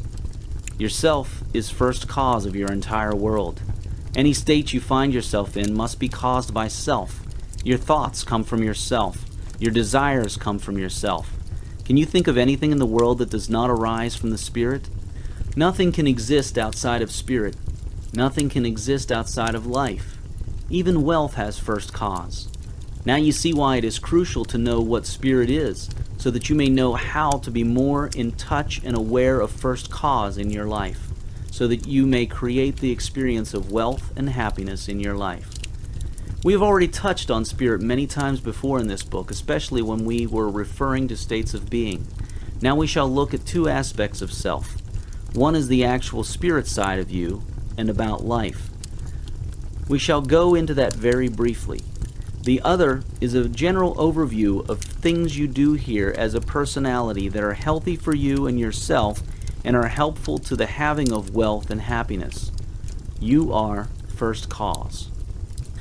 People attract what they are, not what they want. They attract what they love and what they fear. They sustain what they judge and condemn. What they resist persists. What they accept and examine mindfully releases them. What they truly believe is what becomes real in their lives. See good in everything. Look at the light and you will never see the dark. Change is the only constant in the universe. Everything changes at every moment. Life is all about change, and with change comes growth. You will one day leave even your own body. You can never truly own anything here on earth. Thinking that you own something results in that thing owning you. The thought of ownership causes resistance to change, resistance to the workings of the mighty universe in its infinitely intelligent fashion. The minute you start thinking you own something, it owns you. For you to enjoy and use prosperity and wealth wisely and fruitfully, you should replace the idea of ownership with one of temporary custodianship of something, or having the use of something, of keeping something, of taking care of something. This is what puts you ready to go with the flow without loss and suffering when the time comes for change to work its inevitable ways. So much suffering is caused by resistance to change. Resistance to change shows that a person believes that it is possible to not have a thing, to lose something. Yet on a higher level, on the level of spirit, you have it all at all times. What are you holding yourself back for? You have it all. You can experience any part of yourself that you choose, so long as you choose to and choose believingly. With faith, everything is possible. It is all yours anyway. What are you waiting for? Calmness is the fruit of wisdom acquired over time. Calmness affords true control and precision of thought. Celebrate life. Fear of the unknown is paralyzing, yet totally unnecessary. Only in the unknown can you find growth, freshness, and creation. The known, the past, is already experienced. It is gone. A past moment is a moment gone, lingering only in our memories. Sometimes we keep recreating the past over and over again, sustaining it out of fear of losing it. But new growth, new creation lies only in the unknown. Learn to love and cherish the gift and power of the unknown. Choose this, and you will find yourself traveling on a wonderful journey of exploration and growth. Remember always that yourself knows everything. Nothing is unknown to it. It is only your ego, with its limited vision of space-time, which knows only fractions of the all. Trust your spirit. Yourself can never harm you. You are yourself, not your body and ego. All suffering is caused by fear and by believing strongly in the illusions of this world. Let go. The unknown carries tremendous opportunities, knowledge, potential, and rewards. Step into it often. Consistency of purpose, curiosity, confidence, courage, cheer, certainty of intention. This is all good stuff. What are you holding back for? Let go. At every moment and situation, with every thought and action, ask yourself two things. Number 1, is this the greatest version of the grandest vision I have ever had of myself? And number 2, what would love do? Then adjust your thoughts and actions based on the answers to these 2 questions. This is a very fast way to growth in all areas of your life. Question everything and rule out nothing. Be willing to suspend everything you know. You cannot discover new things until you stop telling those new things what you think they should be. Let them tell you what they really are. Exercise your body daily. Your body is an energy system and an extension of your mind. Exercising opens up the energy channels in your mind and body. Remember, thought is energy, and your mind is all over your body, in every cell of your body, not just in your brain. Exercising your body every day makes your mind and thoughts a great deal better. Change is the only constant. Love it. Embrace it. Find its gifts that it brings to you. Change. It is the only game there is anyway, the game of life, the game of changes. To the extent that a person has and exercises their wealth consciousness, that person finds themselves in the company of opportunities, businesses, situations, and people that enable her or him to manifest into physical the amount of wealth consciousness they have and choose to exercise. Luck and coincidences have nothing to do with it. What some people call luck and coincidence is the precise execution of an infinitely intelligent universe that works in amazing ways to fulfill exactly what we imagine ourselves to be, believingly. You are your own luck. What is can? What is should? What is the line between can and cannot, should and should not? Is there really such a line? Or do we, make it up? You are the magic. Change is the order of the universe. Life is change. Growth and evolution is what life is all about. Clinging on to a thing is not only futile, it is harmful to you. You cannot win a game where you resist change. Now that you know the truth, the laws that drive the universe unfailingly, hold this truth in your thoughts at all times, and you will not be affected by the physical world again. You will become its master instead of its slave. The truth will set you free. Life is all about growth, expansion of consciousness. Life, the source, God, never has it by design or plan that you should not expand your consciousness. In fact, the whole design of life is for consciousness to keep expanding. It is in the whole universe's best interests that you expand your consciousness, including your wealth consciousness. Life seeks to express and experience itself to enable that evolution and growth.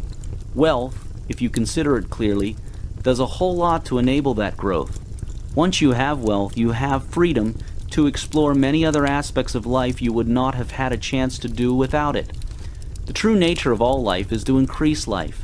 Anything to the contrary of that is a going against life. Your desire for wealth is very natural and necessary for you to move on to higher steps. Not only is it natural, it is fully supported by nature if only you follow the laws of nature. Ancient texts have often said it is the desire of God that you get rich, and nature is friendly to your plans so long as you are in harmony with it. We live in a realm of relativity. Everything else outside of you exists in a most clever way to help you know yourself and recreate yourself anew. It is most clever because that statement is true for each being. Without short people, a tall person would never know that they were tall. Without a bad person, a good person would never know they were so, and vice versa. You need a frame of reference and an opposite to know what you are and to choose what to become next. The day you start seeing everyone and everything as a bringer of a certain gift for you, and you seek to find out what it is, and you realize you are also there for their self-definition's sake, and you willingly give them as they ask, is the day you will start moving very rapidly towards more wealth. Love yourself, your customers, your world, your family, everyone and everything. Love is the strongest power. So, you wish to be wealthy. That is great. But who are you? That is a very deep question. Ask yourself, who am I?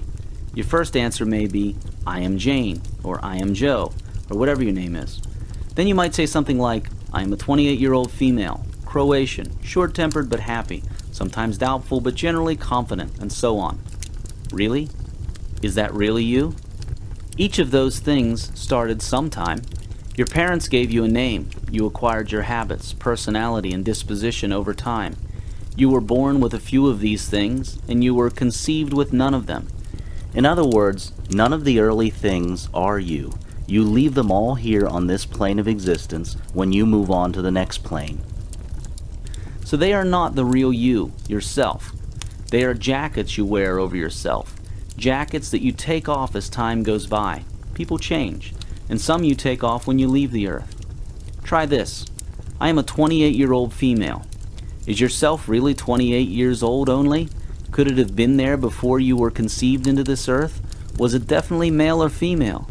You do not have to know the answers to these questions for you to get wealthy, but it is important to recognize that, just as we said and saw that you are not your circumstances, you are also not some of the things you have all along thought you were. These jackets are helpful and useful, but sometimes they hold you back.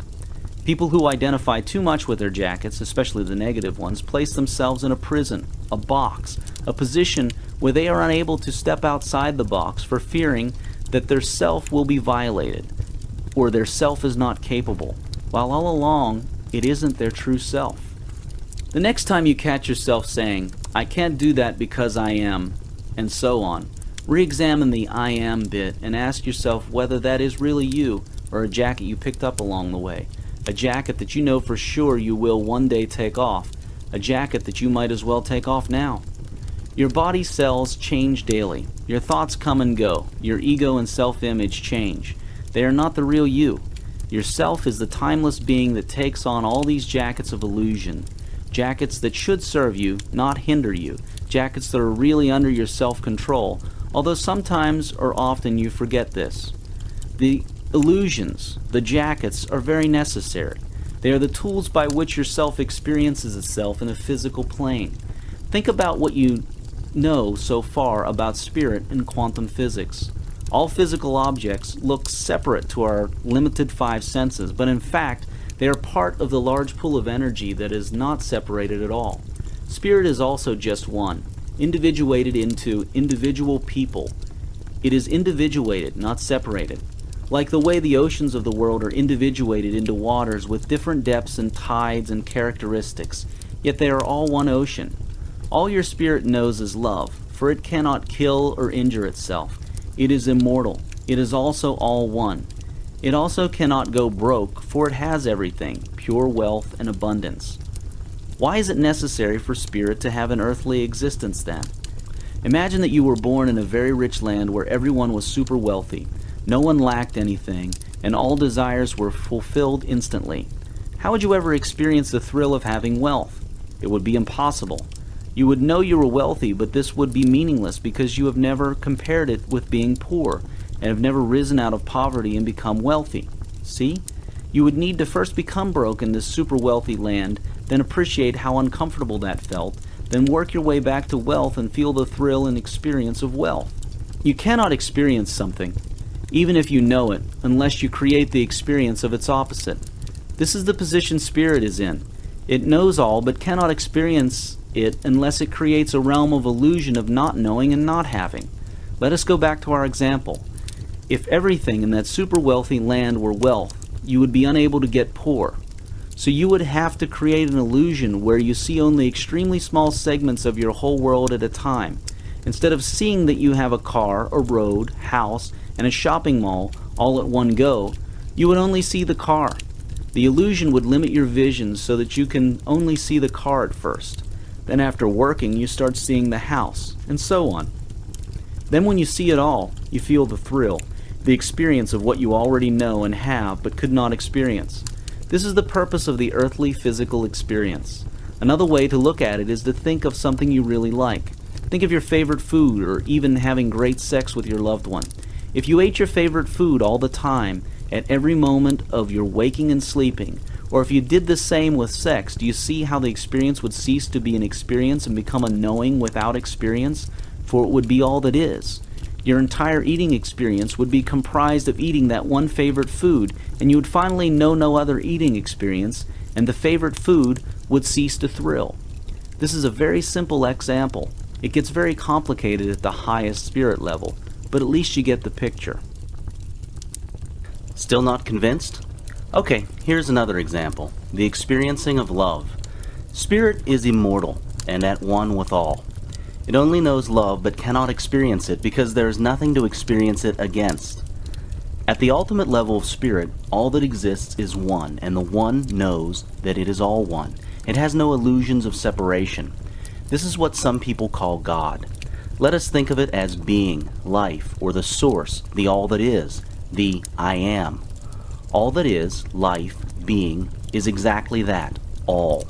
It is not a he or she or it. It is all. There is nothing else except the one, so there is nothing the one can use to experience itself against, unless it individuates itself. The individuation and illusions start at lower levels. It is necessary to create a limited consciousness physical plane where the illusions of separation exists, and it is possible to kill a body and hurt and so on. And in this physical plane, where it is possible to act in unloving ways and do harm, love rises, and its fruits and the experience of love is then possible. Now you see that the illusion is very necessary. You, yourself, needs it and uses it. The only problem comes in when your ego makes you believe in the illusion. The ego was designed to create the illusion of separation. It is necessary. But when the illusion is taken as the reality, it no longer becomes a tool with which you can experience the greatness of your spirit and all that it has. It instead becomes a painful trap. You stop pretending that you do not have wealth and then experience the thrill of having wealth, and instead start believing that you really do not have wealth. You stop pretending that you are separate and at risk and start believing that you are.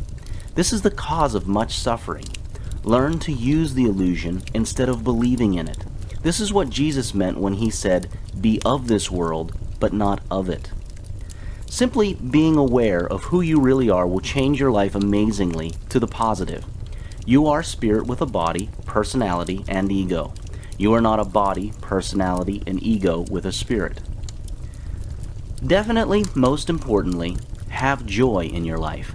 Lighten up. Do not take things so seriously. Do not be too hard on yourself and others, and let joy into the lives of people.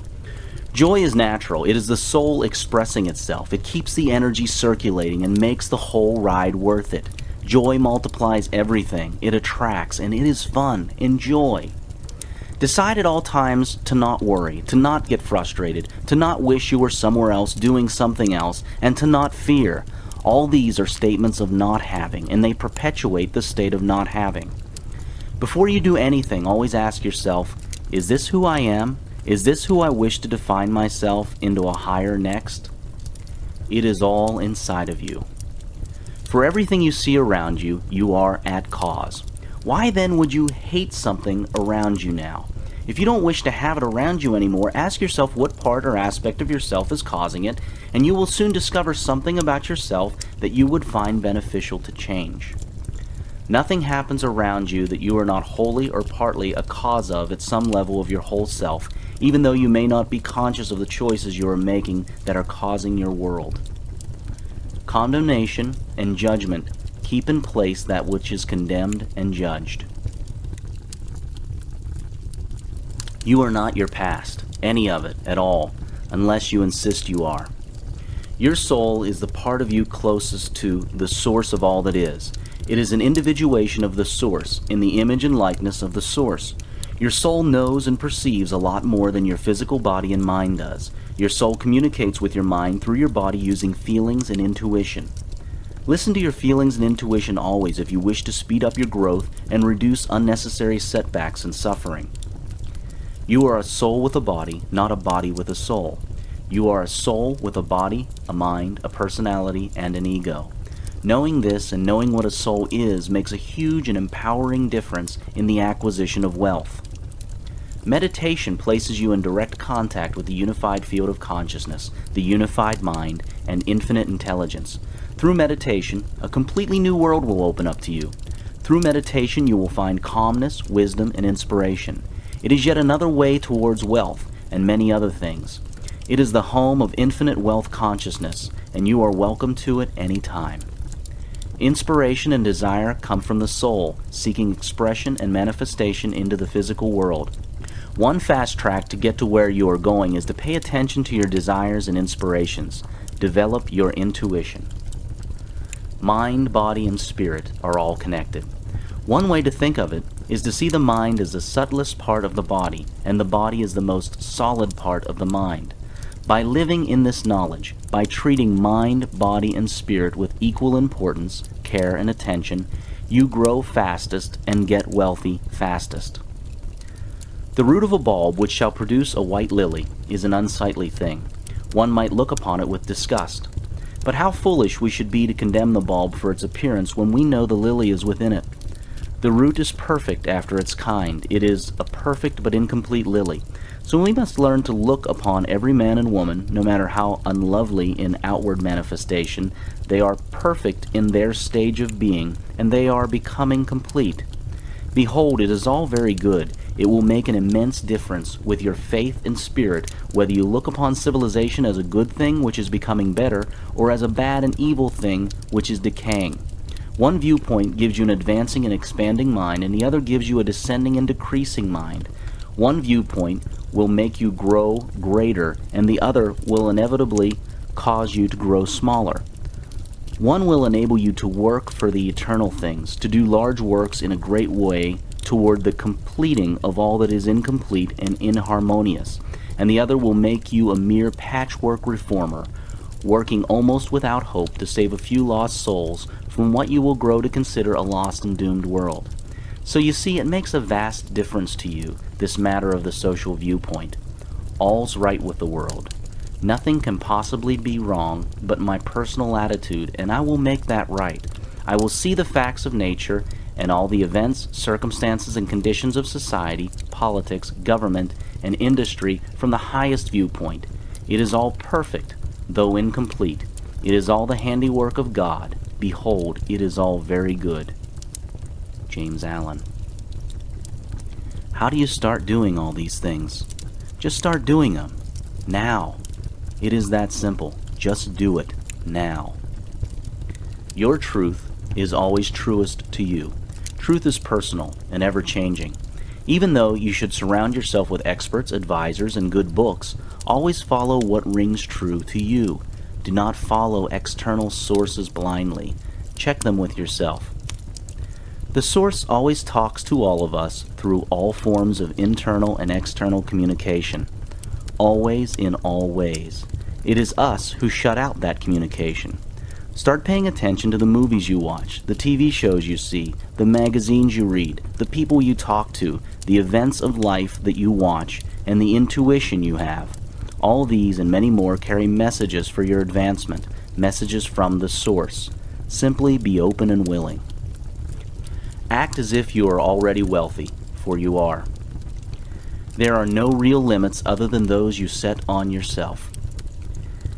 Become unstoppable by refusing to stop. It's a little like wrestling a gorilla. You don't quit when you're tired. You quit when the gorilla is tired. Robert Strauss.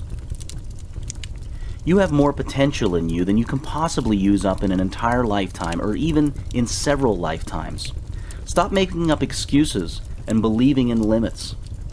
By our inherent nature, we have limitless potential and abilities. I can't does not exist. It is an illusion. Nothing outside of yourself can hold you back. What is holding you back then? Your soul is that part of you that is closest to God, the source. Your soul speaks to your mind through feelings and intuition. Listen to your feelings and intuition. Honor them over any conflicting thoughts and emotions. Be careful though, because some thought and emotions camouflage themselves as feelings.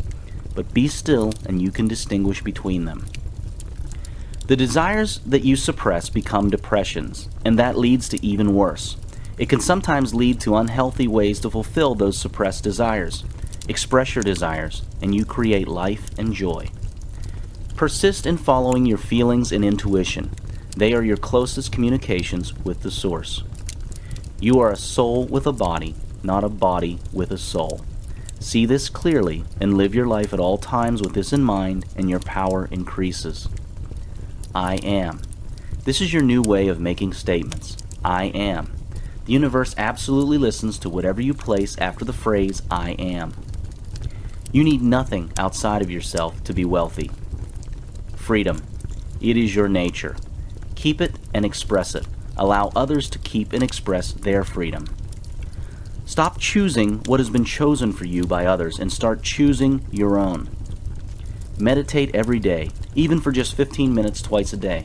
This connects you with the source, lets you know your true nature, brings inspiration, and shows you the ultimate reality. You are who you say you are. Experiences are within you, not outside. For example, two people can take the same roller coaster ride in an amusement park. One walks out of that ride very happy and thrilled, and the effects of that over a lifetime are positive, for everything is a cause of something else. The other person may walk out of that same ride full of fear and shock, and the effects of that over a lifetime are negative. See, the same ride was experienced in two very different ways by two people.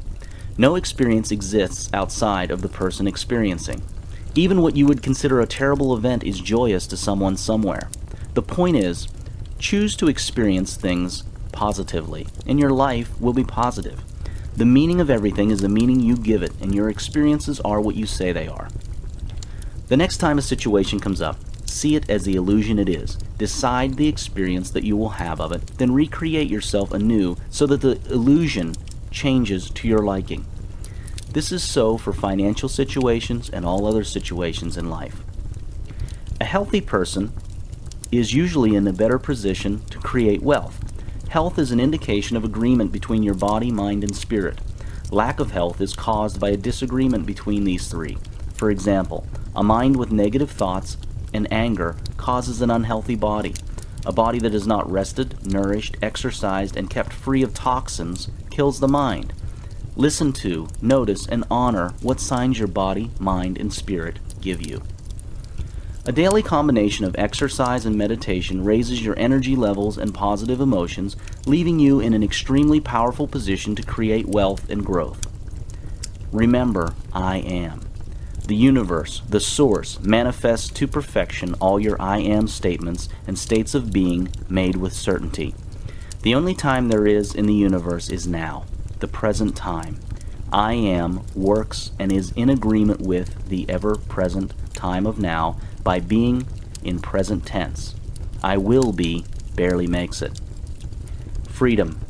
Maintain yours and allow others theirs. Do not take life too seriously. Enjoy it. Play with it like a child. Laugh at every corner. Joy is your true nature, and aligning with your true nature boosts your acquisition of wealth. Rest and eat properly. Recharge your mind and body's energy system. You become more conscious of your unconscious aspects by raising your awareness. You do this by deciding to be aware of all your thoughts and actions, watchful and guiding of them. You enhance this greatly by meditation, a good one being the Vipassana, insight, mindfulness meditation technique. Here is an amazing truth. As you enrich your inner self with enlightenments, your outer self will grow correspondingly richer, yet you will become more and more indifferent to riches, and riches will let go of their obsessive hold on you. You will finally become a naturally and automatically wealthy person with the carefree abandon of a child, and you will enjoy freely. Desires indicate to you things that you have a built-in ability for. You may never have piloted an airplane before, but if you have a desire to do so, it shows you that yourself has the ability and nature to be able to learn to pilot a plane. In truth, yourself knows all there is to know, but a desire shows you that you, at the higher level of your soul, are fully supporting that desire to pilot planes, and the whole universe will be there to assist in it manifesting. It is advisable for a person to follow their desires in business as well. This way, you will have proof that you will be able to do what you desire, and you will enjoy it. Desires also indicate to you which parts of yourself that are calling out for attention and evolution, growth, or working out to perfection. Desires are signals from the self. Let us revisit time. You know what time is. It is an illusion created by the way your consciousness sees small portions of the whole space-time continuum at a go. Remember the example of the football field in the chapter on time. You saw that an object on the field sees events taking time as it moves across the field from one event to the other, but the field itself sees all events as being on it simultaneously. For the field, there is no time, only an ever-present moment of now whereby all events, all objects on the field, are taking place at the same time. In that example, your consciousness is the object on the field. So, what is the field? It is your spirit, or soul. You may have imagined that your spirit is the same size as your consciousness, but in fact, it is much larger than that. It covers all aspects of your life, even those that you are not awake to, not conscious of. It is right now in your past and future, but you are only awake to the part of it in your present. Your spirit is eternal, and its presence is timeless, but your consciousness is not. It is multidimensional, while your consciousness is usually four-dimensional. The point here is this. Your spirit communicates to you through intuition and feelings. It knows your future, all possible combinations of it, but it needs your consciousness to experience what it knows. In fact, it knows everything, but it needs consciousness in a physical plane to experience what it knows conceptually. Your self knows exactly what time each event in your future will take place, exactly what you need now to make it take place then. But your future is not fixed. It changes with every choice you make.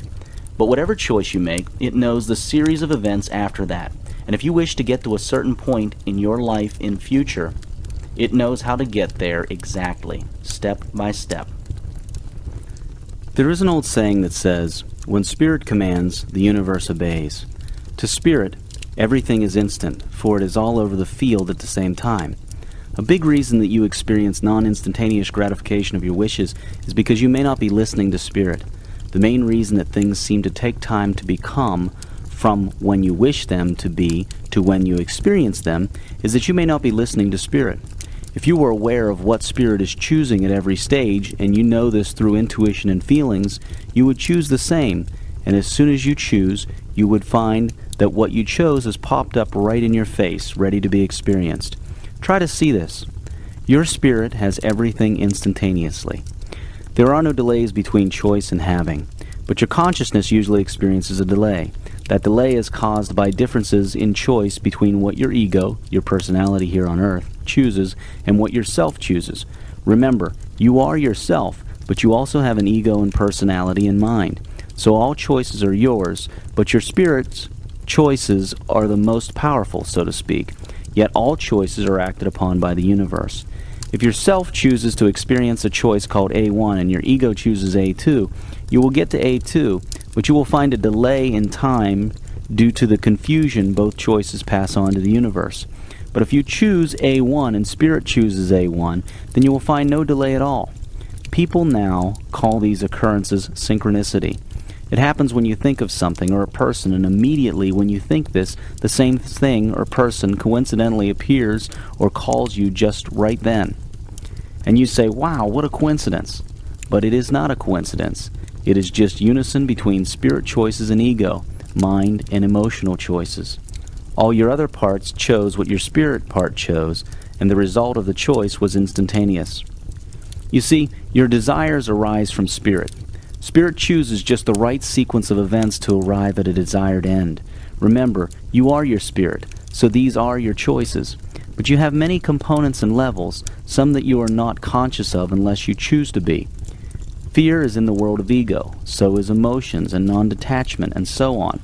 These things inhibit instantaneous manifestation of your choices, even if you were to know what spirit is choosing. And fear is false evidence appearing real. Emotions are past conditioning. They are reactions instead of creation, and life is about recreation. Non-detachment rises out of fear, out of illusion that loss and failure is an actual existence. Learn to be aware, intuitive, detached, and creative, instead of reactive, and start seeing fear as false evidence appearing real, and you will start to experience more and more of your choices the instant you make them, or very soon after you make them. Learn to trust your intuition. Realize that you are a soul and your true nature is indestructible and all-knowing. There, everywhere, and you have all. Your body and ego are just illusions made to enable you to experience yourself. You, at the level of spirit, are in your future even right now as you read this. Why then would you fear the next moment? It is already taken care of by you, and you cannot possibly hurt yourself. Even death, the thing that people most fear, is senseless to fear. Think about it. Spirit was done with its body. What can the body possibly do to prevent spirit from leaving and taking away life? Nothing. If spirit chooses to move on, that is it. It cannot be trapped. And what can the body do to leave the spirit if the spirit still needs body? Nothing. Spirit is in past, present, and future and can see things the body cannot. Body cannot conspire against spirit. Do you see how ego fights a fruitless war of fear against death and everything else? Do you see how fear itself is the destroyer? Spirit loses nothing. It cannot possibly lose. It knows that even after the body dies, spirit is still intact as it was before, and it is all good. It is ego that fears death, and only because death is unknown. People who know death cease to fear it, as you may have heard. Now think about your birth. Just as you may not be aware of the all of the choices that you are making as spirit, just a few of them, you most likely are unaware of the choices you made with regards to your birth. That does not mean that there were no choices made. You chose a purpose, as we saw in the chapter on purpose.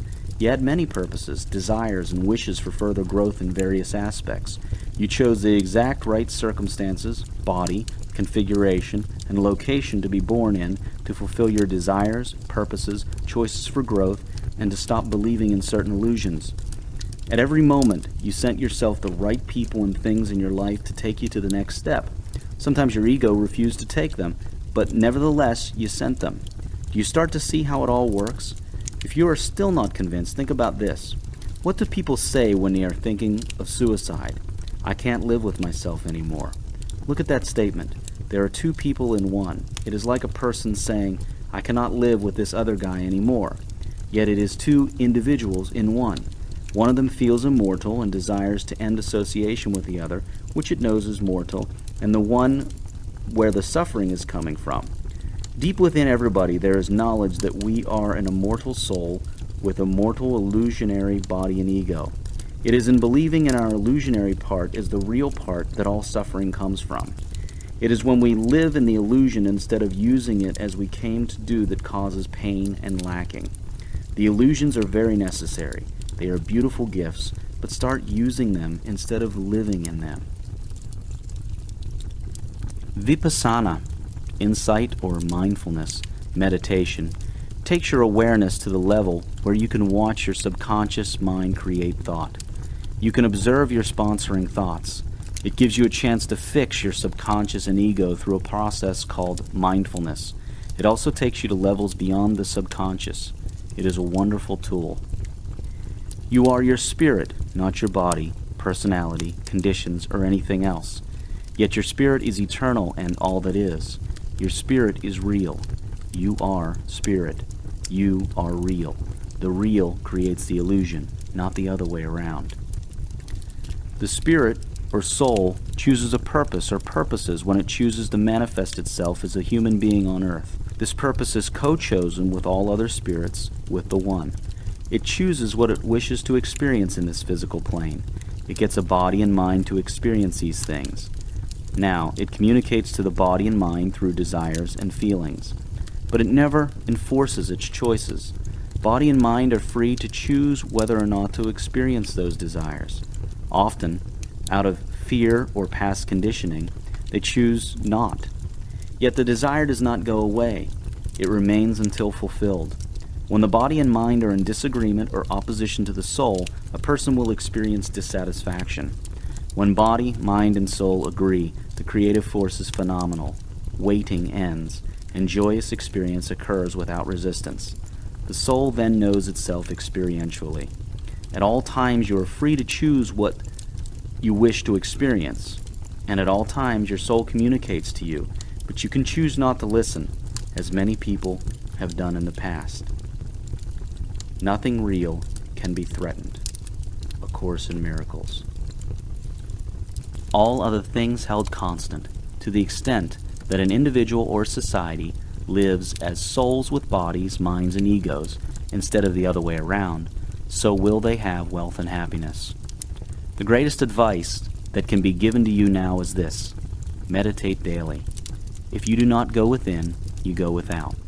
Meditation takes you in to meet yourself in infinity. It cannot be explained, only experienced. Talking about infinity, let's take a brief look at the One. 1. All that is. Hinduism taught it in a different way. Buddha does the same in a different way. Tao did the same in a different way. Jesus and Muhammad taught it in a different way. Quantum physics teaches it in a different way. Just about every spiritual teacher, sage, quantum physicist, and religion teaches us, in its own different way, that we are all one, and by acting in that awareness we move forward fastest, most richly and least painfully. This is nothing new, but often we have refused to listen. Now, in your quest for wealth and joy, you may wish to look at this again. Everything is all one, the same being, individuated in different guises. In other words, everything is a localized point in and of the source of all that is, of God. Nothing can possibly exist outside of and separate from the source. The individuation and the illusions of separation are necessary, as we saw in the chapter on self. But they are only great tools when used as tools. When they are believed in as realities instead of illusions, they destroy and cause unnecessary suffering and inadequacy. Let us look very briefly into this oneness. Once you realize, feel, and act from this position of oneness, you will start seeing that you already are one with all things you desire and with all the people and things that will bring wealth to you. You will see that you are the one making the request for your desires, the same one communicating that request, the same one fulfilling that request, and the same one experiencing the manifestation of your request. Hence you need not worry. The illusion that you are not the same one is there just for your thrill and experience. This chapter will only take a brief look at this oneness, merely to give you evidence and to start you thinking about it. It will merely start you on a journey that only you can take, for it cannot be said, only experienced. We are all one. You are one with the Source, and nothing is difficult or denied from, by, and to the Source. The universe is friendly to your desires. Nothing is impossible, if only you will believe. You can never permanently own anything on earth. Life is change, and one is all there is. Ownership is a detrimental state of mind that allows what you think you own to own you. Again, here on earth, what you think you own ends up owning you, possessing you, taking away a part of your freedom. Think about that for a moment. Everything is one. How then can you own a part of the one? How can your leg own your hand? Your leg can play with your hand for a while, but it cannot own it. This works the same way with you and the rest of life. When you think you own something, you chase it about to prevent the loss of it, a chase that is fruitless. Hence, it owns you. Instead, think of yourself as a custodian of things until it is time to not be their custodian. Whether you like it or not, when the time comes or when your life on earth moves on, you will have to release all these things. Even your own body is eventually released from its present form. So enjoy, share, and have these things, but do not think that you are their owner. You can be that, but you cannot really own that. It is all one, and one is always changing. Everything and everyone is connected. All life is one. What happens in Kabul affects you, somehow, wherever you are. And what happens with you, the thoughts you have, and so on, affects everyone else everywhere, somehow. So for your own sake, think, act, and be as one. Superiority and inferiority is not inbuilt in people and things. Seeing things in terms of better or worse is a judgmental weakness. This is especially a weakness of nations, whereby one government will consider itself superior to another, especially economically and systematically. It is also a weakness of social classes. An extremely high amount of wars, corporate collapses, and societal divide have been caused by the idea that my way is better than your way. Disharmony is costly and never profitable on the long term for anybody. Harmony is extremely profitable. You can avoid disharmony by looking at everyone around you not as better or worse compared to you or anything else, but as different. In other words, one entity's way is not a better or worse way. It is just a different way. This is a much more peaceful and profitable approach to everyone and everything else. Being special is not the same as being better. An entity can be special, but that does not make it better. If you wish to always be in harmony with the incredibly powerful laws of the universe, simply act as if the whole universe is one unit with no separation between its seemingly separated components. For example, to know how to handle a business opponent in a way that will profit you the most, act as if your opponent and you are one. Treat him or her in that way. There is not a person alive who is not capable of greatly contributing to the well-being of this planet. Just changing your attitude can affect the world around you. Susan Jeffers. It is in your best interests to do your part to ensure that people all over the earth have wealth, consciousness, and joy. Many thinkers and scientists are beginning to show that an individual's thoughts affect the whole world's thoughts. An individual is responsible for what happens in the world and to everyone on it. The ancient Greeks had a similar concept, Gaia. It has been mentioned by many philosophers all over the world, from ancient Greece by Plato to ancient Asia and the Far East. Modern scientists and thinkers in various fields of science are also starting to study and show that we are all connected. These connections are being found in various forms and in various fields of science. These findings include those by scientists such as Dr. John Lovelock, Peter Russell in his book The Global Brain Awakens, the British biologist Rupert Sheldrake in his book A New Science of Life, Howard Bloom in his book Global Brain, and many others. If you wish to be wealthy, you can do so on your own. But you can do so a lot easier and to a much larger extent, by far, if you help the world attain wealth consciousness. It has been said before in many places that the reason the one chooses to individuate itself is this: in the absence of that which is not, that which is not. Think about that. So the wrongdoer cannot do wrong without the hidden will of you all. And when one of you falls down, he falls for those behind him, a caution against the stumbling stone.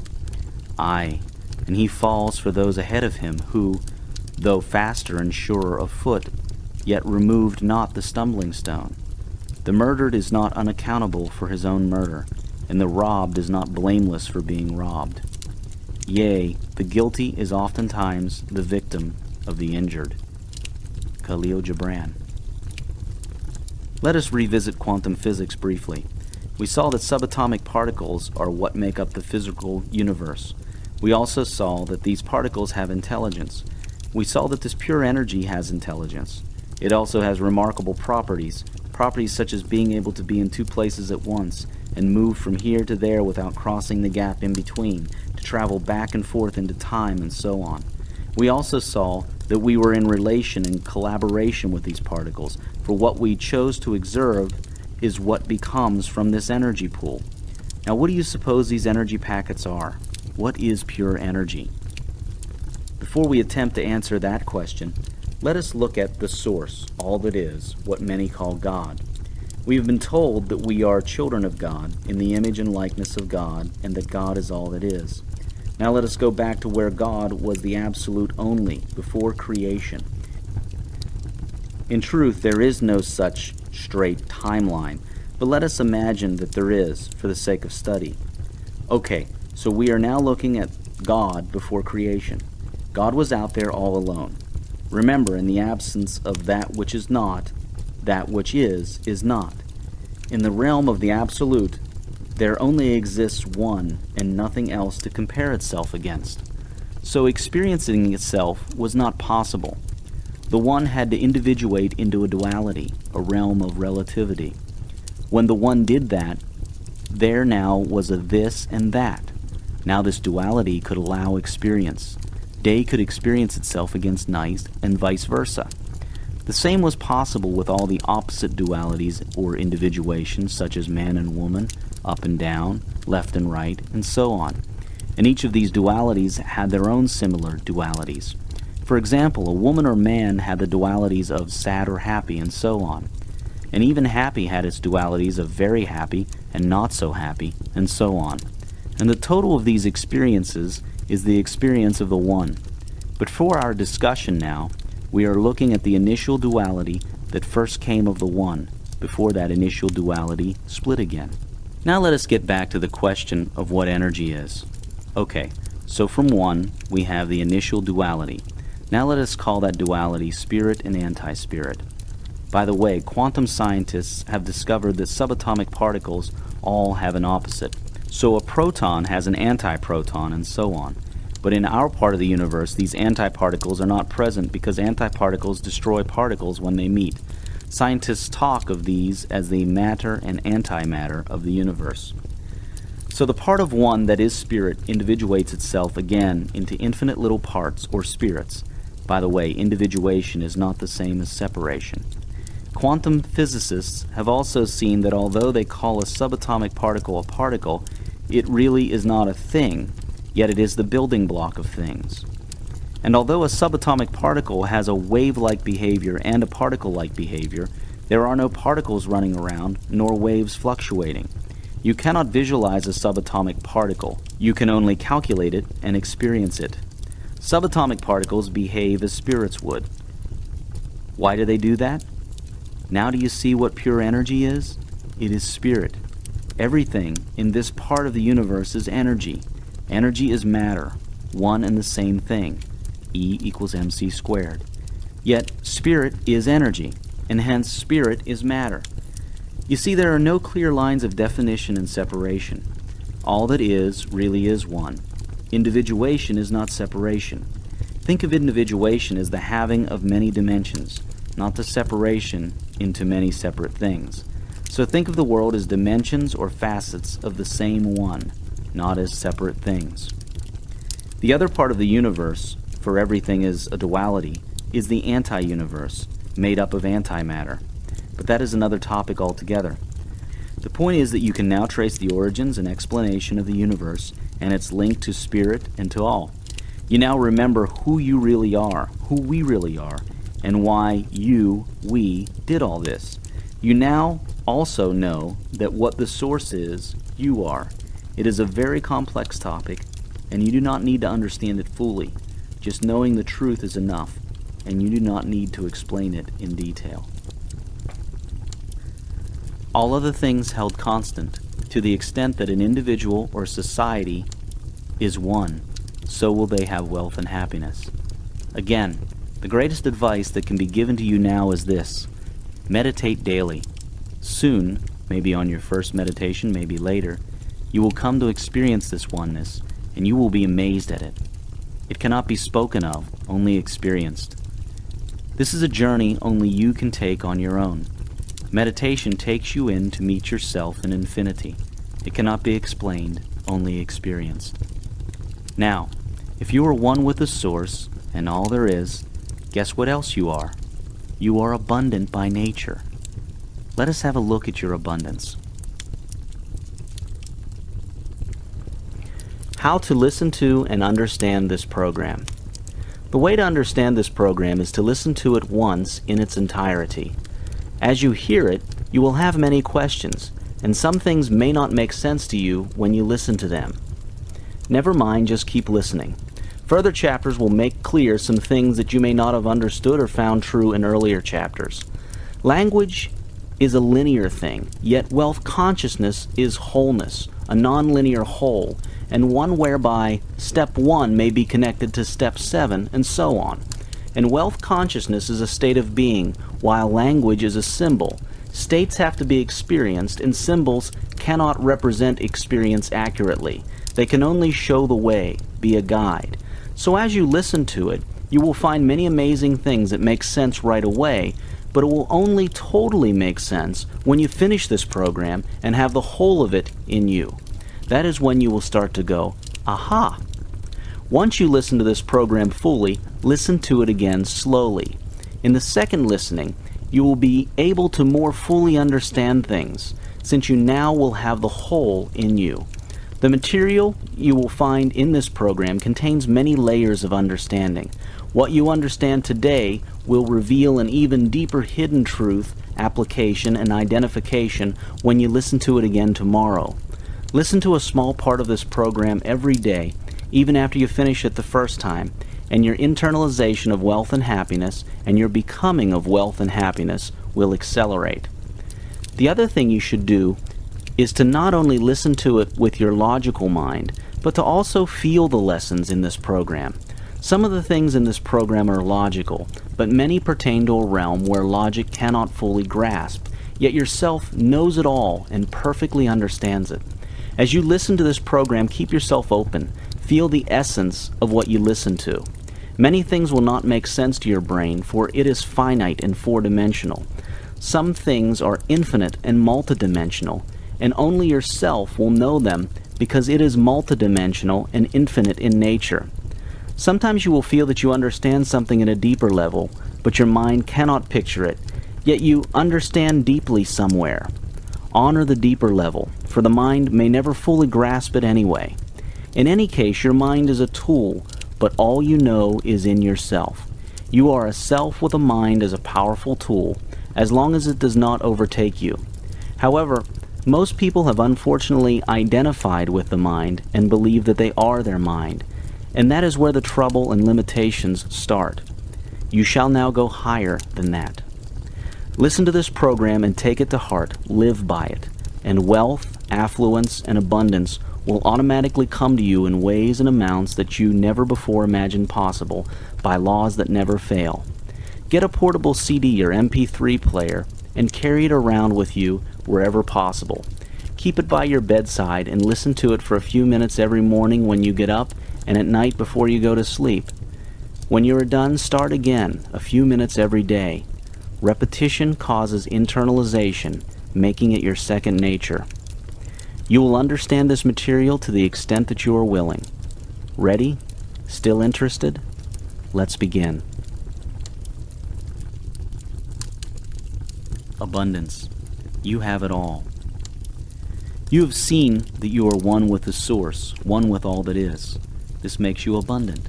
You have also seen how you created reality out of the quantum field simply by using your thoughts, states of being, words, and actions.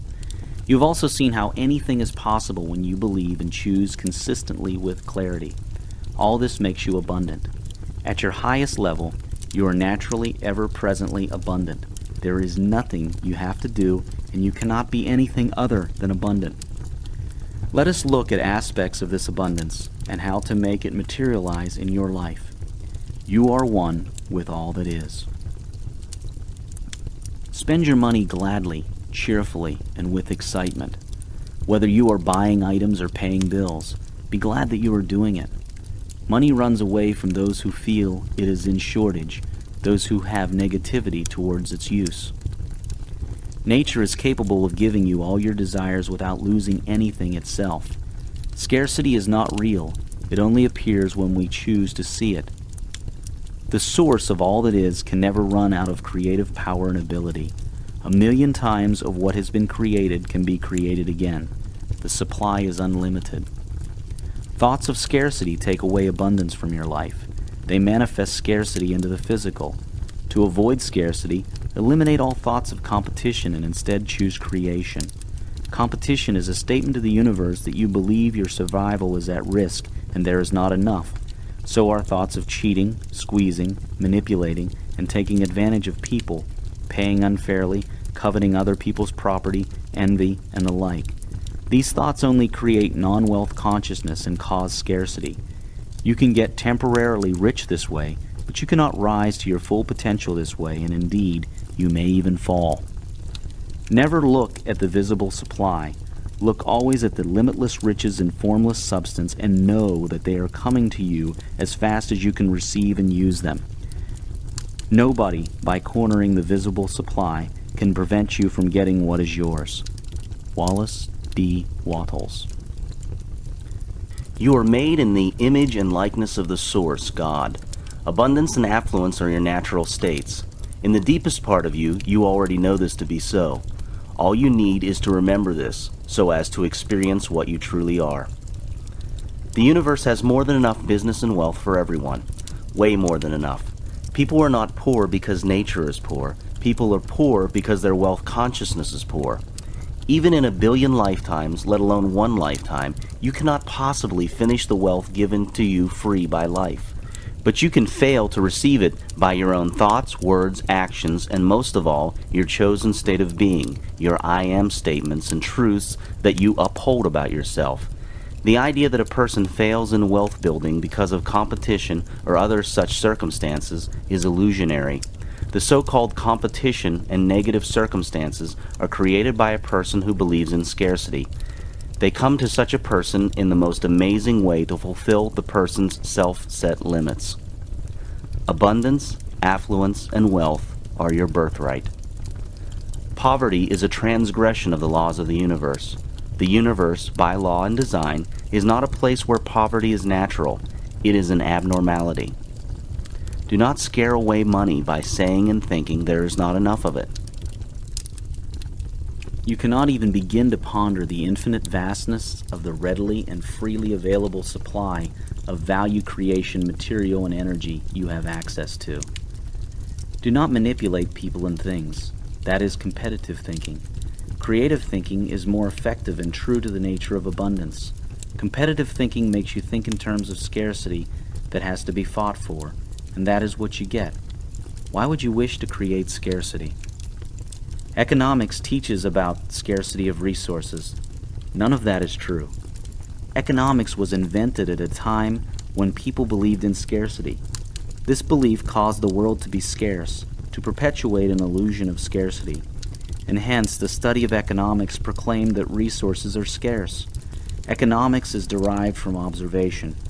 It totally ignores first cause, spirit, and state of being. We are only now beginning to see that certain resources can never run out. For example, software, music, or other digital content downloaded or broadcast cannot run out. How do you run out of a software download? No matter how many copies you download, there still remains that original copy that everyone is downloading. One copy multiplies as much as is needed without costing the maker any more money. We will soon come to know experientially that if enough of us put our mind on it, we could regrow the entire Earth's forests in a few years, create new water, or do anything else. Do not believe in the economics of scarcity. If you do, it will become true for you, a self-fulfilling prophecy of scarcity. Economics was a study of scarcity at a time when scarcity was all there was. That is why it is failing to apply to new economy, businesses, and calculations today. If you do not believe this, have a look at history. At one time, people were sure the earth was flat, and all their evidence at the time told them this was true. Then they believed the sun rotated around the earth, and all their evidence at that time told them this was true. Yet we now know that the earth is the one rotating around the sun. Or do we? In other words, whatever we hold as true is what becomes true, even though it may not be the ultimate truth. When we start questioning, we uncover a more correct truth that is closer to ultimate truth. There is always room for more revelation. You cannot say that your current answer is the ultimate truth. Our finite minds are incapable of taking in the totality of ultimate truth, which is infinite. We can only take small segments of it at a time. Never stop learning. Always be humble with what you know now, and you will know more. Scientists are only now discovering that this universe is not a four-dimensional one, but a multidimensional one, like a hologram. It is our senses that are four-dimensional: length, width, height, and time. A person's self is multidimensional, but their senses on their physical plane are, for the most people, four-dimensional in their capabilities. The universe itself is multidimensional, whereby all possibilities exist altogether. Think about that carefully. Scarcity is not a reality. It is a perception of an aspect of that holographic universe. You can always choose which aspect you wish to perceive and experience, by choosing what you wish to truly believe and hold as unquestionably true. There is an infinite source of supply. When you are not having what you would like, know that your thoughts are at fault, not the universe. Accept full responsibility honestly and make amendments. But never talk or think of lack or shortages, for in that thought is the cause of lack and shortages. Broke is temporary, but poor is a mental condition, a disease of the mind, and it is more lasting. Yet, all can be overcome. How much is enough? Considering the fact that supply is infinite, then enough is probably the amount that allows you to live as you would wish to live, whether you are working or not. You then choose when to play and when to work as you feel like, not because you need money. Hence, conditionality and need move away from you and let you explore other aspects of life other than money. Abundance is all there is, and sharing, not owning, is the way to receive this abundance. Competition is unnecessary. It is a statement of scarcity, a fallacy. Competition in a business is a statement of scarcity and a bringer of scarcity. Creativity is a statement of abundance, the natural state. Shift from competitive to creative thought and see how that works for you. This is a universe of abundance. No one is going to take your share or beat you to it. There is more than enough for everyone. The only time there is not enough, the only time when you are beaten to it, is when you think and act competitively instead of thinking and acting creatively and trusting the abundant nature of the source. Thinking and acting competitively makes it harder for you to correctly follow the laws of the universe, especially the laws of cause and effect, the process of life expressing images of the mind, and of the power of certainty and faith. Thinking creatively and non-competitively helps you be in agreement with these universal laws and processes. To you the earth yields her fruit, and you shall not want if you but know how to fill your hands. It is in exchanging these gifts of the earth that you shall find abundance and be satisfied. Yet unless the exchange be in love and kindly justice, it will lead some to greed and others to hunger. Khalil Gibran. Out of abundance he took abundance, and still abundance remains. Upanishads. All other things held constant, to the extent that an individual or society sees, believes in, and acts in abundance, so will they have wealth and happiness. Again, meditate. It is the fastest way for you to know experientially how abundant you are. These higher concepts cannot be explained and fully understood intellectually. They can only be experienced. They can be talked about using symbols such as words, but the full appreciation and knowing can only come from experience, and all you need to do is go within, meditate, and all the experience you need will be right there. One day, maybe on your first meditation, maybe later, it will definitely happen. This is what the Buddha called enlightenment, the realization of the One. Talking about happiness, what is it and how does it become you? There is no point to life if you have no joy, for life is joy, and joy is life. Let's get happy. Happiness. Life is joy, and joy is life. The essential nature of life is joy. Joy is what life is made up of, and vice versa. It is the natural state of all beings. Anything with life, and everything has life, has joy as its natural state. It is how we are born as children, with a natural ability to live life with carefree abandon and joy. You can recapture that nature and extend it. The same laws of the universe that apply to wealth also apply to happiness. You've already seen many of these laws in previous chapters. Apply them to happiness just as you applied them to wealth. This is especially so with the law of cause and effect. If you wish to be happy, cause another to be happy. Conditionality is also an illusion when it comes to happiness. You are not happy because of certain conditions, but certain conditions come into being because you are happy. Happy thoughts and images also result in happy external events and conditions. Remember, too, to act as if you are happy and be grateful for all, even before you experience it. And remember to practice detachment. Perhaps the most important thing to remember is that the external world fashions itself to your internal world. If you are not happy with the external world, seek what it is internally that you are not happy with, then choose to be happy about it. Love yourself and the world will love you. Be happy with yourself and the world will be happy about and with you. How do you do these things? You just do them. Now. Do not complicate this. It is simple. Make the decision right now to be happy with you and to love yourself. Happiness is a decision. Decide now to be of the state of happiness, and all else will follow. Happiness is a continuum of moments that are not resisted. If you resist a moment, you will not be happy with it. Also, what you resist persists. What you accept and bring into your light reveals itself and lets go of you. Unconditional love, acceptance, detachment, and tolerance. All these lead to happiness.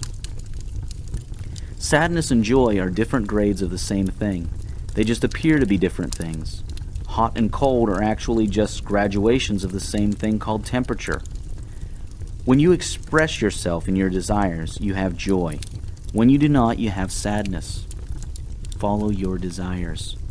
It has been said that happiness comes from you making things happen for you instead of you waiting for things to happen to and for you. Balance your body, mind, and soul. Without a balance, you may become unhappy.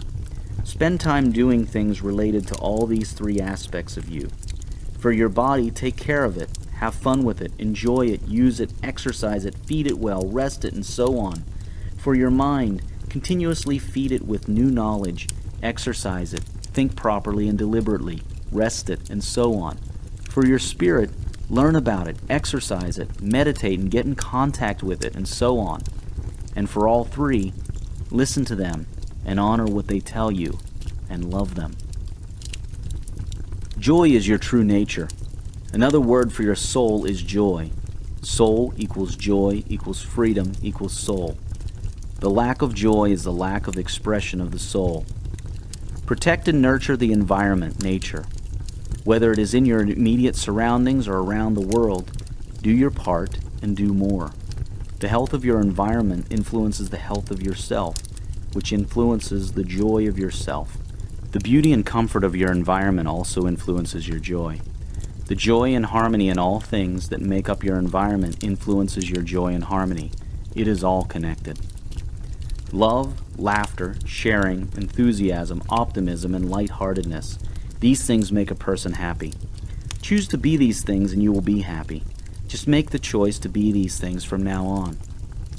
Find the humor in everything. Everything has humor in it, even the most serious things.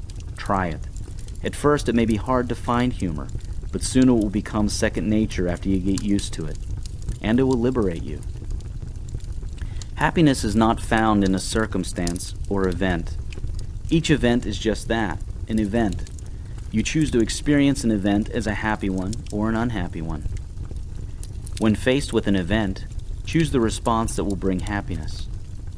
Happiness comes from creating instead of reacting. Happiness comes from truthful observation of what is within you and outside of you. It comes from being truthful to yourself and everything else outside of you.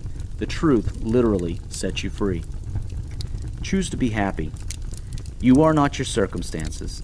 That is a powerful illusion. Your circumstances are you. That is a truth. Try to understand this.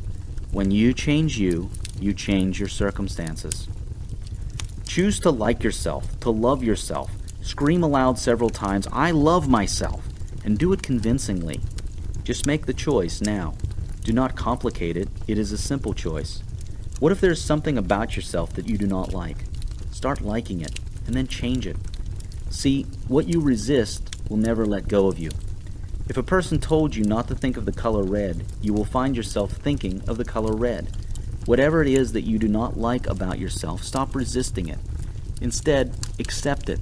Bring it into your light, love it, and look at it calmly with detachment. Smile with it and befriend it. It will then reveal its secrets to you and let go of you. But you must continuously choose to like yourself fully at all times. This means that you start thinking about the thoughts you have about yourself. Whenever you get a thought about yourself that is negative, end it instantly and go positive. Be deliberate in thought. You become what you think about most often. If you think unloving thoughts about yourself, you become an unloved person.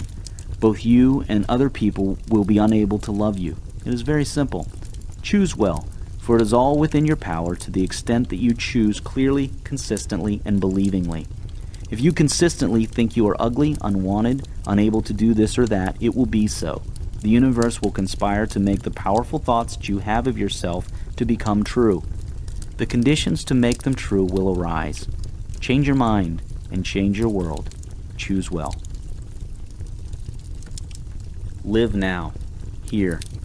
Like Harry Potter was advised by his headmaster, Albus Dumbledore, in the Harry Potter and the Philosopher's Stone movie, it does not do to dwell on dreams and forget to live. Harry Potter found a magic mirror that showed, according to Dumbledore, the deepest and most desperate desires of our hearts, but not knowledge or truth. Dumbledore then cautioned Harry Potter against its use, for although it may have felt very comfortable for Harry to spend all day dreaming of his desires, doing so was not living. Living is what allows life to express itself, and with expression comes joy. It is okay to dream, but live life now, here, because the only place you can live life is now, here. Dumbledore then explained to Harry Potter that the happiest person was the one who looked into the magic mirror and saw only him or herself exactly as they were now, here. Think about that. There is an old saying that says, "When you laugh, the world laughs with you, but when you cry alone." Stop crying and start laughing. Keep it simple. Have enthusiasm. Live with passion. How? Choose to do so. Just do it. Change your mind. Start seeing how good things really are and you will have joy. Look at the light and you will never see the darkness. Change your mind. Change what you think you see. You can be looking at the same thing and see a happy picture instead of an unhappy one. See the good in everything. See the magic. That is what happy people do. Joy is what happens to us when we allow ourselves to recognize how good things really are. Marianne Williamson. Cultivate your relationships with people. Happy people, statistically and quite obviously, have healthy and happy relationships with friends and family. Love is a powerful force. Be friendly and of unconditional love, and you will make friends and have many fantastic relationships. That said, you must always remember that you need nothing outside of yourself to be happy. Do not become a person that relies on others to be happy. That is an addiction and a falsehood, not to mention an unfair pressure placed on others that will only lead to eventual unhappiness. Love yourself, and recognize that your love for others must be unconditional and free. Then be friendly, and keep your freedom of choice. Any relationship where you lose your freedom of choice is an unhealthy one that leads to unhappiness. Stable, fair, free, and loving relationships on all levels lead to happiness. Think about this. You do not owe anybody anything at all, ever, for any reason. Everything you do for others is a gift to them, and vice versa. Once you understand this statement deeply, you understand unconditional love, one that requires nothing in particular from others, and one that is not pressured to give anything in particular to others. And all that exists are gifts given and accepted cheerfully and naturally. From love comes joy. What is love? Love is not a bond, it is a freedom, a liberator, not a binder. It is a free expressor, not a limiter. In the presence of true love, things flourish as they are, perfect. Fill each other's cup, but drink not from one cup. Khalil Gibran. Do not spend any time at all thinking about how unhappy you are, or how this, that, or the other makes you unhappy. Remember, you become what you think about most of the time. The less judgmental you are, the happier you become. The more forgiving you are, the happier you become. Cherish and nurture your freedom, and let others have theirs as well. Practice unconditional love for yourself and for others. Freedom and love, these are the keys to happiness. Do not cut your freedom short, nor cut another's. True and unconditional freedom and love are the flames that fuel creativity, trust, growth, and expression of spirit, hence joy. It is important to understand the nature of unconditional love and freedom. Love and freedom that comes full of conditions goes against the only constant in the universe, change. Every moment things change. Change is growth. Conditional love resists change. It is a love of an idea, not a person. It is the love of a past known moment and not a future unknown moment. It is full of fear that the conditions will one day not be met. That fear attracts the very thing that is being feared. This is evident all around our world today. Finally, yet importantly, conditional love and freedom takes away the power to choose happiness no matter what the event is. Happiness is a choice. People who understand this are able to face any situation with joy. Conditionality makes it harder for you to do this, to be happy. Start to understand and practice unconditional love and freedom. Start to enjoy watching others grow as they choose to grow, not as you choose them to grow.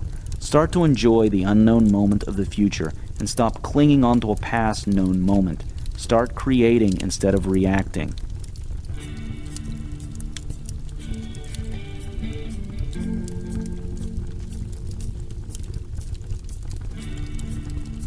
End of Disc 5. Please continue this experience by inserting Disc 6.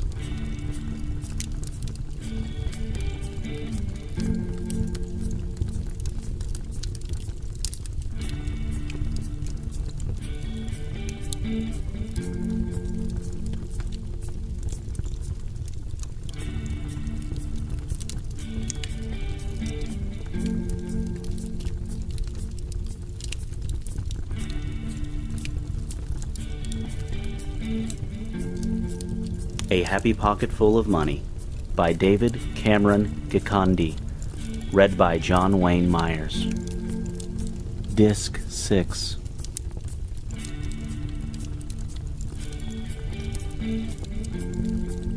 It is not how much you do, but how much love you put into the doing and sharing with others that is important. Try not to judge people. If you judge others, then you are not giving love. Mother Teresa. Give, give, and give. Giving is another powerful key to happiness. Give unconditionally whatever a person needs in the moment. The point is to do something, however small, and show you care through your actions by giving your time. Mother Teresa. You give but little when you give of your possessions. It is when you give of yourself that you truly give. Khalil Gibran. One of the best ways to become wealthy and happy is by practicing meditation every day. Meditation puts you in touch with your higher self, and the teachings in this book become you, experientially, in every cell of your body. They no longer are theoretical constructs, for they become you. You no longer have to struggle to practice and remember them, for they are you. Start meditating, and one day soon you will have this happen to you. The recommended meditation technique here is Vipassana, mindfulness, insight, meditation. Spread your joy. Make others happy. It will come back to you sevenfold. Whatever it is that you wish others to recognize and see in you, recognize and see it in them. Compliment others every day. Find something to compliment. Do it genuinely. Consider this. In ultimate reality, there are no rights or wrongs, no shoulds or should nots. There are no accidents or coincidences, or good or bad luck. All events are perfect outcomes of universal law that never fails or errs. It is our choices and goals that make a thing right or wrong, good or bad, in the pursuit of that goal or choice. For example, killing is a perfect outcome of universal law, and it is not, in itself, wrong. But if, as a society, we wish to promote peace, happiness, and prosperity, then killing is wrong. Our choices make a thing right or wrong.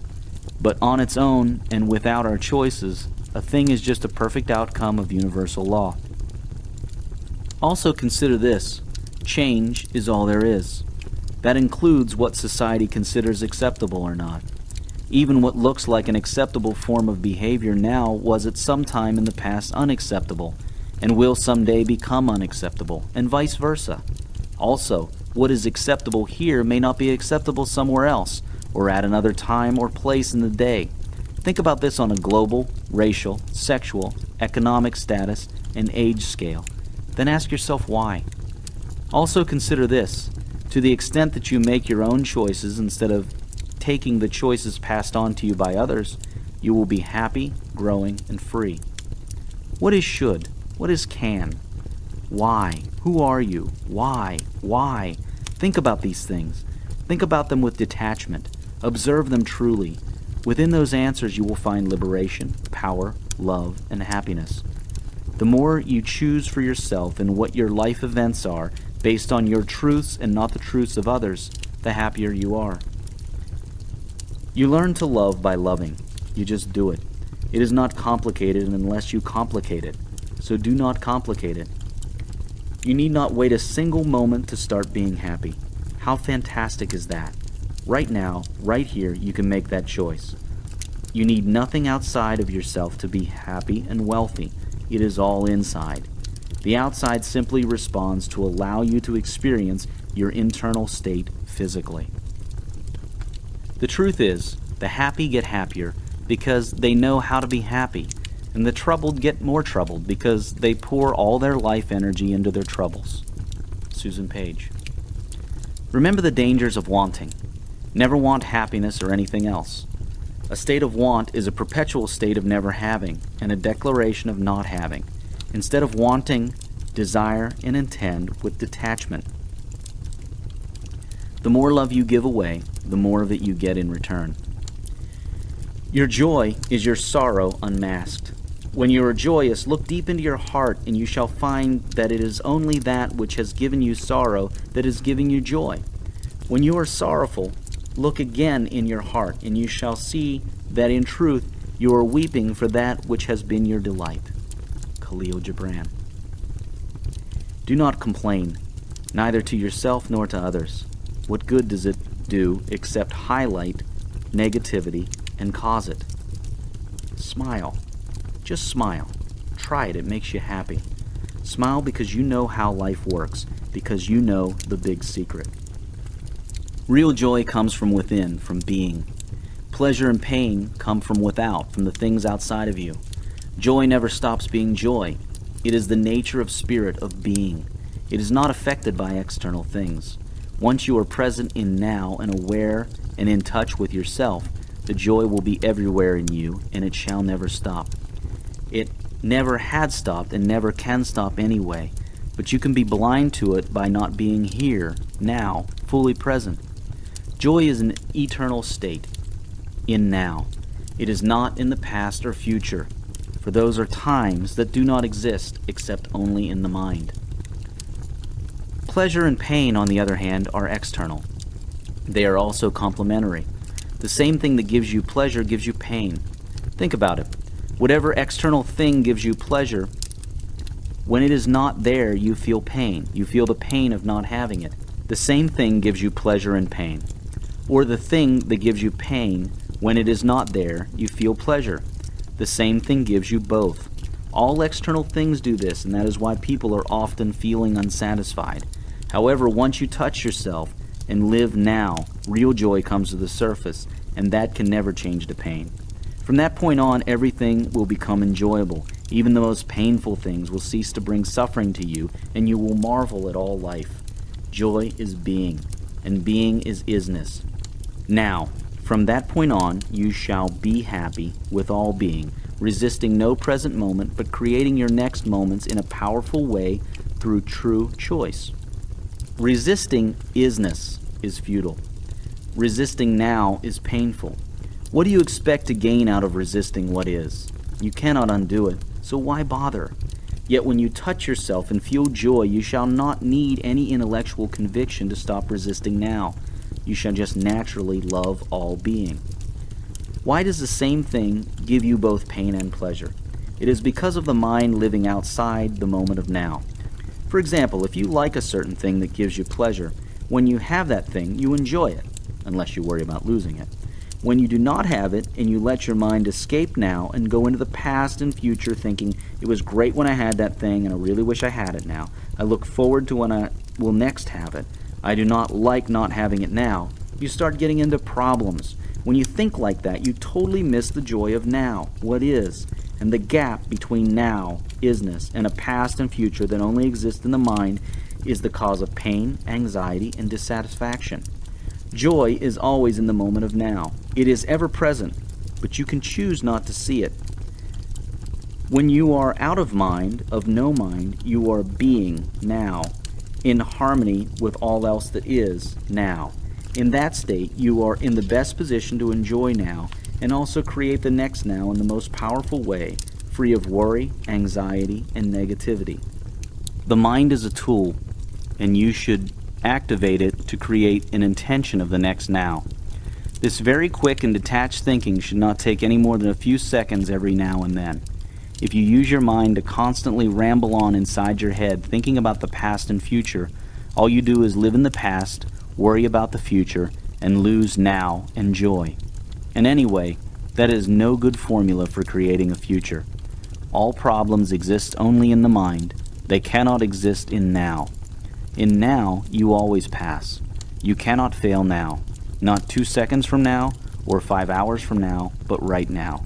All problems exist outside of now, in the mind, when you use the mind incorrectly. All other things held constant.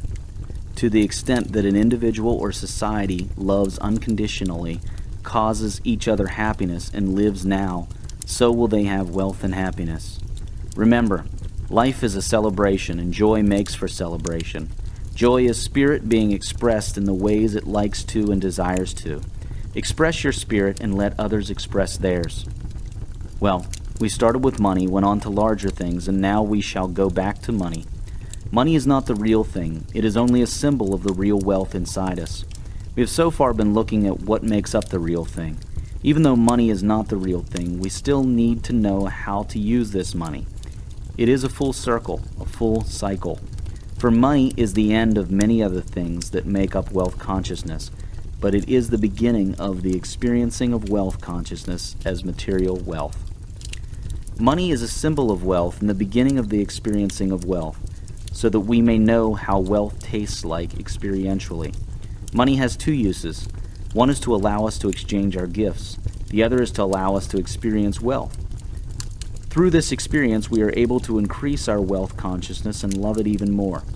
Wealth consciousness begets wealth and money, which begets wealth consciousness, and the cycle goes on. It is a full circle, a full cycle. So, we go back to money. Money. How to use the symbol. This is worth repeating, for repetition causes internalization. Money is not the real thing. It is only a symbol of the real wealth inside us. We have so far been looking at what makes up the real thing. Even though money is not the real thing, we still need to know how to use this money. It is a full circle, a full cycle. For money is the end of many other things that make up wealth consciousness, but is the beginning of the experiencing of wealth consciousness as material wealth. Money is a symbol of wealth and the beginning of the experiencing of wealth, so that we may know how wealth tastes like experientially. Money has two primary uses. One is to allow us to exchange our gifts. The other is to allow us to experience wealth. Through this experience, we are able to increase our wealth consciousness and love it even more. Wealth consciousness begets wealth and money, which begets wealth consciousness, and the cycle goes on. It is a full circle, a full cycle. Let us spend some time on money. Do not be ashamed of money. Do not act as if you are ashamed of it. Hiding money, handling it as if it were dirty, being dishonest with money, and other similar attitudes and acts are all detrimental to you if you wish to acquire wealth. This is not a call for you to start bragging. It is a call for you to be honest in all ways with your money. Be honest to the money and about the money. Things that lead to dishonesty with and about money, or things that stem from it, eventually damage your wealth. I love money, and money loves me. Scream this enthusiastically, repeatedly every now and then, until all feelings of ridicule and guilt and fear of money eventually leave you. As you become wealthier materially, it may be in your best interests, depending on where you live, to have offshore specialists look into your affairs and structure them for maximum safety and benefits. Vehicles such as trusts and holding companies in offshore jurisdictions have enabled wealthy people to have peace and continued prosperity for generations. Remember that presently we do need governments, and we must pay our fair part to keep them running. It is to our advantage to have government. But government was created to serve its people fairly, and when it ceases to act in such a way, then it becomes your biggest hindrance and stressor. And because government is run by human beings capable of error, government can sometimes oppress instead of enhance. They can sometimes waste instead of create. They can sometimes make legal laws that are unfair and unjust, even if it is only to a proportion of a population. That is why it is to your advantage to structure your affairs very early on in such a way that you are both within and outside of government control, instead of remaining totally within government's control. That freedom is sometimes the key to growing wealth.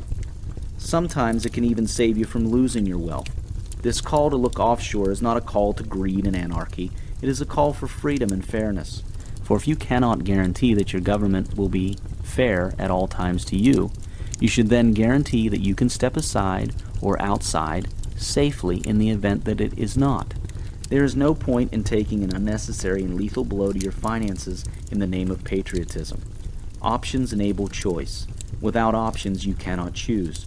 Always ensure that you have options in everything.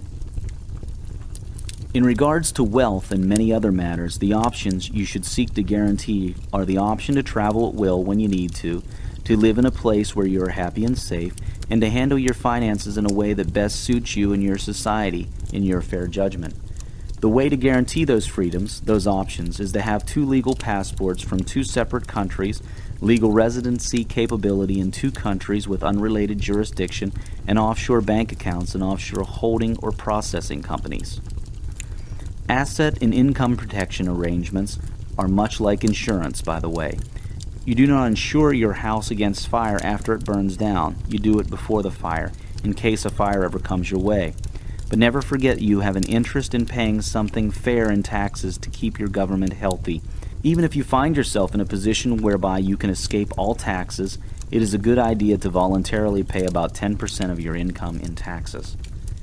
Pay your fair share of tax cheerfully, for it keeps the society alive and functioning in order. It is up to you to determine what fair is. Over the ages, sages and teachers have taught that 10% is a fair amount. Even religious texts have recommended similar 10% arrangements. Mathematically, 10% is also optimal for all involved. Of your income, devise ways to ensure that you pay about 10% of it in taxes, that you give about 10% to charity, you invest 10% in long-term growth and wealth-building investments, and you use the remaining 70% to live, grow, and enjoy life.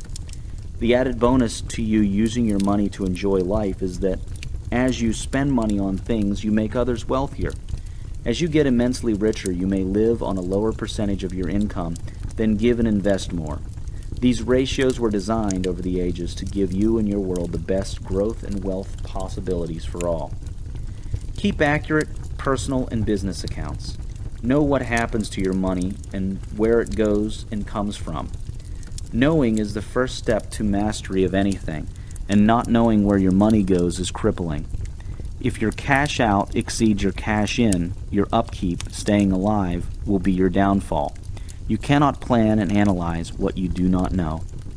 Be careful, however, about managing your finances. This is not a call to stringent cent counting and misery.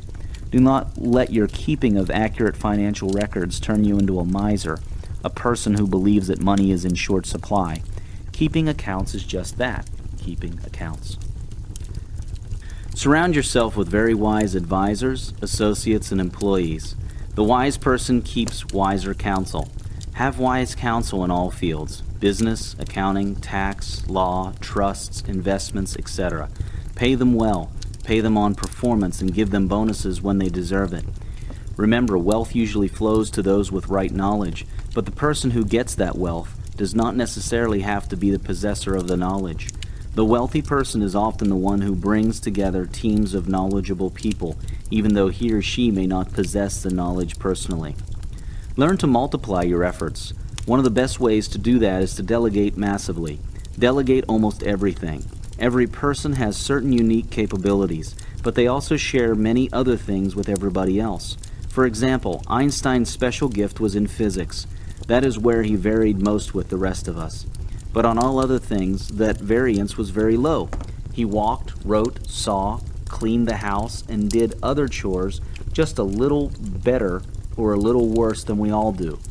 Now, if in a day Einstein insisted on doing absolutely everything in his business, from thinking about physics to drawing charts that anyone else could have drawn, to sweeping his floor, and all that, he would have ended up with far less time to spend on his unique talents, and therefore have realized less from them. A person's unique talents are what make the person and the world wealthy. Wealthy people usually look at themselves honestly and see what it is that they enjoy and what it is that they are a whole lot better at than most other people. This is an honest look. What they are best at may be strategy, marketing, innovation, horticulture, flying, driving, or anything else. They may also be good at a whole lot of other things, maybe even slightly better than most people, but that is beside the point.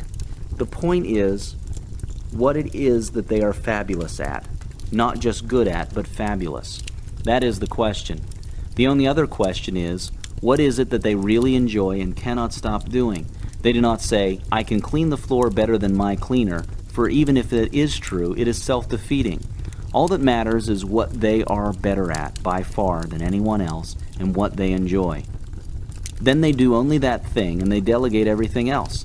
They do not worry that people will not do the rest as good as they would have.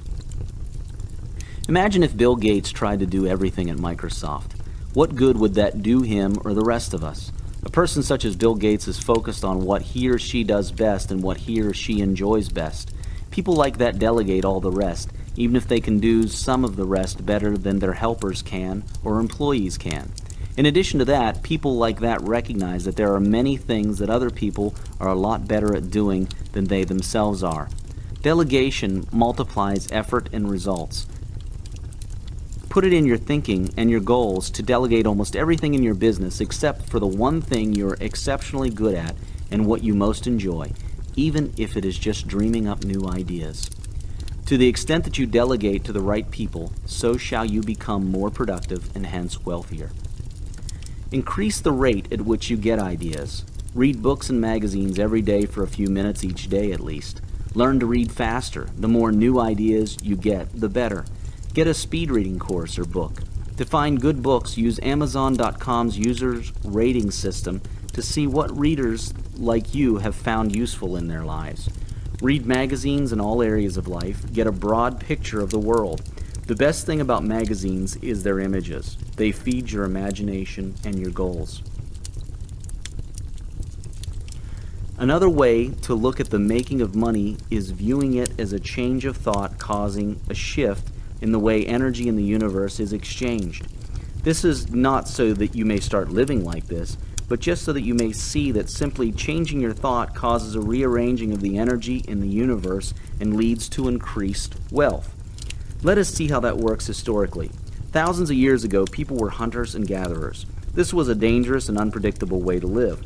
The desire to have more stability and safety caused human beings to think, why do I have to chase after these goats in the wild every day?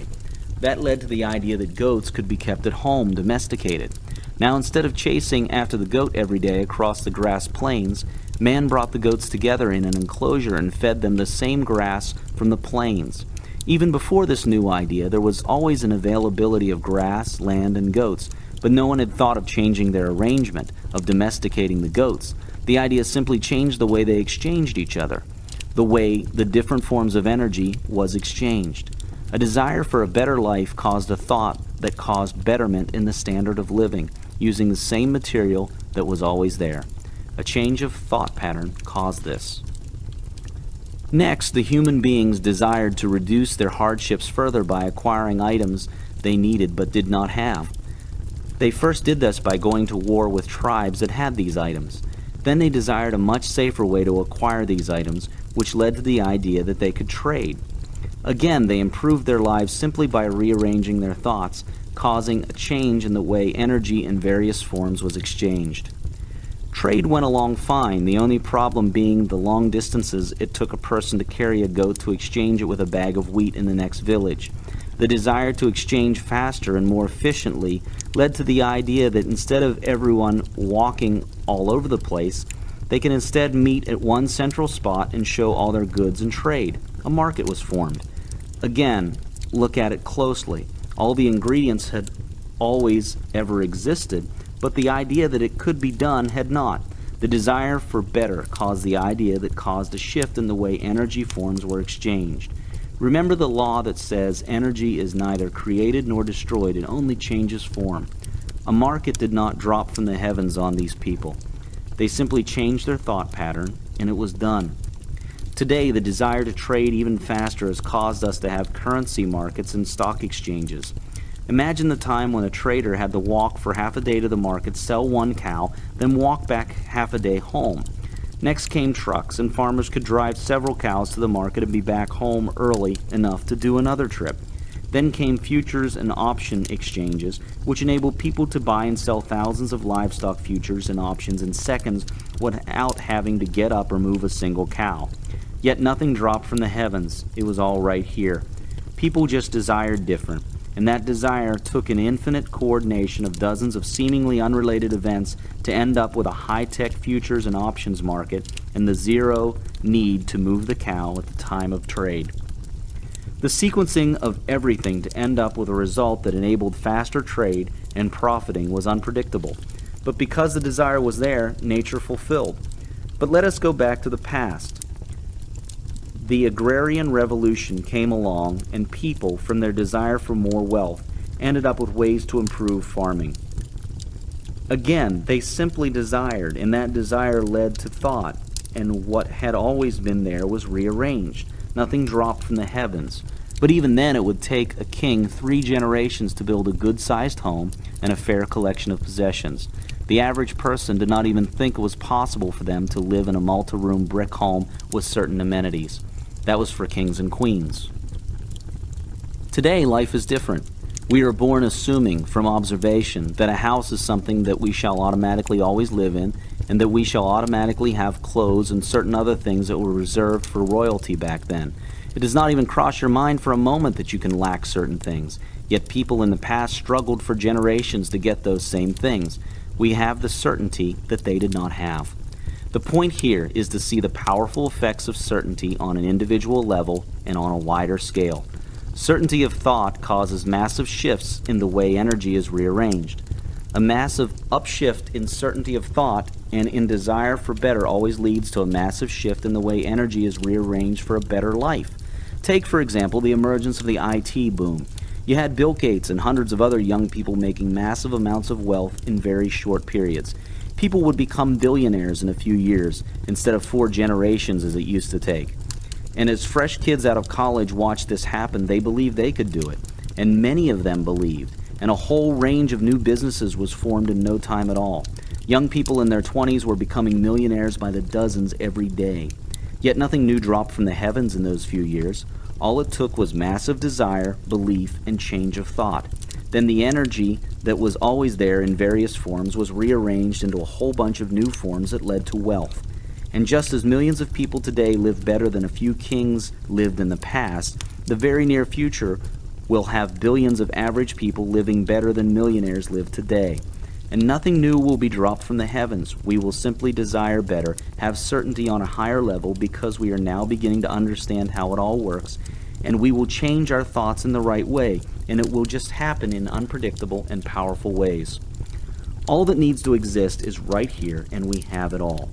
The energy packets that make up everything around us, including our bodies, have an unlimited capability to take unlimited and unimaginable forms as long as the desire is there.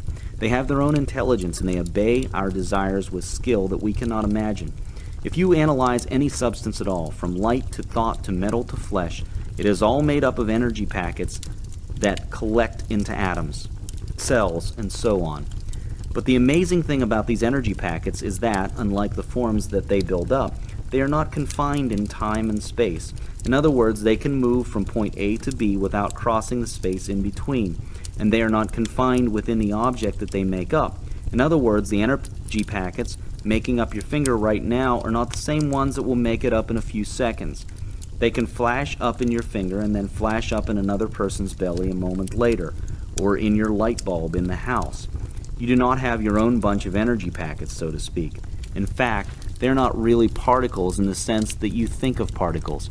You are forever sharing these packets with everyone and everything else at all times, and they can travel forwards and backwards in time.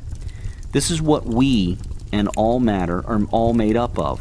Energy packets flashing in specific patterns to form the appearance of shapes. The information that dictates these specific patterns is partially made up of our thoughts and partially the thoughts of the rest of the universe. That is why medicine is now discovering that our thoughts are very much linked to our state of health. And science is discovering that nothing being observed can be observed independently of the observer, because the observer's expectations and thoughts influence the object under observation. Money is absolutely linked to our thoughts, desires, and certainty, and history and science can prove that to you now. It is in your best interest to improve your own wealth consciousness and that of the world. Your becoming wealthy makes the world wealthy, and the world becoming wealthy makes you wealthy with a whole lot less effort. Look at history to prove this. A major key to building wealth is in making your money work for you, instead of you working for your money. If you work for 5 days in a week and spend all your income without investing any of it, you will have forever lost those 5 days of work. Forever. Wealthy people take a portion of the income from each day and put it into investments that grow on their own, automatically, and without any further work over a long-term period.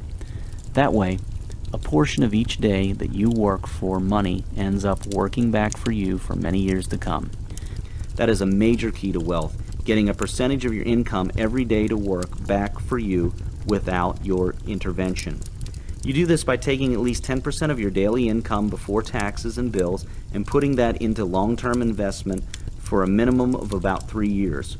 Good investments include stocks, mutual funds, certain types of bank accounts that have high and above inflation interest rates, real estate investment vehicles, bonds, royalty-producing assets, self-maintaining businesses, and so on. These investments do not require you to work for your money. You simply invest, walk away, and your money grows all on its own.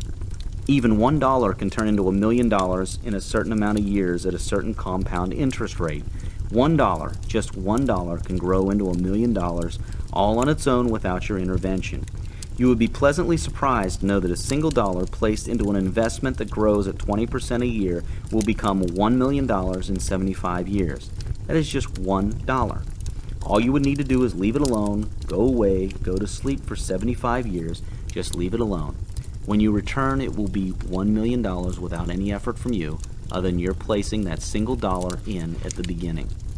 Now, if instead you put in $1 every single day into the same 20% a year growth investment, you would end up with $1 million in 32 years instead of 75. In fact, $1 a day would become $1 billion in 66 years. A higher interest rate would dramatically shorten that time. This shows that you can never have too little to start with.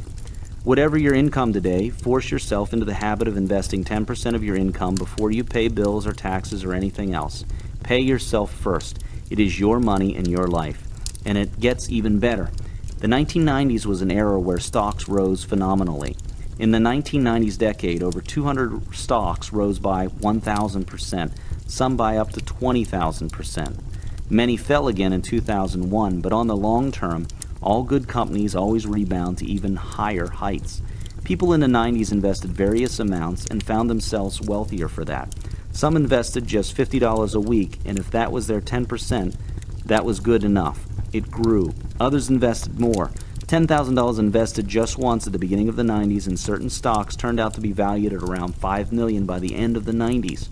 Others turned a few $1 million into well over $1 billion in the same period. All this wealth growth happened without any extra effort except putting money away into the investment. These people were not doing anything secret. They were investing in publicly available investments. They were investing in well-selected shares in the stock market, and anyone can do this. You can do it as well starting now. Just remember, choose your investments well, invest consistently, and put 10% aside from every single paycheck or income. Consistency is the key. Compound interest will always work for you without asking anything from you. Your only part is to be consistent, to choose good investments, and to stay put on the long term. Short-term investment usually does not earn as much as long-term investing, and it is usually a lot riskier. Taxes and the government. We need a government, that is for sure. Without governments, society would not be able, at our present stage, to organize infrastructure development, security, and so on. But there is such a thing as wasteful government or too much government. Just because it is a government does not mean it is always right, that it sets the right amount of taxes we should pay, and that it uses the money wisely without waste. So what is in our best interest, you and I, is to figure out how much we need to pay in tax. We need to keep government alive and healthy and serving us well, without paying too much to a point that we don't have enough to invest and enjoy life, while government has too much and wastes it on activities such as building weapons of mass destruction and the like. Governments across the world have tax rates ranging from 0 to 80% or so. Taxes are usually the person's biggest single expenditure. Within each country, you can arrange your affairs in ways that legally minimize your tax amount with the help of professional tax advisors. Winston Churchill once said that no person has the legal or moral obligation to arrange his or her affairs so that the government can put its biggest shovel in. I personally believe that the magic formula is 10, 10, 10, 70. That is 10% of your incomes in taxes, 10% in charity, 10% in long-term investments, and 70% for your enjoyment and spending. For that is what life is all about, enjoying your life, not struggling with it. Spending any less than 10% on government would kill it, and more than that gives it too much money, and it is because of this excess that we have, for example, too many deadly nuclear weapons that never really helped us. Military expenditure is the biggest total government expenditure worldwide. Yet military expenditure does not circulate in the economy or benefit us as much as other expenditure. A nuclear missile built and never fired is dead money. It just stays in a silo waiting to be fired. Yet the day it is fired, it causes even more destruction. Weapons just put us in a state of fear either way you look at it. The way to prevent war is not to build weapons, but to eliminate borders, division, and economic differences. The U.S. would have been far weaker and less stable today if it did not unite its states a couple of hundred years ago. Before becoming a federation of states, the U.S. had civil wars and travel and commerce barriers within itself. So, that is 10% of your money going to government as taxes. After that, do not forget to spend at least another 10% on charity, doing things to uplift your society and hence yourself. And invest at least 10% in good long-term investments. Then enjoy and spend the rest. Be cheerful in your spending. Your spending causes the increased income of others and drives the economy. Imagine what would happen if everyone stopped spending. The more we spend, the more energy is exchanged, and the more we all get wealthy. At first, this new 10, 10, 10, 70 arrangement may be a little difficult for some people to execute because they are spending all or almost all their money at the moment and have not arranged their affairs for optimal taxation. But within a short time, it is easy to change habits to fit into this new format. Knowing the real difference between an asset and a liability is another key to wealth. An asset is anything that creates net wealth or income for you. An asset is anything that puts more money into your pocket than it took out from it. A liability is something that does not do that. A liability is anything that takes money away from your pocket without putting back into your pocket more than it took. By that definition, some of the items that people consider as assets are really liabilities. Homes on mortgage are liabilities. They are the bank's asset. Cars are liabilities. They take more from you in cash than they give back. Wealthy people obviously have more assets than liabilities. That is just obvious. Can you imagine being wealthy when your true liabilities are more than your true assets?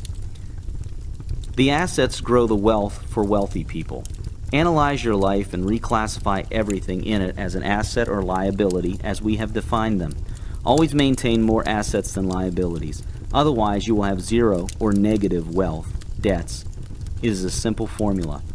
There is nothing wrong with buying liabilities. Indeed, many of life's most enjoyable things, such as beautiful homes and boats and cars, are, by our new definition, liabilities. But they make life enjoyable. So go ahead and enjoy, but never let your liabilities, as we have defined them, exceed your assets, as we have defined them. Otherwise, you will soon end up in negative wealth. Always maintain that positive balance. If you wish to have that nice home, the way to get it is to first work on having an asset that produces an income that is high enough to finance your mortgage. Then use it to pay for your house payments. So get assets first and use them to finance liabilities. By the way, you do not count yourself as an asset. Getting a job to earn money to pay your mortgage is not the way. That is called working for your money, and it is an often unhealthy and dangerously trapping cycle to get into. Your money should always work for you. The money you earn with your mind and hands on your job or work is to be used to acquire investments and assets. These assets and investments then generate income on their own without much further intervention from you to buy the liabilities for you. You do not work for your liabilities. You work for your assets, and your assets work for your liabilities. If at present you do not know how to do that, then get books and advisors who can show you how to do that in your situation. Good assets to acquire or build include stocks, mutual funds, certain types of bank accounts that have high and above inflation interest rates, real estate investment vehicles, bonds, royalty-producing assets, self-maintaining businesses, and so on. Whatever you seek to know, a very good book or person exists that will give you this knowledge. For books, Amazon.com is a great starting point for your search. For other information, a search on Google.com usually gives you what you are after. In this day and age, we lack nothing. In truth, we never did. We just made up the shortages ourselves. Live a luxurious life. Remember, life is images of the mind expressed. Keep improving yourself and your environment and surroundings with luxury and beautiful nature. It is from what is around you that many of your mental images are formed, and you therefore should have a good source of mental imagery. Luxury and a healthy environment and nature breed more wealth by breeding higher images of the mind. Live in as much luxury as you feel comfortable and happy with. Take care of Mother Nature, the goose that lays the golden eggs. Do not pollute or destroy the environment fast or slowly. That is killing the same source that enables you to be. Remember the law of cause and effect, the law that never fails. People think that they can destroy the environment, usually for self-profit, and get away with it because it is future generations that will be affected. The law of cause and effect never fails. As surely as you breathe, you reap what you sow, positive or negative. The only thing we do not know is how, where, and when. Sow good seeds, and you will reap good harvest. Money is value energy that, like all energy, lives to flow and needs to flow to stay alive. Help it flow cheerfully, and it will be attracted to you. Give the services that others need. Increase their value. We are here to serve each other, to act as growth enablers for each other. Do this in your own capacity, and money automatically will flow in. Say to yourself and believe it, money loves me and I love money. This will be true for you to the extent that you can say this comfortably and with joy, without feelings of guilt. If you find yourself guilty, find the reason why and ask yourself how true that reason is and where you got that reason. To the extent that you are comfortable with money and you are welcome and love it, so shall you be wealthy. Money is an energy that allows freedom and loves freedom. It goes where there is freedom and where it is given freedom. Misers and stingy people, although they try the hardest to keep money, make it hardest for them to acquire and keep money. Enjoy money. Quantum physics. Knowing what you and the world are made of is the first key to knowing how to make it your way. You may be wondering what quantum physics has to do with wealth and happiness. Well, you had better believe that it has everything to do with it. How can you build a house if you do not know what a house is made of and how it is constructed? Quantum physics begins to explain how everything in your world comes to be. You are in direct manipulation of your entire physical world, but you may not be aware of this fact. And your lack of awareness of this fact, how the physical matter comes about and your role in it, makes your life appear to you as an occurrence that is out of your control. It may appear to you as if you are the victim of circumstances, while all along you are the cause of those circumstances, including your experiencing of wealth or lack of it. Quantum physics is the first step in an amazing awakening that you are about to undergo. Not only will you understand the very construction of all that you see around you, you will also understand exactly how your belief and thinking creates matter, how you reap what you sow, how even before you ask it has been given unto you, and so on. It is science finally catching up with spirituality and common sense and explaining it. Think about it. When somebody tells you that anything is possible, if only you believe, Aren't you more likely to believe that when you know how, step by step and scientifically, your belief shifts the universe and produces what you believe in? One of the benefits of understanding the very basics of quantum physics, and the basics is all you need to understand, is that you finally see clearly how powerful concepts such as faith and right thinking work, among other things. This seeing and understanding, this knowing, enables you to have full confidence, eliminate doubt, create your reality consciously, powerfully, and beautifully, and in many ways become more powerful. Quantum physics also shows you how we are all connected, how we are all one being that perpetuates an illusion of separate individual beings. It also gives you a glimpse into how spirit and matter interact and connect, how mind and matter do so as well, how creation actually happens, and how we are co-creators with God. By the end of this chapter and the next 4 chapters, you will be amazed at how much power you have, how amazing this universe is, and how easy it is to create any outcome you choose. But first, what is quantum physics? Quantum physics is a study of the building blocks of the universe. For example, your body is made up of cells. These cells are in turn made up of molecules, which are made up of atoms, which are in turn are made up of subatomic particles such as electrons. This is the world of quantum physics. Everything is made up of large groups of subatomic particles. Your body, a tree, thoughts, a vehicle, a planet, light, and everything else are concentrations of energy. All of them are large collections of pretty much the same types of subatomic particles. The only difference is in the way these particles are grouped together into ever larger building blocks. Knowing how they work is a key to knowing how to recreate yourself and your world around you. To speak correctly, a subatomic particle is not really a particle in the way that a grain of sand is a particle.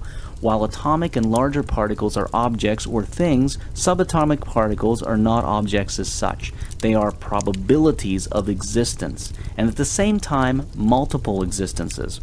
They are also wave-like and particle-like at the same time. You will soon see what all this means by the end of this chapter. Quantum physics asks the question, what are these subatomic particles, and how do they act? Well, the subatomic particles are energy packets, sometimes called quanta. Everything in this universe is made up of energy, and these energy packets behave in the most amazing way. They are at our command. The reason they would arrange themselves into a luxury boat, for example, is our individual and collective thoughts. Do you now start to see the link between wealth and quantum physics? Up until this point, you may have been designing your world haphazardly and unconsciously. Now you will awaken and do it deliberately and consciously with direction. Let's begin our journey into the quantum field. What is your body made of? Tissues and organs. What are tissues and organs made of? Cells. What are cells made of? Molecules. What are molecules made of? Atoms. What are atoms made of? Subatomic particles. What are subatomic particles made of? Energy. No, they are not made of energy, they are energy. You are one big chunk of energy, and so is everything else. Spirit and mind puts together this energy into the physical shape you are used to seeing.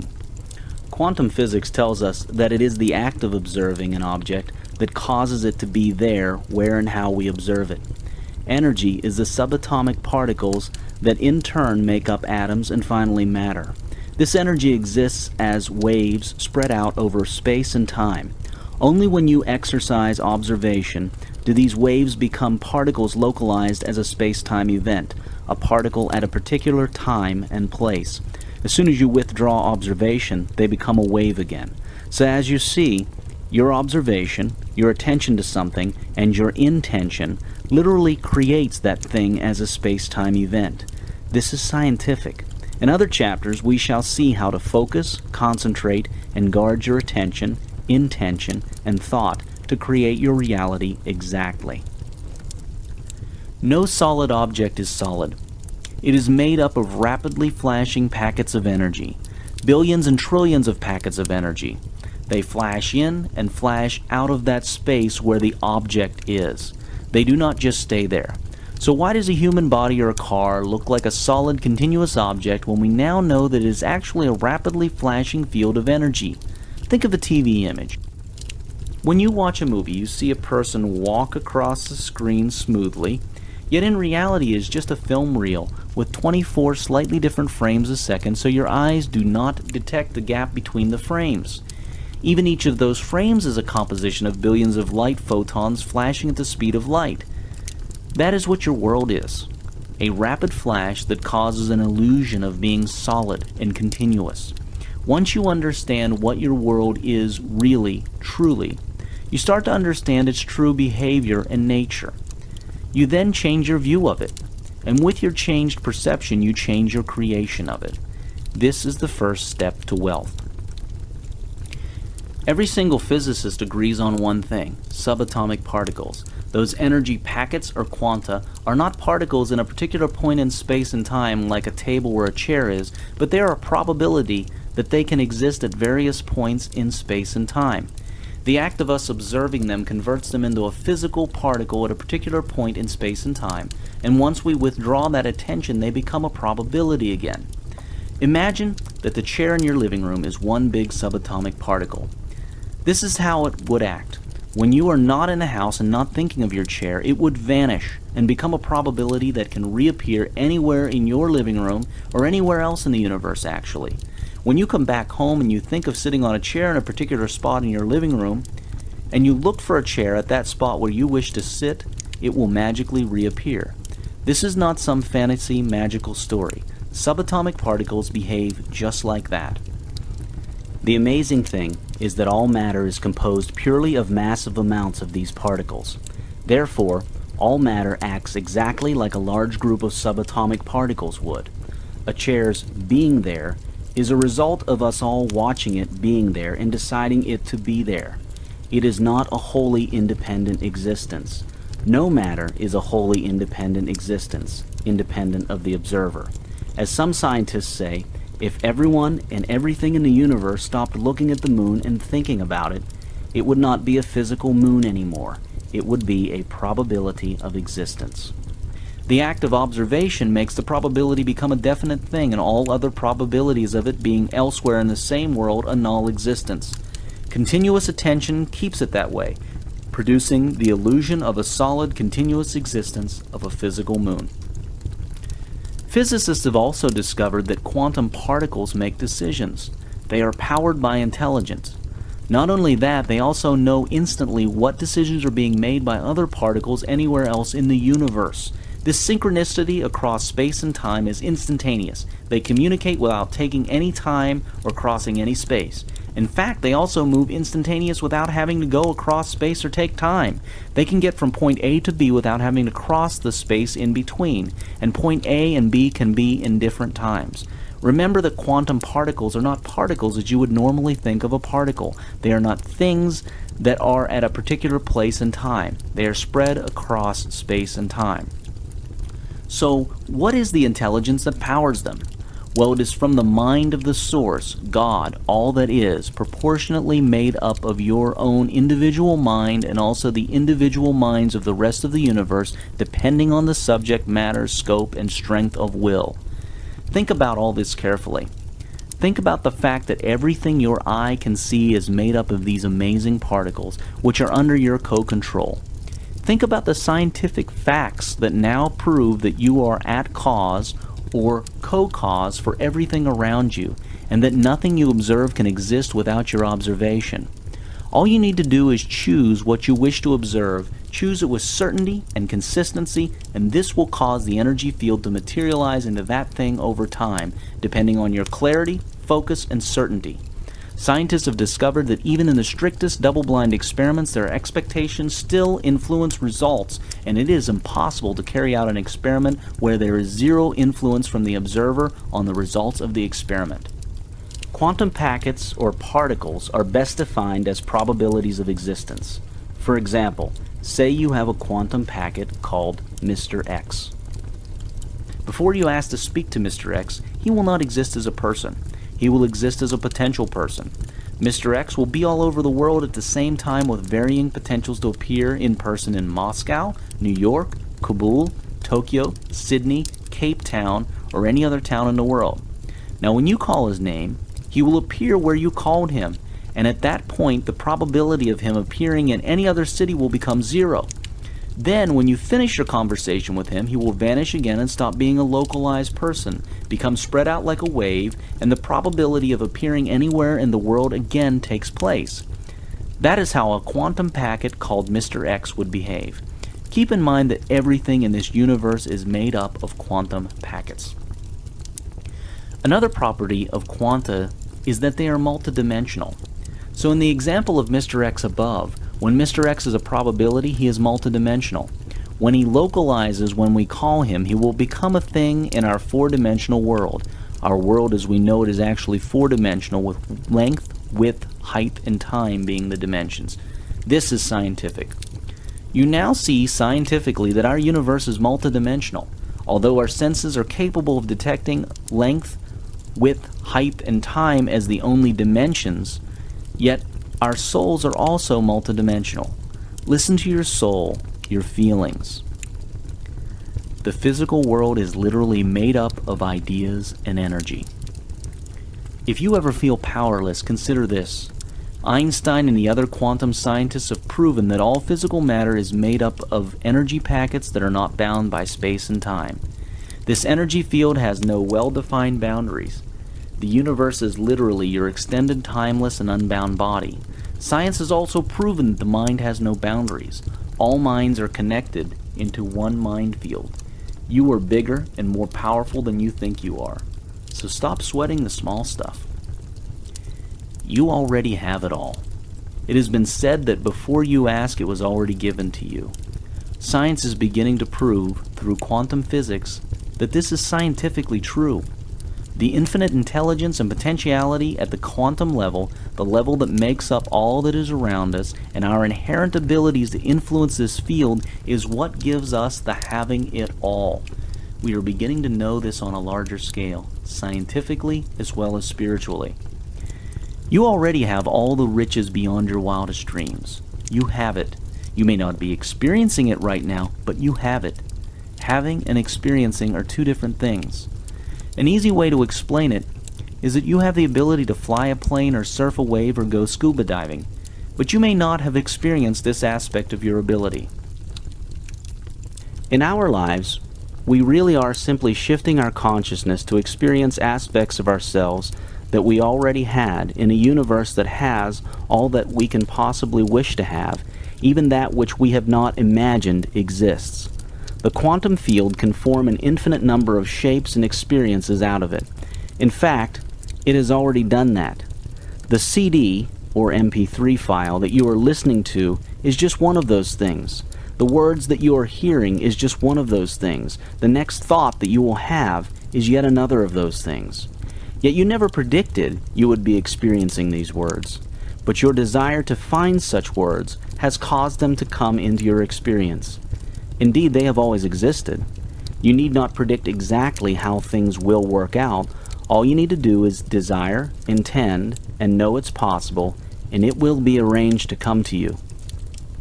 Many physicists working on subatomic particles are coming to discover several interesting things about our universe. They have, for example, found out that two particles separated by space and time can be invisibly linked to each other and act in synchronicity. They have also found out that the world we live in appears to have been constructed so that it knows itself. This appears to have been done by cutting the one whole into at least two states, with one state designed to see and one to be seen.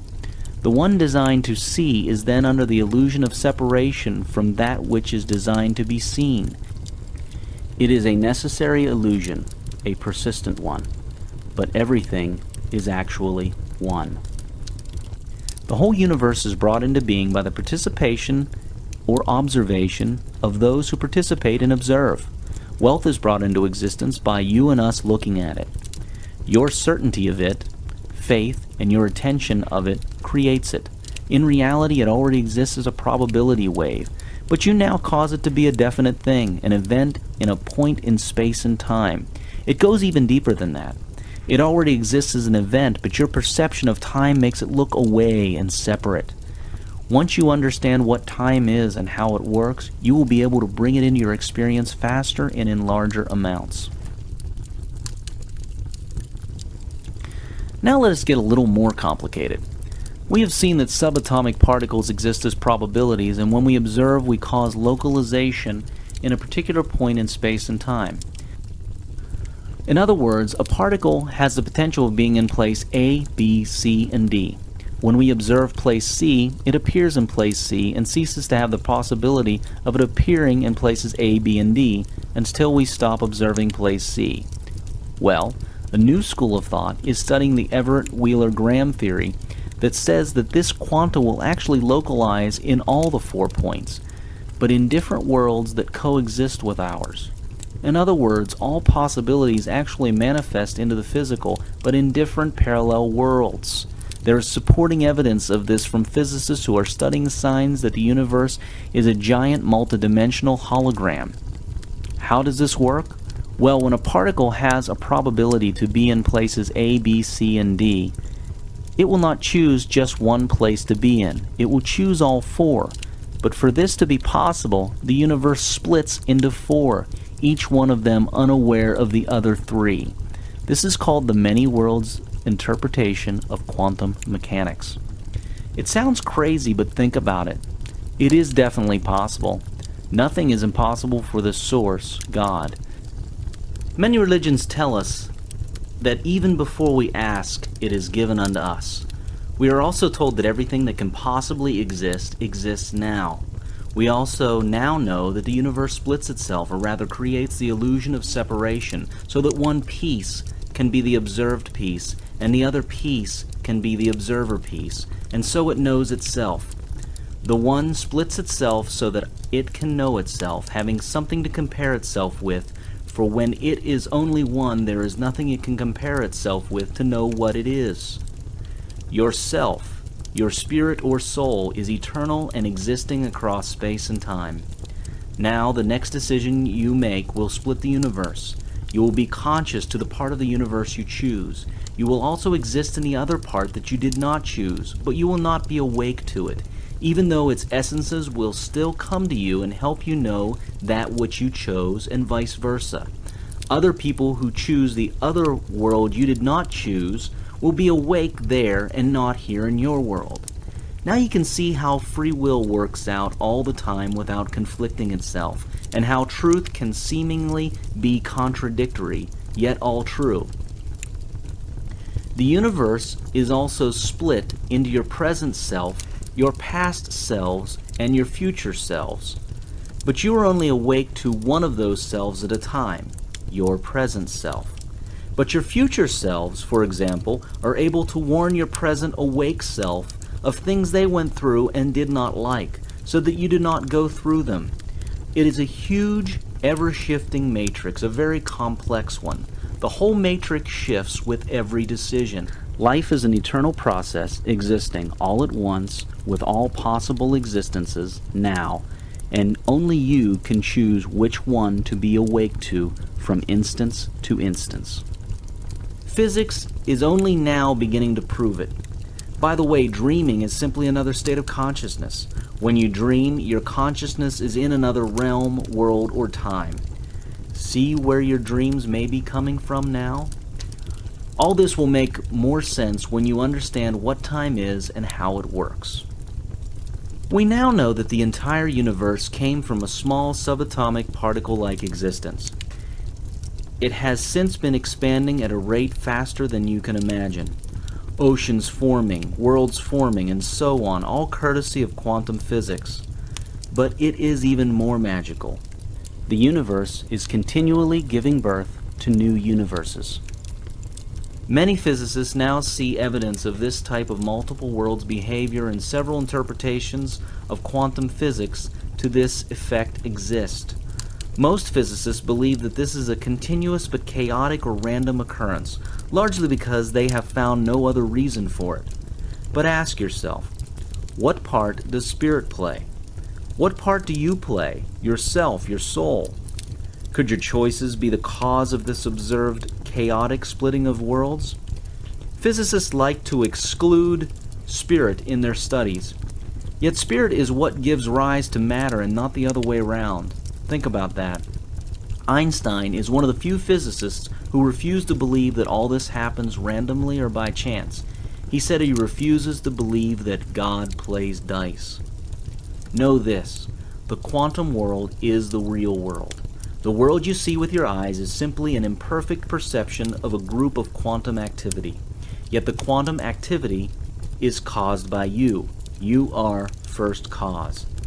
Never think that what you see with your eyes is first cause. It is just an effect. A good illustration of this is the famous Schrödinger's cat experiment by Erwin Schrödinger, who was awarded the Nobel Prize in 1933.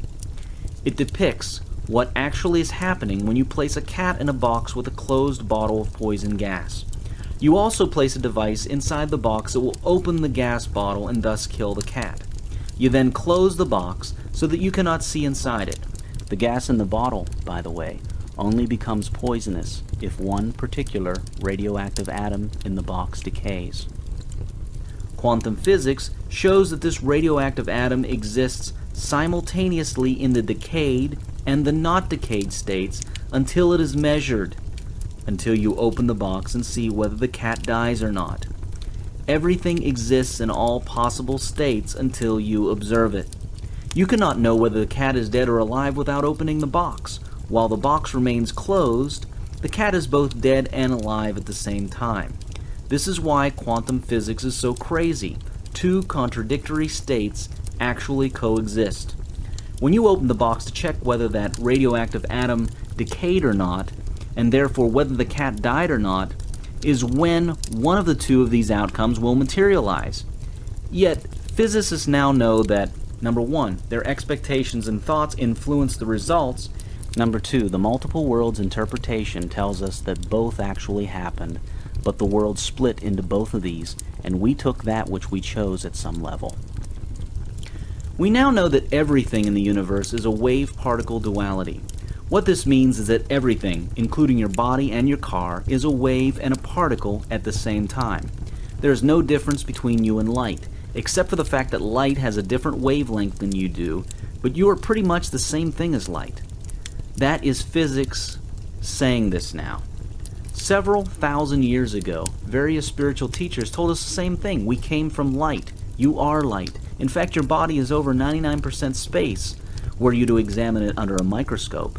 The rest of it, the solid part, is just a collection of the exact same things that light is made of, the same subatomic particles. Actually, even the space is full of energy. Your mind, from your spirit, keeps your body together as a solid unit, and your mind does the same thing with other things around you. All matter is put together using information from your mind and the minds of those around you and the rest of the universe. Einstein's equation, E equals mc squared, states that the energy contained in any matter is equal to the mass of that matter multiplied by the speed of light squared, and that is a very large number. This shows you that, number one, even the smallest tiny piece of matter has a tremendous amount of energy in it. That is how nuclear explosions happen. And number two, you and everything else is just energy arranged together by information from the mind. The subatomic world is not static at all. It is an amazing dance of never-ending creation and destruction, with particles destroying themselves and, in that very destruction, giving rise to new ones. Most subatomic particles have an imaginably short life, billionths of a second. The whole universe is forever being recreated anew. You can imagine it all being wiped clean and restored, just a little differently, every trillionth of a second or so. Okay, here's another amazing thing. When a particle is created, it is instantly traveling at the speed of light. Quite literally, we did come from light, as many creation stories go. One more thing, particles can move forwards and backwards in time. This is stuff you are made of and you are in control of. There is no such thing as empty space. All space is filled with energy, the same energy that makes you up and everything else. It is just that your five senses of sight, sound, touch, taste, and smell do not detect the many varied other types of forms that exist in the universe. In other words, you can only detect forms that are detectable with those five senses, unless you have developed other senses. But that does not mean that these humanly detectable forms, physical forms, are the only things that exist in this universe. Think of the universe as a hologram. Anyway, the whole point of this is to know that you are part of one huge ocean of energy, and literally nothing separates you from anything else. The only separation you see is an illusion caused by the limited 5 senses you have. Quite literally, we are all one. We are one large organic whole whose parts are changing all the time. Each part can look at the other parts, and each part has its own level of consciousness and awareness. Yet, the whole acts exactly as a whole, while the parts act as a part of the whole, with individual and whole properties. Dr. J.S. Bell, a physicist at the European Organization for Nuclear Research, CERN, in Switzerland, came up with mathematical proof in 1964 that showed that all the separate parts of the universe are all connected in an immediate and close way. Many experiments now show that particles separated by space and time somehow know exactly what the other is doing at the exact time the other is doing that particular thing.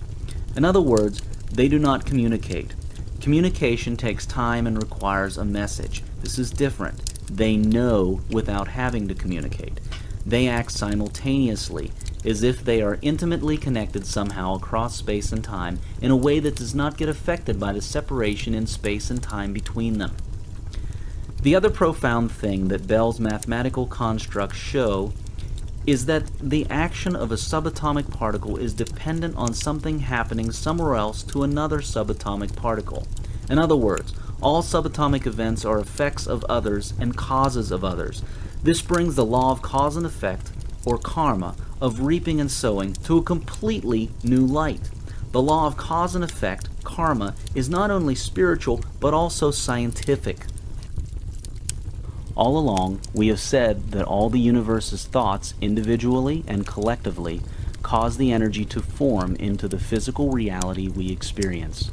This is so, but there is an even stronger cause. This is being, the state of being. There are many states of being, such as being happy, fast, wealthy, and so on. This is the strongest cause, the first cause of all. It is so because it is the declaration of spirit, of self.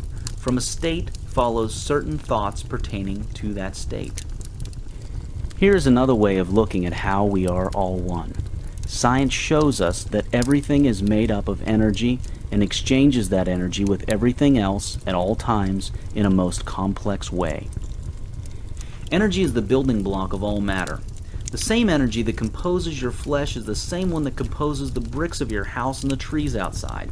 There is no energy of the tree and energy of the man. It is all the same energy. Energy is constantly at flow, changing form all the time. This is a very simple explanation of a rather complex thing.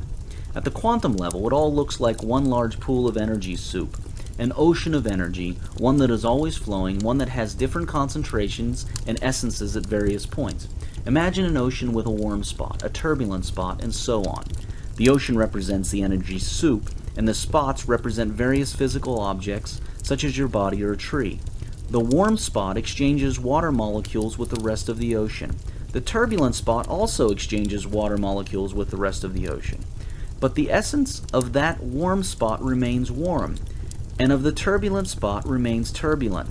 There is exchange and flow on a molecular level, but on the larger levels, the spots remain warm or turbulent, even though the molecules that composed them a moment ago are gone and replaced by others from other regions.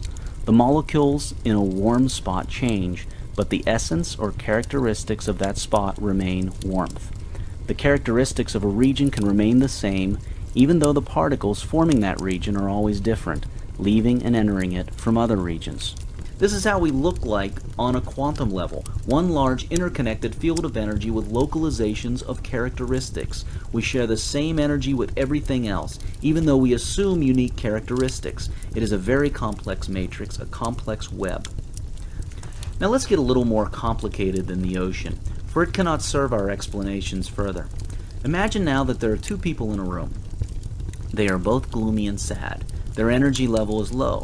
One tells a joke and the other one laughs. The one telling a joke causes the one who starts to laugh to raise his or her energy level and become vibrant. Laugh. This makes the one telling a joke laugh because there is new joy in the air and they are sharing a joke. Person A caused a change in person B, and it went back to cause a change in A. Now, have you noticed how you feel great after you tell jokes to many people and they laugh? How it feels greater than telling to one person only? And those people take your joke and they tell it on and on to other friends and friends of friends, and it spreads. Well, the universe is a whole lot more complicated than that. A shift on one part of the massive field of energy ripples on and causes shifts in the parts next to it, and they cause shifts in the part next to them, and the ripple goes on forever. Can you imagine that? Your smile changes the composition of an entire universe, scientifically. Your anger does the same. Anything you do, any thought you have, ripples on forever and changes the composition of the whole universe, however small that change is. Now here is something even more interesting. Because you're a part of that universe, that ripple comes back to you and gives you back a dose of similar essence. You cause a change in the energy field around and in you, and it ripples, touching everything. And everything, of course, ripples back in reaction, sending it back to you all multiplied. It is similar to the way ripples form in expanding circles when you dip your finger in a glass of calm water. But these waves go forever, and also bump into other energy localizations and cause changes in them, and these react, so to speak, and send back their own waves, and these sent back waves hit you and change you, and you react, and this amazing dance goes on and on. That is how, scientifically, the law of cause and effect works, and works multiplicatively. This happens on an energy level and on a spirit level. In both cases, the betterment of one individual in the system causes a betterment of the whole system, and betterment in the whole system causes betterment in the individual. The reverse is also true. All other things held constant, to the extent that an individual or society understands what they and their universe are made of and learns how to control that creation, so will they have wealth and happiness. That is our brief introduction into the stuff we are all made of. Do not worry if something did not make sense. It will make sense later as you go on with this program and listen to other things that are related to it. You do not need to master quantum physics to be wealthy. This chapter is enough.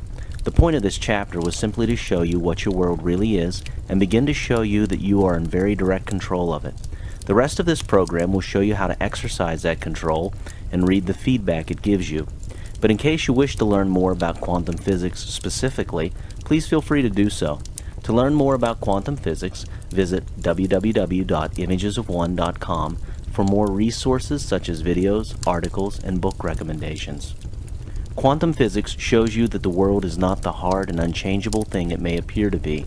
Instead, it is a very fluid place continuously built up using our individual and collective thoughts and states of being as a society, country, family, planet, solar system, or universe. We have begun to uncover the illusion.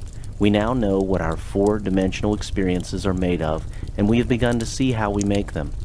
The next step is to know what the other part of our world is, what the fourth dimension, time, really is. It is time to look at time. Let us move on into that. The truth about time. It does not exist except as you say it does. Time is a funny thing, a very funny thing. The biggest trick time ever played on us was to make us think it was real, and that we were under its full control. Yet time is a complete illusion, a strong and persistent illusion. What wonderful news that is. Time is an illusion created by you. Once you understand how this illusion is created by you, you then begin to recreate it as you wish, consciously and deliberately instead of unconsciously and accidentally as you may have been doing. What is time? What do I have to do with time? How should I think and be about time so that I may experience wealth and other things in larger quantities faster? This chapter will begin to answer these questions. In other chapters in this book, these concepts will become more real to you. The only time that truly exists is now. The distinction between past, present, and future is only an illusion, however persistent. Albert Einstein. Whether time is long or short, and whether space is broad or narrow, depend upon the mind. Those whose minds are at leisure can feel one day as a millennium, and those whose thoughts are expansive can perceive a small house to be as spacious as the universe. Hung Shu Sheng. Time flows in all directions, not forwards only as it appears to.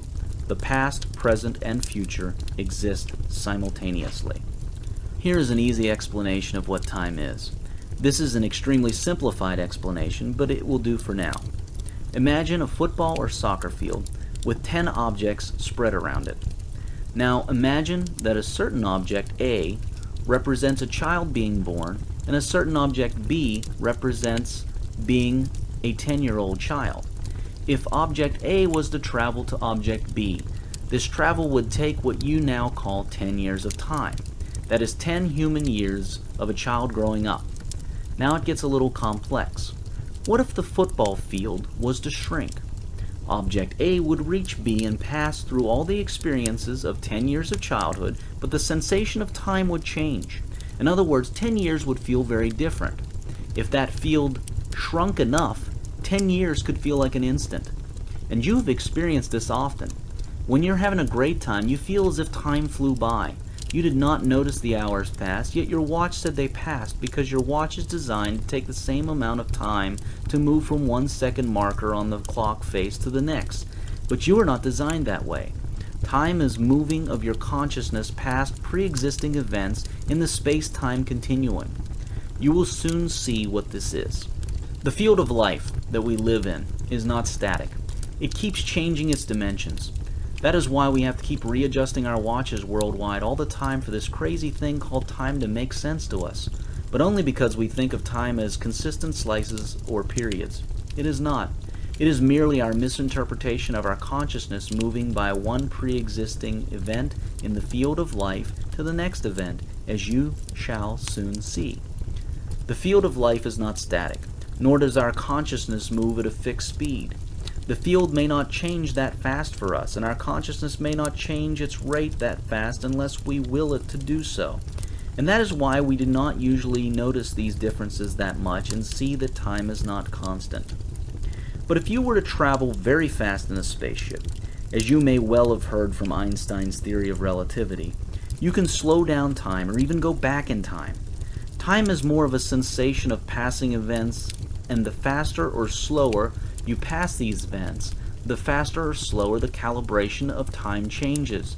It is not the taking of time that changes, it is the calibration of time. 1 minute no longer takes 1 minute. Okay, back to the soccer field. Imagine you were one of the objects. You would feel time as you move around the field, passing other objects that you see, isn't it? Yes. Now, imagine that you were born moving faster, say 3 times the speed. Time would seem shorter. Now imagine that you were the soccer field itself, or even an object large enough to cover the whole field. Now we are talking. Time would cease to exist for you, because you are the field and you can feel, touch, and be with all the objects on you at the same time always. There would be no travel from one object to another. It would all be happening here, now, all of it. All the 10 objects would be happening at the same time for you, always. This is the eternal moment of now, here. Everything that can possibly happen in a universe, everything that can possibly be created, the past, present, and future, are all running at the same time in one huge field. Your consciousness and awareness are awake to only a small section of this field at any one time, and as you move them about from one point to another, you experience time, experiencing a sensation of past, present, and future. The field itself does not experience time. It only experiences an eternal process that is always happening all at one go. Now, here, always, always. You can think of the whole field as the source. As you expand your consciousness and awareness, as you take up more and more of the field, and time shrinks for you. Can you see that? Now the amazing thing is that the mind and the self, or soul and spirit, whichever you're used to referring to, is a lot larger than your physical body. We are used to thinking of the soul or self as a little thing contained inside our body. That is just human thinking, relating things to containers. Have you ever considered that the soul, being far more powerful than the body, actually holds the body together and surrounds it? And the mind holds the brain and nervous system together and surrounds it? If you have considered that the soul and the mind are larger than the body and brain, have you ever considered where they end? How many feet away from your body? Or how many miles away? Or how many light years away from your body does your soul end? It is not impossible that your soul and mind are 1 billion times larger than your body. Why not? They are infinite and eternal. Yet, this humongous, powerful self is you. Anyway, let us get back to wealth. Understanding time clearly, how it works and how to take control of it, and understanding yourself and your self's composition and relation with everything else, physical and non-physical, is of high importance if you wish to experience massive wealth fast. It is all a matter of expanded consciousness, right state, and right thought and choice. These lead to your consciousness becoming awake to the wealthy parts of the whole and doing so in wider circles. Now is the only moment that exists. An eternal moment of now is all there is. You can remember the past and dream the future, but you can only be, exist, here, now. Make an irrevocable commitment to yourself to make now the best moment of your life ever. Do not dwell in the past or live in the future. Your only moment is now. Dwell in now. As you will soon see, your outer world mirrors your inner world. You will see in this book how this is so. Do you feel as if you do not have enough time to do what you wish to do? People short of time on the outside are short of it on the inside. They act, think, and speak believing they are short of time. Stop thinking and saying you do not have enough time. Do not believe that for a second. The universe has no shortages of anything, including time, and neither do you, except for the ones that you build for yourself. Believing in any sort of shortage makes your consciousness smaller and slower so that you may experience what you believe in. The present moment is the greatest gift you can have. It is perfectly created for you according to your stated designs. You state these designs by the thoughts, states of being, words, and actions that you held most true to yourself earlier. The present is something that you send yourself, a perfectly present moment. It allows you to experience, taste, review, and change your past thoughts, states of being, words, and actions. Be grateful for the present, for you know you can change it, for it allows you to experience yourself, for its entire existence is to serve you. Cursing, condemning, and judging the present moment will only keep it as it is longer. What you resist, judge, and condemn persists. What you embrace and bring to the light for non-judgmental, honest, and clear examination reveals the lessons you are looking for, the key to the next level that you seek. Time is only an illusion produced by the succession of our states of consciousness as we travel through eternal duration, and it does not exist where no consciousness exists in which the illusion can be produced, but lies asleep. H.P. Blavatsky. The future influences the present just as much as the past. Nietzsche. Don't chase and serve money. Don't be enslaved by it or seek to hoard it in a trap. Instead, be with it and have a free and relaxed relationship with it. Appreciate and love it, and enjoy its function and attributes, which are the enabling of freedom and the flow of value. Money, value, is energy, and like energies attract while unlike energies repel. So have the energy attributes and vibration of money in you, and you will attract it. Do this by being happy, free, giving, and abundance-minded. Money enjoys and loves being in the presence of wealth consciousness.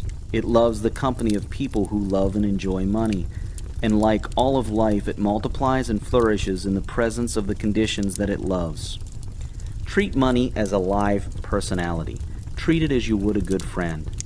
The more you give value by selling valuable goods and services, by showing others how to obtain value and wealth, by buying other people's products and services, and by sharing, the more the money comes back to you through the law of cause and effect.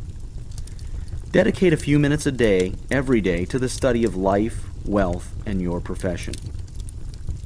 If one person can accomplish $1 million worth of business in a given time, 3 people working together in harmony can accomplish much more than $3 million. When in harmony, The whole is greater Hi, than the my sum name of is its Susan parts. Flowers. I'm one of Involve Jonathan's like-minded students. people in your business It's so nice to you're here. multiply I'm your so efforts excited and for you. income. It's well known how difficult getting Be an online comfortable with business money. started can Feel be. free around There's it. so much out Talk there about that it. it's hard to Treat it identify and the love real it as you would a steps close needed for friend. success. In that attitude, you will I was attract it. floundering, If wasting you time fear and it or money, refuse to love and it, then you luckily, repel it. a friend of mine told me about Some people have Jonathan's a problem training. with loving It money. was a definite game The changer for problem me. is that they do not It love really it. To simplified attract things money, and you got need me to on a love clear money. To attract step-by-step anything, plan. loving it is the It's so fastest much way to do better. it. It is So also whether you're true just that you curious, attract what ready you to fear. start, But when or you fear finally money, ready you do to not implement attract a money. You workable plan attract for your whatever it existing is that you online fear business, about money. you're on the right track. Some people say So that just loving click money the is link wrong. below and you'll be They taken often to a say that short the love video of with money is the root Jonathan, of all who evil. will share the Analyze details of that his statement. 3-day The challenge love and of how it money can in literally itself change is not the evil. course of your It life. can just be the root to evil. Jonathan really Money knows what he's itself is also talking not about on evil, many but it can levels. cause coveting, He will help greed, you and figure out the subsequently exact crime. steps you need Loving to money take is to perfectly get healthy you as where long as you you do want not to be. develop that into He greed is and crime. helpful, In available, fact, and really loving cares anything, about the not just success money, of when his taken in students. the wrong way, So can go be the ahead, root to click the crime. link, and I'll see People you on have the killed inside. over the love of their romantic partners, property, and religion. Yet there is nothing evil about loving partners, property, or your faith. It is never love that is wrong, nor the item being loved. It is only when that love is expressed in an unhealthy manner that its effects can be considered wrong. So feel free to love money. Genuinely love it, but watch yourself and do not let that love turn into greed and covetousness. But love it. Money moves to those who love it most. Money is a lovely thing. It is a statement of abundance, not scarcity. Abundance is the natural state of the source. It frees people to pay attention to other things in their life. Life is fantastic, so full of so much that we have not yet explored. Money frees you to explore avenues of life that you previously did not have a chance to explore. Money also gives people the ability to express their love, to give, to create, to share, to uplift others. Love money and it will love you. A very important and fundamental key to wealth is multiple sources of income. Build multiple sources of income for your life. There are numerous good books on this. Multiple sources of income are your key to financial freedom. They are a manifestation of your dynamic, free, and multidimensional nature. More accurately, make sure that each income stream is a business, not a job. A job is something that requires you to be there for it so that it can make money for you. A business is something that, once set up, does not need you to be there to keep going or growing. A job needs you, a business does not. That is the difference. Some businesses are actually jobs. You may own a business that is a job for you. It needs you to tend to it. Without your constant attention, it fails. Jobs take your time and freedom. Businesses give you time and freedom. A person with multiple streams of income from multiple businesses ends up with free time that he or she can use to live well and to launch more businesses if need be.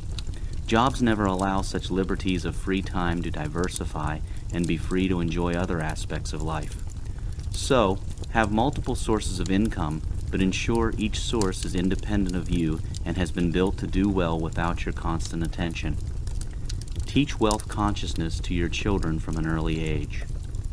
Remember, have multiple streams of income that do not need you to be present for them to keep producing. To have multiple sources of income, simply desire it to be so. Make it part of your goals. Visualize and start buying books, magazines, and talking to people. The right businesses, investments, and sources will then simply start coming to you. And always keep wise counsel. For everything, have a person who is of wealth consciousness and of specialization in the area to advise and counsel you. Learn also to trust your feelings, but not your emotions. Follow your desires. It is easy. Of highest importance, remember always that the universe gives Hi, you my name is exactly- Susan Flowers. exactly I'm one of what Jonathan's you are and students. think. It's so Read nice this you're here. I'm twice. so If excited you for believe you. that money is bad, It's well known is how difficult unworthy, getting an is online evil, business is started can shameful, be. or anything There's else so much negative, out there that and if it's you hard to believe that you identify are the none of real those things steps yourself, needed for you create a success. conflict within you. I was You would be floundering, giving the wasting universe time the and money, message that and you then are luckily, good and a friend positive of mine person, told me about and that money Jonathan's is training. a bad and It negative was a thing. definite game In changer such for a me. case, In It the really interest of honoring simplified your things and conflicting got me on a message, clear the universe would step-by-step give you plan. conflicting results, It's so and much you better. would end up with So little whether you're money. just You curious, must ready to honestly and start, genuinely or identify finally your ready to values implement a within the workable values plan for you your assign to existing money. online business, If you you're on the believe right you are a track. good person, So and just truly click the link believe below money and is you'll a be good taken to a thing, short and video vice with versa. Jonathan, Those who who will believe share they the are good details people of his and that 3-day money is challenge bad and end how up it with can little money. literally change Those the who course believe of they your are life. bad people and money is for Jonathan good really people knows end up what with he's no talking money. about on Those many who feel they levels. love He money will and help money you loves figure out them, the exact that it is steps all you good need or to bad take just as to they get are, you where as you want to one, be. are the ones that He is end up with helpful, it. available, and really cares about the success of The his other thing to students. always remember, So go ahead, still on the click the same link, and I'll exactness see you topic, on the is that inside. if you believe in abundance, you shall have it, and if you do not, you shall not have it. You must seek to understand intricately the abundance of the universe. See it, feel it, understand it, be it. You get exactly what you think and are. To the extent that you think of and believe in shortages, you shall have them. To the extent that you think of and believe in abundance, you shall have it. All other things held constant, to the extent that an individual or a society understands and uses money in the right, productive, and multiplicative way, so will they have wealth and happiness.